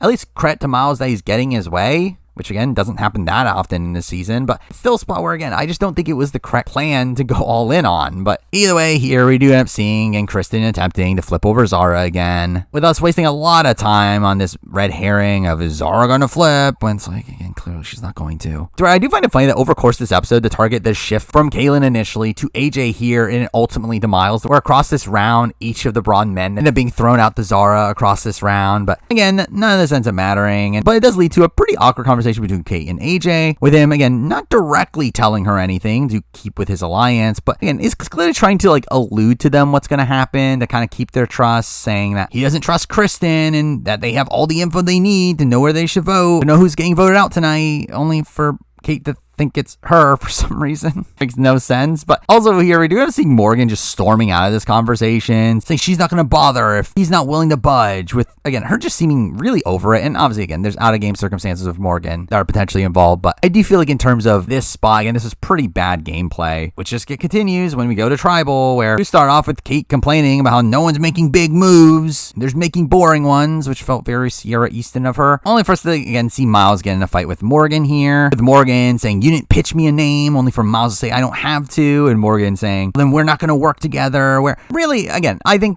Morgan doesn't really even have this ground to really stand on in this argument. Again, she's clearly on the bottom. Again, she's the one that should be pitching to Miles, and that's what would obviously be bad for her game. But I'll also say, I do think this is pretty bad for Miles as well. This is potentially burning a jury vote. Now he acts so dismissively to her. So I didn't think this was really good for either of them. But anyway, we do actually get a lot of whispering throughout this Tribal, with the Brawn women ending up flipping the vote from AJ onto Miles here, and tries to get Zara on board once again, saying that's a better target for you, which probably is. Again, literally Miles was targeting her earlier, but it doesn't really end up mattering. But again, we do end up seeing Zara literally getting out of her seat to talk to them, which again, I'm surprised she went that far. Again, I think it just opens up the possibility of spooking your own alliance, where again, I felt pretty bad. But anyway, ultimately ends up being a 4-3 Kirsten vote. Not surprising. Again, we lose Kristen, who I thought was an interesting figure on this season, since that I actually thought she was fun enough in confessionals. She definitely had an interesting energy that made her not boring, but despite that, we obviously didn't see much of her until towards the end of her run. Yeah, again, she's someone that does seem mostly likable. I just think obviously a big issue is the fact that she didn't know the game, and I think you can clearly tell the impact that had on her game, where I do think she's someone that, again, picked up the game as the game went along and started to actually play a more aggressive game towards the end. Just again, I think that lack of game knowledge really stifled her possibilities here, where I think had she had a more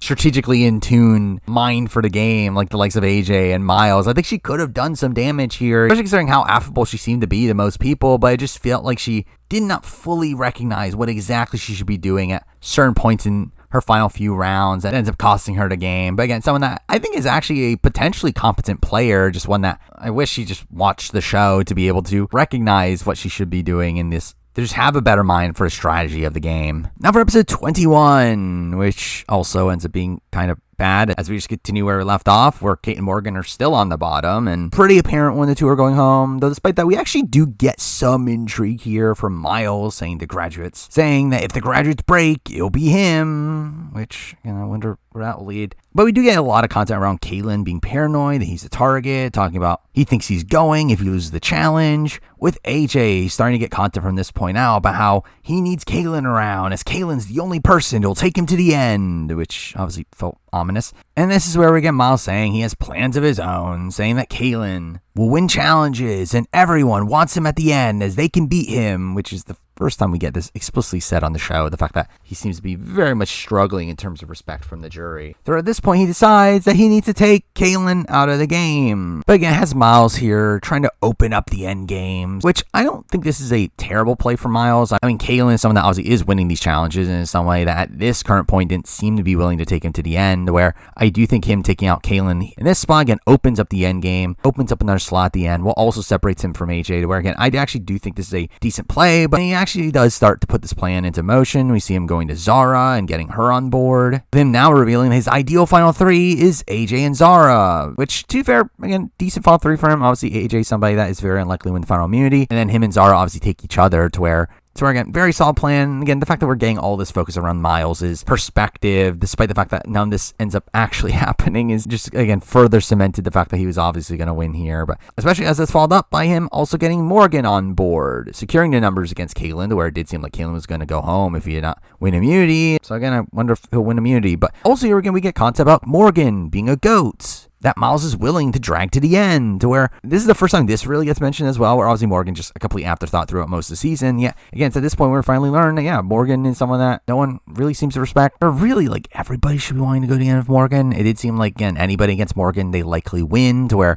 for certain people in the game at this point, I do feel like it's kind of insane that Morgan even ends up being an option still, as Morgan is someone that some of these people need to go on to win the game, as we'll talk about. But anyway, we get to the immunity challenge, only 12 minutes into an over hour-long episode, where, again, clearly something was going to happen later on, though again, nothing of intrigue. But either way, we get JLP talking about Caitlyn can break the record for immunity wins. And what do you know? He gets his 6th immunity win in a challenge that was pretty back and forth between him and Miles. Another obstacle course, leading to them having to push up 3 balls up a ramp with obstacles on them. But either way, Caitlyn wins, breaks the record. Impressive from his point of view, though also, again, we do get a lot of talk about this, to where, again, it definitely does put a bullseye on his back. But to be fair, by this point, he probably would have had one anyway. But anyway, we see the graduates coming up with a plan to split the vote 2-2, with Kate going home on the revote. Though we do get some intrigue here from the fact that obviously everyone just has their own agendas. We see AJ saying that, and the graduates want Kate, but he wants Morgan instead, as and she's a threat to his game because of her being a goat and not being a shield for him. Again, in a spot where AJ is very clearly the biggest strategic threat left in the game, one of the most likely to win a jury vote. And again, I do think he is making the correct call here and wanting Kate to stay, as again, that is definitely somebody that is perceived to be more dangerous than him. Also, we do see AJ, again, seeming to have, again, some really good awareness in the game here, recognizing the fact that Miles would be looking to drag Morgan to the end, which, to be fair, I mean, this is a read around AJ just assuming that Miles is logical, which at point of view isn't, but, and like, those sort of reads are ones that AJ is typically good at getting, though obviously, again, in general, that's also kind of an issue with AJ, is the fact that he assumes everyone's playing logically in a spot where not everybody is. But now we see him try to enact this plan by pulling over Caitlyn, saying that we need to get rid of Morgan, with AJ saying that who wanted Kate to go? It was Miles, only for Caitlyn to interject saying it was Zara and me, which I did find to be a funny moment. But either way, AJ ends up saying that Miles is coming after you, which in this moment is kind of a lie. Again, AJ did not know that this was the case, though it actually turns out to be true. So again, another spot where AJ again uses a proactive lie, but one that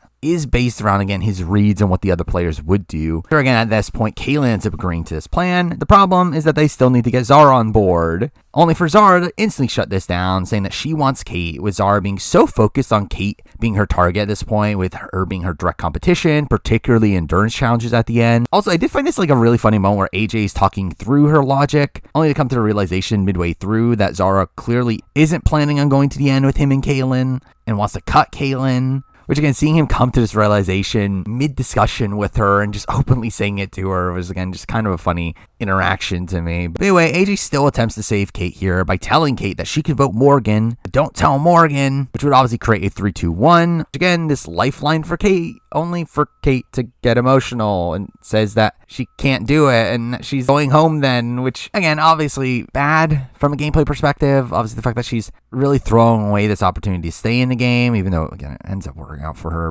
And we do end up seeing her tell Morgan about this, only for Morgan to tell her to vote her out, being willing to sacrifice sacrifice her game for Kate, and also just generally just kind of wanting to leave. Which, I mean, again, I do think her wanting to quit is definitely a major aspect of this, but I do think there's something like noble about someone being aware of the fact that simply can't win the game, they're never going to win a jury vote, and then proceed to attempt to help because they do want to win the game. Again, I do feel like it's a spot where I actually do have like a level of respect for the fact that this person is at least aware enough about the game to recognize they're not winning and try to get their own win or attempting to get the next best result for them. But anyway, we do see him put together one last ditch effort here to attempt to flip over Kaylin and cause a 3-2-1 by exposing that Miles had flipped, which again, never felt like this was ever happening, but and at least they try, I guess. But we get to the tribal with 24 minutes left in the episode, so clearly something's going to happen here. And we get so much talking about Kaylin's immunity wins, where it really much felt like JLP was trying to paint a bigger target on his back. But, and we do have like Miles kind of buying into this, talking about how he has a bigger target for down the line, which is like, why are you saying that? Anyway, we get the reveal that tonight's a little different and that someone's still going home, but you're going to be given another chance at immunity. So we're doing this again, where obviously this is a twist that we had done back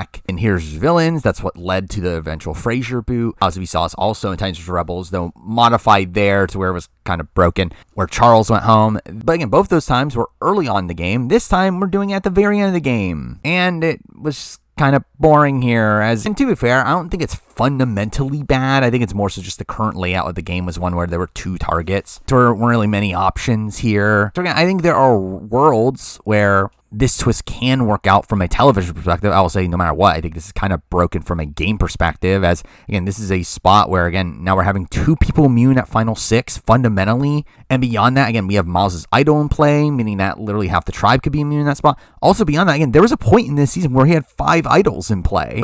Obviously, it's very unlikely all 5 of those idols would still be in the game at this point. But again, it's not out of the realm of possibility. You don't even need all 5 of them still in play at this point. You can only have like 3, and that would make this round completely broken. I think just having so many immunities being thrown around at this small of numbers is just kind of dumb. But anyway, the challenge here ends up being a stacking comp, which again, we see so many of them on this season. Just one of them again holding onto the rope that bounces the platform while stacking dominoes. We've pretty much already seen modifications of this challenge twice on this season already. But either way, Kate wins immunity after they have to go to a tiebreaker because no one could finish in 45 minutes. So they instead just give it to the person who made it the furthest, which ended up being Kate. And a spot where I love the idea of the jury just having to wait for an hour as they're doing the challenge, which I don't understand why couldn't the jury watch the challenge, like why they have to stay at tribal, but either way. And Kate wins. Morgan's going home. Kind of boring. Which, again, Morgan going home at this point, again, was the obvious play, as again, many still want to separate Kate and Morgan. And that was obviously just the plan coming into it, is Morgan was the backup, though I think, again, targeting Morgan is pretty bad for a lot of people in the game. Again, Morgan's just such a clear GOAT that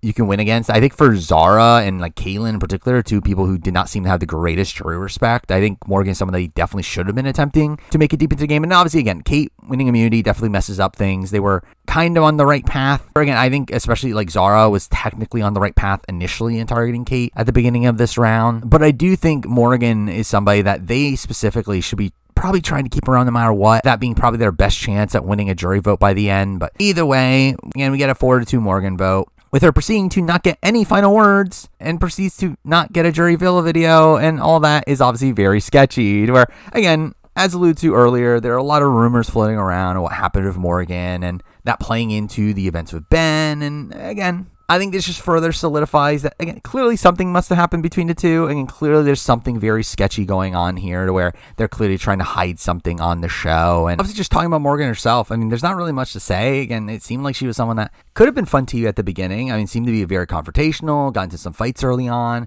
But really outside that, that's really all she ends up doing on the show. Again, she simply just ends up getting such quiet edit. And again, obviously these behind the scene factors seem to play in. The fact that she was seemingly kind of just checked out of the game for the back portion and supposedly wanted to quit the entire time. And again, if the stories around Morgan are true, then obviously there's a lot to sympathize with her for. But I do think Morgan, as a on the television show, obviously just ends up being an afterthought. To where even from an in-game perspective, it didn't seem like she was particularly relevant to the back portion of the season, but especially in the edit, we definitely did not get to see any of her. Then we move on to episode 22, which should have been a really boring episode where we get a pretty predictable result, but the way we get to that is just pure insanity. Just start off with a weird intro with the previously on talking about how AJ got his way at the previous vote, which I guess, like, technically it's the result he wanted, but again, definitely not like he actually had the influence to do what he wanted to do. As again, clearly Kate was going home. That did not happen. But either way, we initially see the graduates agree on Kate as a target as expected, only for Miles to once again shake up the plans here, saying that instead at 5, he now wants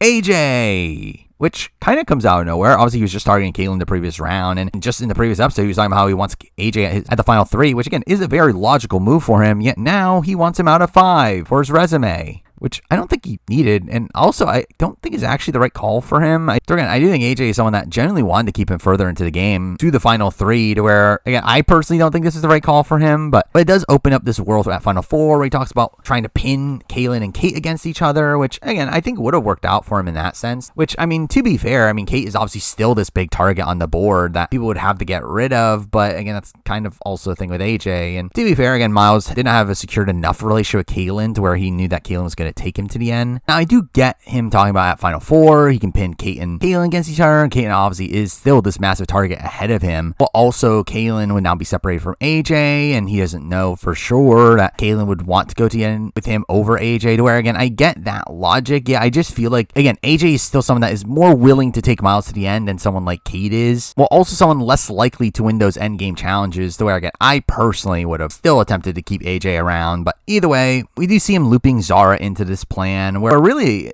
I think this is actually a better plan for Zara. I mean, Zara is somebody that can't beat many people in the game. I think she probably needs to specifically get to the final 2 against Caitlyn at this point. Even that's a bit unsure, to where, and I think for Zara in particular at this point, she should want AJ out. As again, that now opens up the game for her. Again, if you get rid of Kate at 4, Miles at 3, Zara can have a genuine chance at winning this game. The problem is that that's not her plan here, where instead, she seemingly plans on going to the end with Miles, which seems dumb, where I will say, at least credit to Miles here, that I do think he ends up managing his threat level pretty well in this endgame stretch, so where while he does attempt to do a lot of things and fails at those things, and that's kind of frustrating as an overall winning storyline, I do feel like Miles still is a player that did seem to have respect from the jury, particularly in how hard he's playing the game, and the fact that the players on the island did not recognize that and seem to just think of him as somebody that was and didn't seem to have yet. But the fact that that wasn't seen by the players on the island, I think is something that ends up being very good for Miles here. And the fact that, again, Zara plans to take him to the end, despite the fact that that's bad for her game. And again, in contrast, we have Miles also revealing that his final 2 plan is Zara, where, again, I think that is the correct play for Miles here. Obviously, Zara, again, not particularly big jury threat and somebody that he could definitely beat at the end.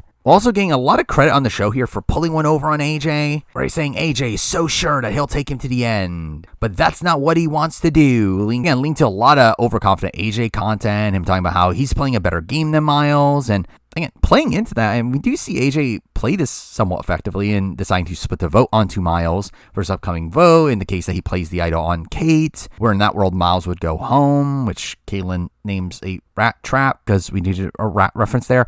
And that was like some good content in between all this, but also let's lead up to talk about how if he wins immunity, he's going to give up his immunity necklace to Caitlyn, as he knows that Miles wouldn't come after him, which ends up being followed by Zara calling him a knucklehead and her laughing with Miles over how overconfident he is, where, again, like, the show very clearly is portraying AJ as this, like, overconfident player set for a fall, while Miles is this protagonist that's gonna upend him. Though again, I think it's funny this is in a spot where, like, I get why AJ would be overconfident in this spot. I would too, as again, I don't think it really makes any logical sense for Miles to be targeting AJ in this spot, and AJ knows that. Yeah, again, the problem is that Miles isn't always logical. But anyway, we get to the immunity challenge, which ends up being another stacking competition, thank God, but this time you're stacking blocks with them being attached to the cage underneath, and in typical fare, we see Caitlyn and Miles being close to winning at points, only for Zara to pull out the win by the end. Again, ending Caitlyn's winning streak here. Obviously opening it up for AJ and Caitlyn to now be vulnerable, really allowing Miles to put his plan into motion, telling Kate to vote for Caitlyn, saying that she has no other option, which is obviously the best way to get Kate on board.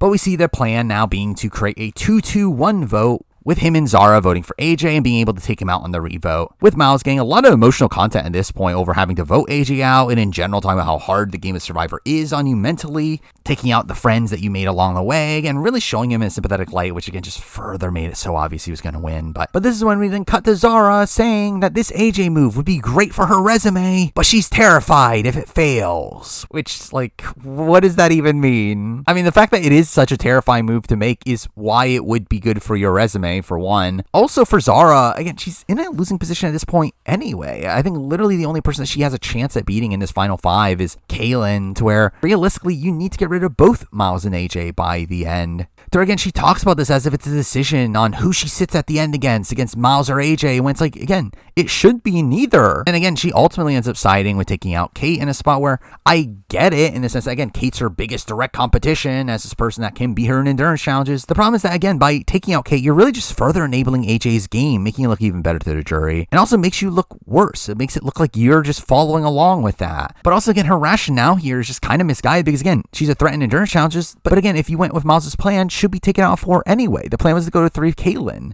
Also, beyond that, she's worried about Kate because of her relationship with AJ, but it's like AJ would be gone. The plan is to vote AJ out at 5. And again, Kate's somebody that could also be a shield for Zara at 4, in a spot where otherwise, again, she would be the main endurance threat that you would have to take out. And in general, again, like, this is a pretty bad move. I do side with the fact that I think she probably should have taken out AJ in the spot. Though, mind you, I think people really overblew how terrible a move this is, where, again, I saw a lot of people online talking about how this is one of the worst moves ever, when it's like, no, I think it was a bad move. Again, I think it's one where I do think she makes the wrong call, but it's not one that was so disastrous where this is immediately game ending. As really at the end of the day, again, she needs Kate, AJ, and Miles all out of the game at some point anyway. I think really the more damning thing for Zara at this point is the fact that she was planning going to the end against somebody that she very obviously loses against. But this does lead to this really interesting situation where, again, we have 2 split votes happening at once. We see Miles obviously targeting AJ, with his plan being for Kate to end up voting for Kaylin, which is something that she seems to be on board with at this point. We see AJ wanting to split the vote between Miles and Kate, with him voting for Kate and Kaylin voting for Miles, which again also seems to be going through at this point, meaning that Zara ends up essentially becoming the decision maker in what is currently a 1-1-1-1 vote,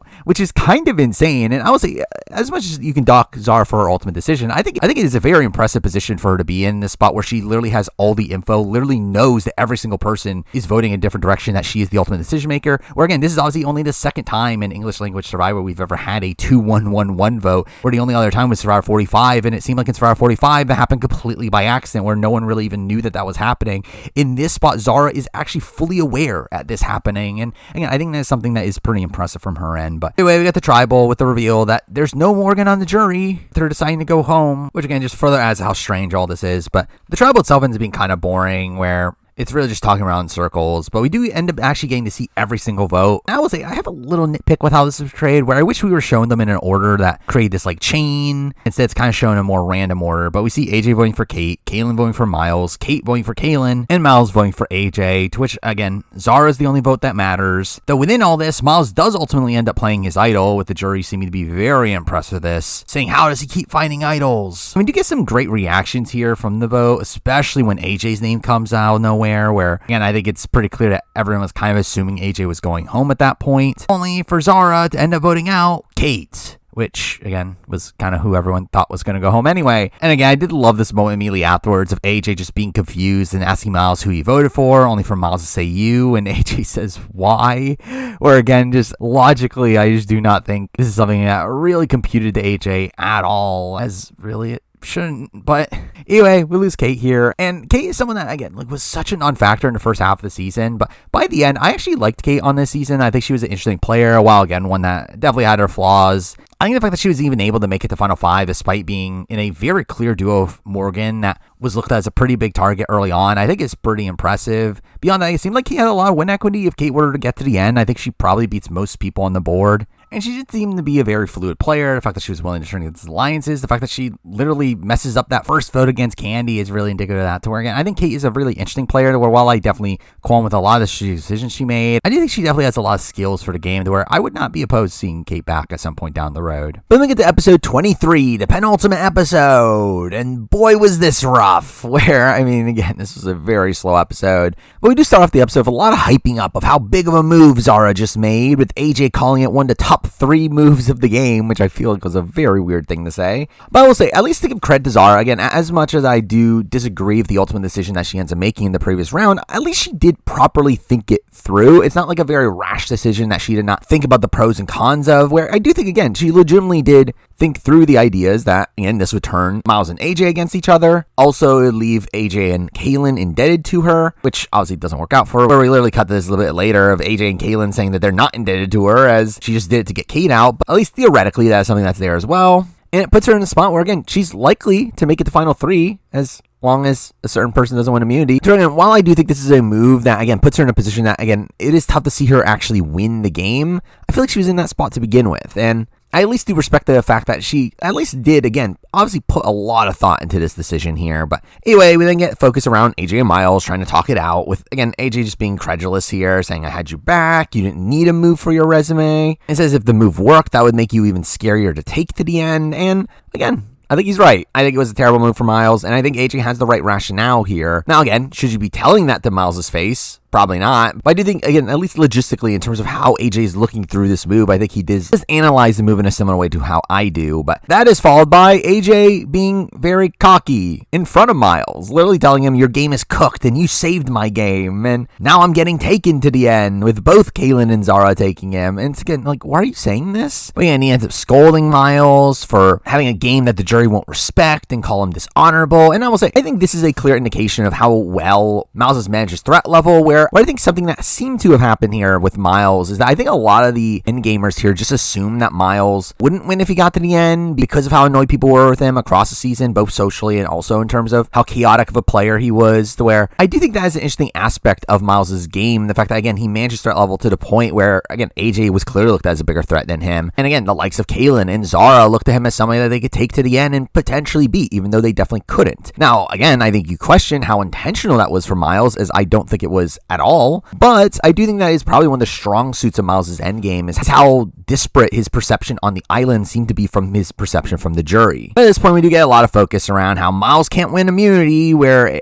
AJ and Zara end up agreeing to take him out, where it did seem like Miles was on his way out if he doesn't win here. Though we do get a conversation between Miles and Kaylin, where Kaylin does tell him that he wants to go to Final 2 with Miles, where I think this is still the biggest question mark for me personally at this point in the game is how long this Miles-Kaylin relationship seems to be happening, how long Kaylin in his mind that he was going to go to the end with Miles, as I do think that is an aspect of the game that could definitely shift my perspective on Miles and Kaylin's games, though to be fair, I think there's a lot of reason to think that it wasn't fully intentional, considering Miles starting Kaylin earlier and also Kaylin seeming to struggle at the final 3 of his ultimate decision. But either way, we didn't get some setup that felt very clear that it was going to lead to Zara going home. The fact that we get Miles and Zara talking, and Zara saying that she knows how much he respects the game and that he'll still work with her, only for us to cut to Miles saying he doesn't trust her, only for us to then also get the AJ-Zara conversation where when asked what happens if Miles wins immunity, AJ says he doesn't want to think about it, which should be a very blatant tell there. And also a spot where, like, I don't get why AJ doesn't just lie to her. This would definitely benefit you in this spot. And also a later spot that we'll talk about. But either way, we get to the immunity challenge where we get another obstacle course challenge, which was boring. Though, again, you would assume that Kaylin would win this, only for Miles to win instead. I can't believe it. That Miles would win in a spot where he likely goes home if he doesn't win immunity. Mind you, again, I don't know for sure if he would have gone home or not, considering I'm not 100% currently on what Kaylin would be doing. And to be fair, in that world, he would go to fire against Zara. He would likely beat her. But again, it's still a spot where I don't feel 100% confident on what would have exactly happened. But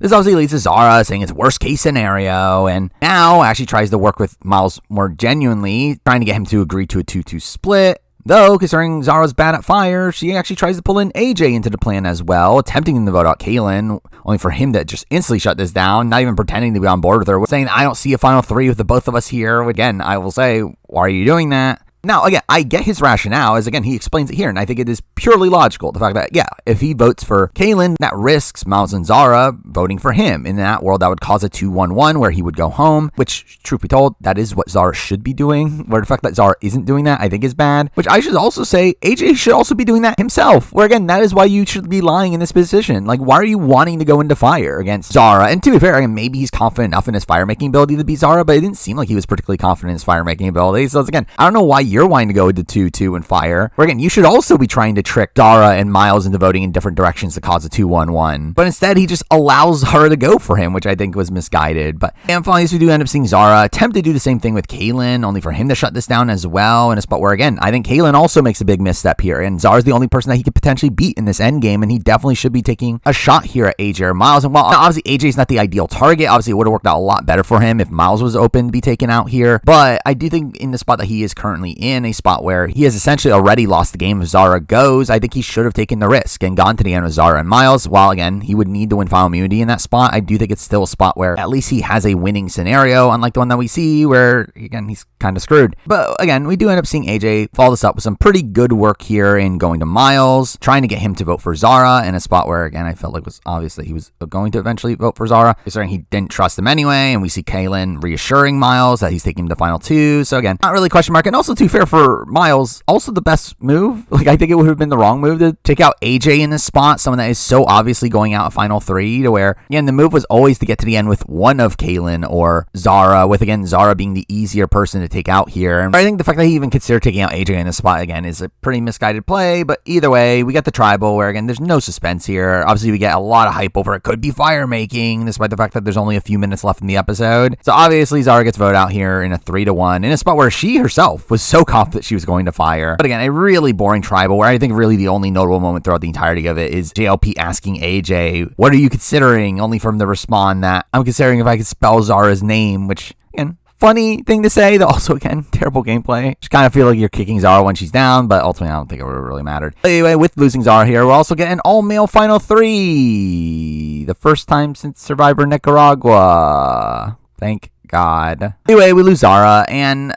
Zara is someone that I thought was fun enough on the show. Again, she was very frank in moments that I thought made her an interesting character, and also played the game in a bit of a messy way at points, where, while I think there are definitely points where she kind of just fell to the background, I do feel like, as a whole, Zara is someone that, again, was entertaining enough on this season, though one that, again, made a lot of questionable calls throughout the season, but one that I think got kind of crapped on a bit too much from the online community for these last few rounds, where, to be honest, I think she was kind of just screwed either way. But with that, we get to the finale, which was boring. Where, again, I literally called this finale around the time of the merge, where I literally predicted this final 3 in a spot where Kaylin wins final immunity and cuts AJ thinking he's going to win and then goes on to lose. Like, I literally predicted this finale from so far out. But obviously, we get a lot of recapping of the players' games before the immunity challenge. All that was pretty boring. Though, again, we get so much cockiness from AJ to the point where, and it's just so obvious he's going to lose. Like, I really do think this is such a terrible decision to really dunk on AJ so much in the editing, to where it just became so obvious what was going to happen here, where no way AJ was going to get to the end and go on to win, with him being shown as such a cocky player throughout this endgame stretch, being so confident that Kaylin's going to take him to the end, where, again, I wonder what's going to happen with that. But we get to final immunity, where we also get the family visit. I kind of forgot this was going to happen, and this was so boring also. So weird, too, considering literally both AJ and Miles get their best friends coming out, which I felt like was strange to see here. Or typically they like to have, like, again, significant others, their kids, again, this, like, really emotional reunions. Well, again, this was just kind of nothing to me, but either way, the final immunity challenge also ends up being a bit of a lame one here, where it's literally just them standing on bamboo pegs that get smaller over time. I just found this really boring, possibly one of the worst final immunity challenges we've seen, where, again, this just felt so basic, also, like, not in a particularly interesting way, where, again, I think when you have very basic immunity challenges, what makes them strong is the fact that it's more so a test of your will and how much you want this, where this is just purely a thing of how much can your feet handle it. And I was shocked here at the results here, not in the fact that Kaylin wins, that was kind of obvious, but also the fact that Miles ends up dropping out relatively early. The fact that AJ is the one that actually outlasts Miles was definitely a big surprise here. Anyway, Kaylin wins his 7th immunity of the season, with him being instantly emotional over having to vote for one of the other 2, where it very much feels like his decision was not fully made at this point, where we do cut straight to tribal, no strategizing in between. Again, we see Kaylin really struggling with this decision to the point where he literally calls both AJ and Miles to the side to talk to them privately, which was very strange to see at the final 3, as, again, like, what does this really matter? And I do think this is something that, again, like, makes Kaylin come off as a weak player here. Again, not faulting him as a person at all. I fully understand why he would very much struggle with this decision, but I think when, again, you're in front of the jury is now seeing you very much struggle with this final decision, it just makes you come off indecisive. It makes you come off as weak. I mean, at the point where we see, like, AJ keep on telling him, go for your heart, it just felt like a spot where it leads the jury to think that he was being manipulated into the decision that he ends up making here. Though I'll also say, again, I did find it very funny, AJ's form of manipulation here. Again, him just constantly saying, go for your heart, thinking that Kaylin's heart is him, to where, again, the fact that he just says that phrase over and over and over again was very humorous to me. But either way, I thought this was a very obvious result here. Again, Kaylin gets up and decides to vote out AJ, which, again, I think is probably the optimal play. I think he has a better argument against Miles, to where I do think he picks the better final 2 opponent here, where, again, I think if he took AJ to the end, that would just look like he's this enabler for AJ, this person who was this lackey for AJ that allowed AJ to get to the end, while with Miles, we see him, again, make this big move at the end. Though also, I think an issue is that, again, because he's perceived as weak, I think it's portrayed as Miles made this big move to get Kaylin to take him to the end. Or again, I think that is the fundamental issue playing the game the way Kaylin does. He needed to turn it on a bit earlier. Again, I think he should have been making these moves at around Final 5, Final 6 to take out AJ and Miles before the end and then become that number 1 threat by the time of the Final 3. Again, he simply just doesn't do that. And I get why he was scared to do so, but also that's a lot of the reason why he would go on to lose the game here. As again, that lessens his positioning in the game, but again, this is not a game of just positioning. And as much as I personally respect positioning, and again, I personally would vote for Kaylin at the end here over Miles in particular, it's still a spot where that's not the way that most people perceive the game. And I think when you have a jury that very much respects big moves, it's just a very difficult task to make them completely shift their minds at the last second here when you're against a perceived big threat. But either way, again, we lose AJ. And again, AJ, biggest player of the season. I think debatably the best player of the season. Where again, I think he controlled a lot of the game. He was also, again, seemingly well-liked on the island. I think that's kind of an unreported story based on the fact of the edit kind of showing him as very cocky at points. But it does seem like people on the island generally really liked AJ. And that's how he was able to get as much control in the game as he has. And with him also, again, being a mostly optimal strategic player as well. Again, I think AJ is definitely in the conversation of one of the better AU players of all time. Now, again, he's still flawed. I think he, again, makes it kind of too obvious how strategic he is at points. I think he also seems to forget the concept of other people not playing logically, which kind of harms him at points. But again, I do think he ends up playing a very effective game and one that has him getting all the way to down the final 3 in a spot where he seemed like one of, if not the biggest jury threat on the board. In a spot where, again, he was never really endangered the entire way through. Where, again, I think AJ's game is very impressive, and I think he was a great character as well. Mind you, again, I think he's essentially a lesser version of George. I think that's clearly what they were going for with AJ here, is to kind of try to make him like the next coming of George. But again, that doesn't mean that he's not entertaining. I thought he was a fun character. He's someone that I would fully expect to see on a returning season at some point down the road. I think next returning season that we get, I would be mind blown if AJ is not there. With that, we then get to the final 2, where obviously we get the typical boring breakfast and talking about their games. Same repeated material we've seen in episodes now. But anyway, we get to Final Tribal, which I thought was actually a pretty fun one. While, again, I think the result was very obvious that was going to go Miles' way, I did think that Kaylin put up a really good fight to where, again, if I was personally on the jury, I personally would have gone for Kaylin here. Where while I do think, again, his argument that he was using Miles and AJ as shields is, again, kind of faulty, considering, again, as AJ later points out through Tribal, that, yeah, you're supposed to drop your shields. You're not meant to take your shields to the very end, because then they're not shields at that point. I do think Kaylin puts together a very strong argument here. Again, like, being able to actually explain his game in a way that I was actually impressed at how well he was able to do so. Now, again, it wasn't a perfect performance, especially later on, where beyond his initial speech, he does essentially talk about how he wouldn't change a single thing about his game and how he played it like a near perfect game. And I do feel like that is a spot where, again, probably not the best things to be saying. Also talking about how he never relied on luck. And again, I think that's just such a bad look, where, again, that's simply just not true. Obviously, again, I think Miles' game relied more so on luck than your game. But again, luck plays a factor into everything. You got lucky by the tribes that you were put in, the swap tribe that you were put in. You were lucky by what immunity challenge were given at specific points. You can not say that your game involved luck is, again, just something that comes off also so delusional there from Kaylin. I did like him fighting back against Miles' game at points to where, again, overall, I did think Kaylin had a very strong Final Tribal performance that, again, ultimately was probably not going to matter no matter what he said. Although the jury largely props up Miles. And again, I think Miles does come off endearing at points. Again, the fact that he admits to how flawed of a game he plays, I think is something that definitely helped his perception of the jury. But again, being a player that was willing to go all in and make these big moves. And again, I think, again, he perfectly plays into what this jury wants. Now, again, not what I want. Again, if I was on the jury, I would not vote for Miles. But again, this is what this jury want. This is what a lot of modern Australian Survivor juries want, is someone that doesn't play the game safe and makes these big, bold moves. And again, it seemed like a lot of the perception from the jury is that AJ and Miles ran the game. There's a lot of hype around how, okay, Miles did make some missteps, but there were also some good moves along the way. And it's like, I do question, again, what good moves? I don't see that many. Again, he saved himself with idols. That's something. Again, him taking out PD, I still don't think was the actual correct call to be making in that spot, especially if you're just going to drop Paulie immediately afterwards. I don't get why he personally wanted Kristen out at 7, even though he's the one that like led that vote. I still don't think that was the correct call for him. I guess the final 8 round was pretty decent from him. And again, there are points where he's able to like kind of scrape his way back up, like back at the like alley vote and towards the end of the pre-swap. But again, I do struggle to even look at like a truly great move for Miles across this season. And again, I did think his jury speech, as AJ later claims, again, came off a little bit delusional. The fact that he talked about how he rode the 2 dragons of the season, and AJ and Kaylin, and got one of them to take out the other. Like, talking as if it was, like, intentional that he got to the final 3 of them, when it's like, you targeted both of them along the way. Like, you wanted AJ out at 5, you literally targeted Kaylin at 6, in a spot where that probably does go through, had Kaylin not won immunity. So again, I think that's an insane point to be arguing here. Also, like, talking about how he, ultimately, again, the result was just very obvious by the time we get to the vote, where we do end up seeing Kristen vote for Kaylin, the only vote that he ends up getting, which, again, makes sense based on what we had previously seen of their relationship. But ultimately, every other vote goes Miles' way. We get a 7-1 vote, which, again, I think Miles' win here, again, is an interesting storyline, one that I think gets propped up a lot. However, again, for me, I think my biggest issue with Miles' story is the fact that it just was so blatant and so, like, thrown in our face. The fact that we just, like, constantly got confessional after confessional after confessional for, like, the middle, like, 2/3 of the season about how I'm the jungle rat, I'm now the rat king, I'm back down at the bottom, I'm being a jungle rat, and then back up to the rat king. It's like the fact that we just got these same sort of confessionals over and over and over again just made it so obvious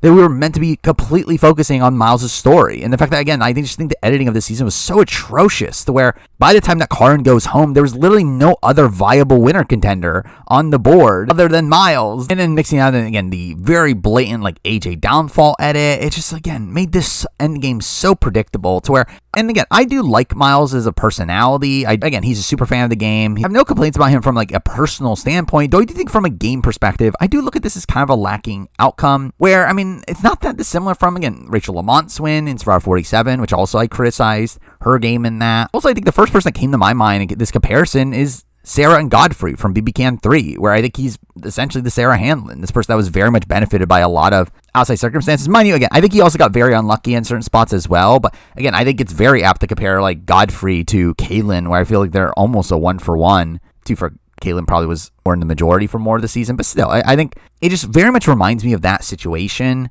And it's about where, again, I just feel like Miles is a player here that, again, I've already seen so many lists on people's winner rankings where they have him ranked like top 3 alongside like Ferris and David. And I feel like that's kind of laughable to me to where, again, I'll talk about it when I redo my winner ranking, which will be at some point in the not too far future. But again, I do not look at Miles' game particularly highly. I do think his game is very sloppy. I think it's one where he's very inconsistent. I think even at the points where he does have power, I don't even really agree with the moves he's making, and I think that kind of, again, makes him a frustrating winner here, but not in a spot where, again, it's a dissatisfying ending to the story of the season. It's just that, again, I feel like the story of the season is one that was so foreshown that where by the time it actually happens, it just makes it a foregone conclusion in a point where, again, with Australian Survivor being as long as it is, it just felt like we were really dragging our way to get here, to where, while, again, there were fun points along the way, I did feel like this result was, again, just so predictable from, like, halfway through the season. But, again, with that, now let's talk about the final 2. Starting off with Kaylin, who, again, I would have voted for at the end. I think Kaylin plays a very consistent game. And to be fair, again, I think it's a game where, again, he will likely make it deep into the game almost every single time. But, again, we'll always struggle with that win equity. Again, he needs to be making these big moves towards the end to get rid of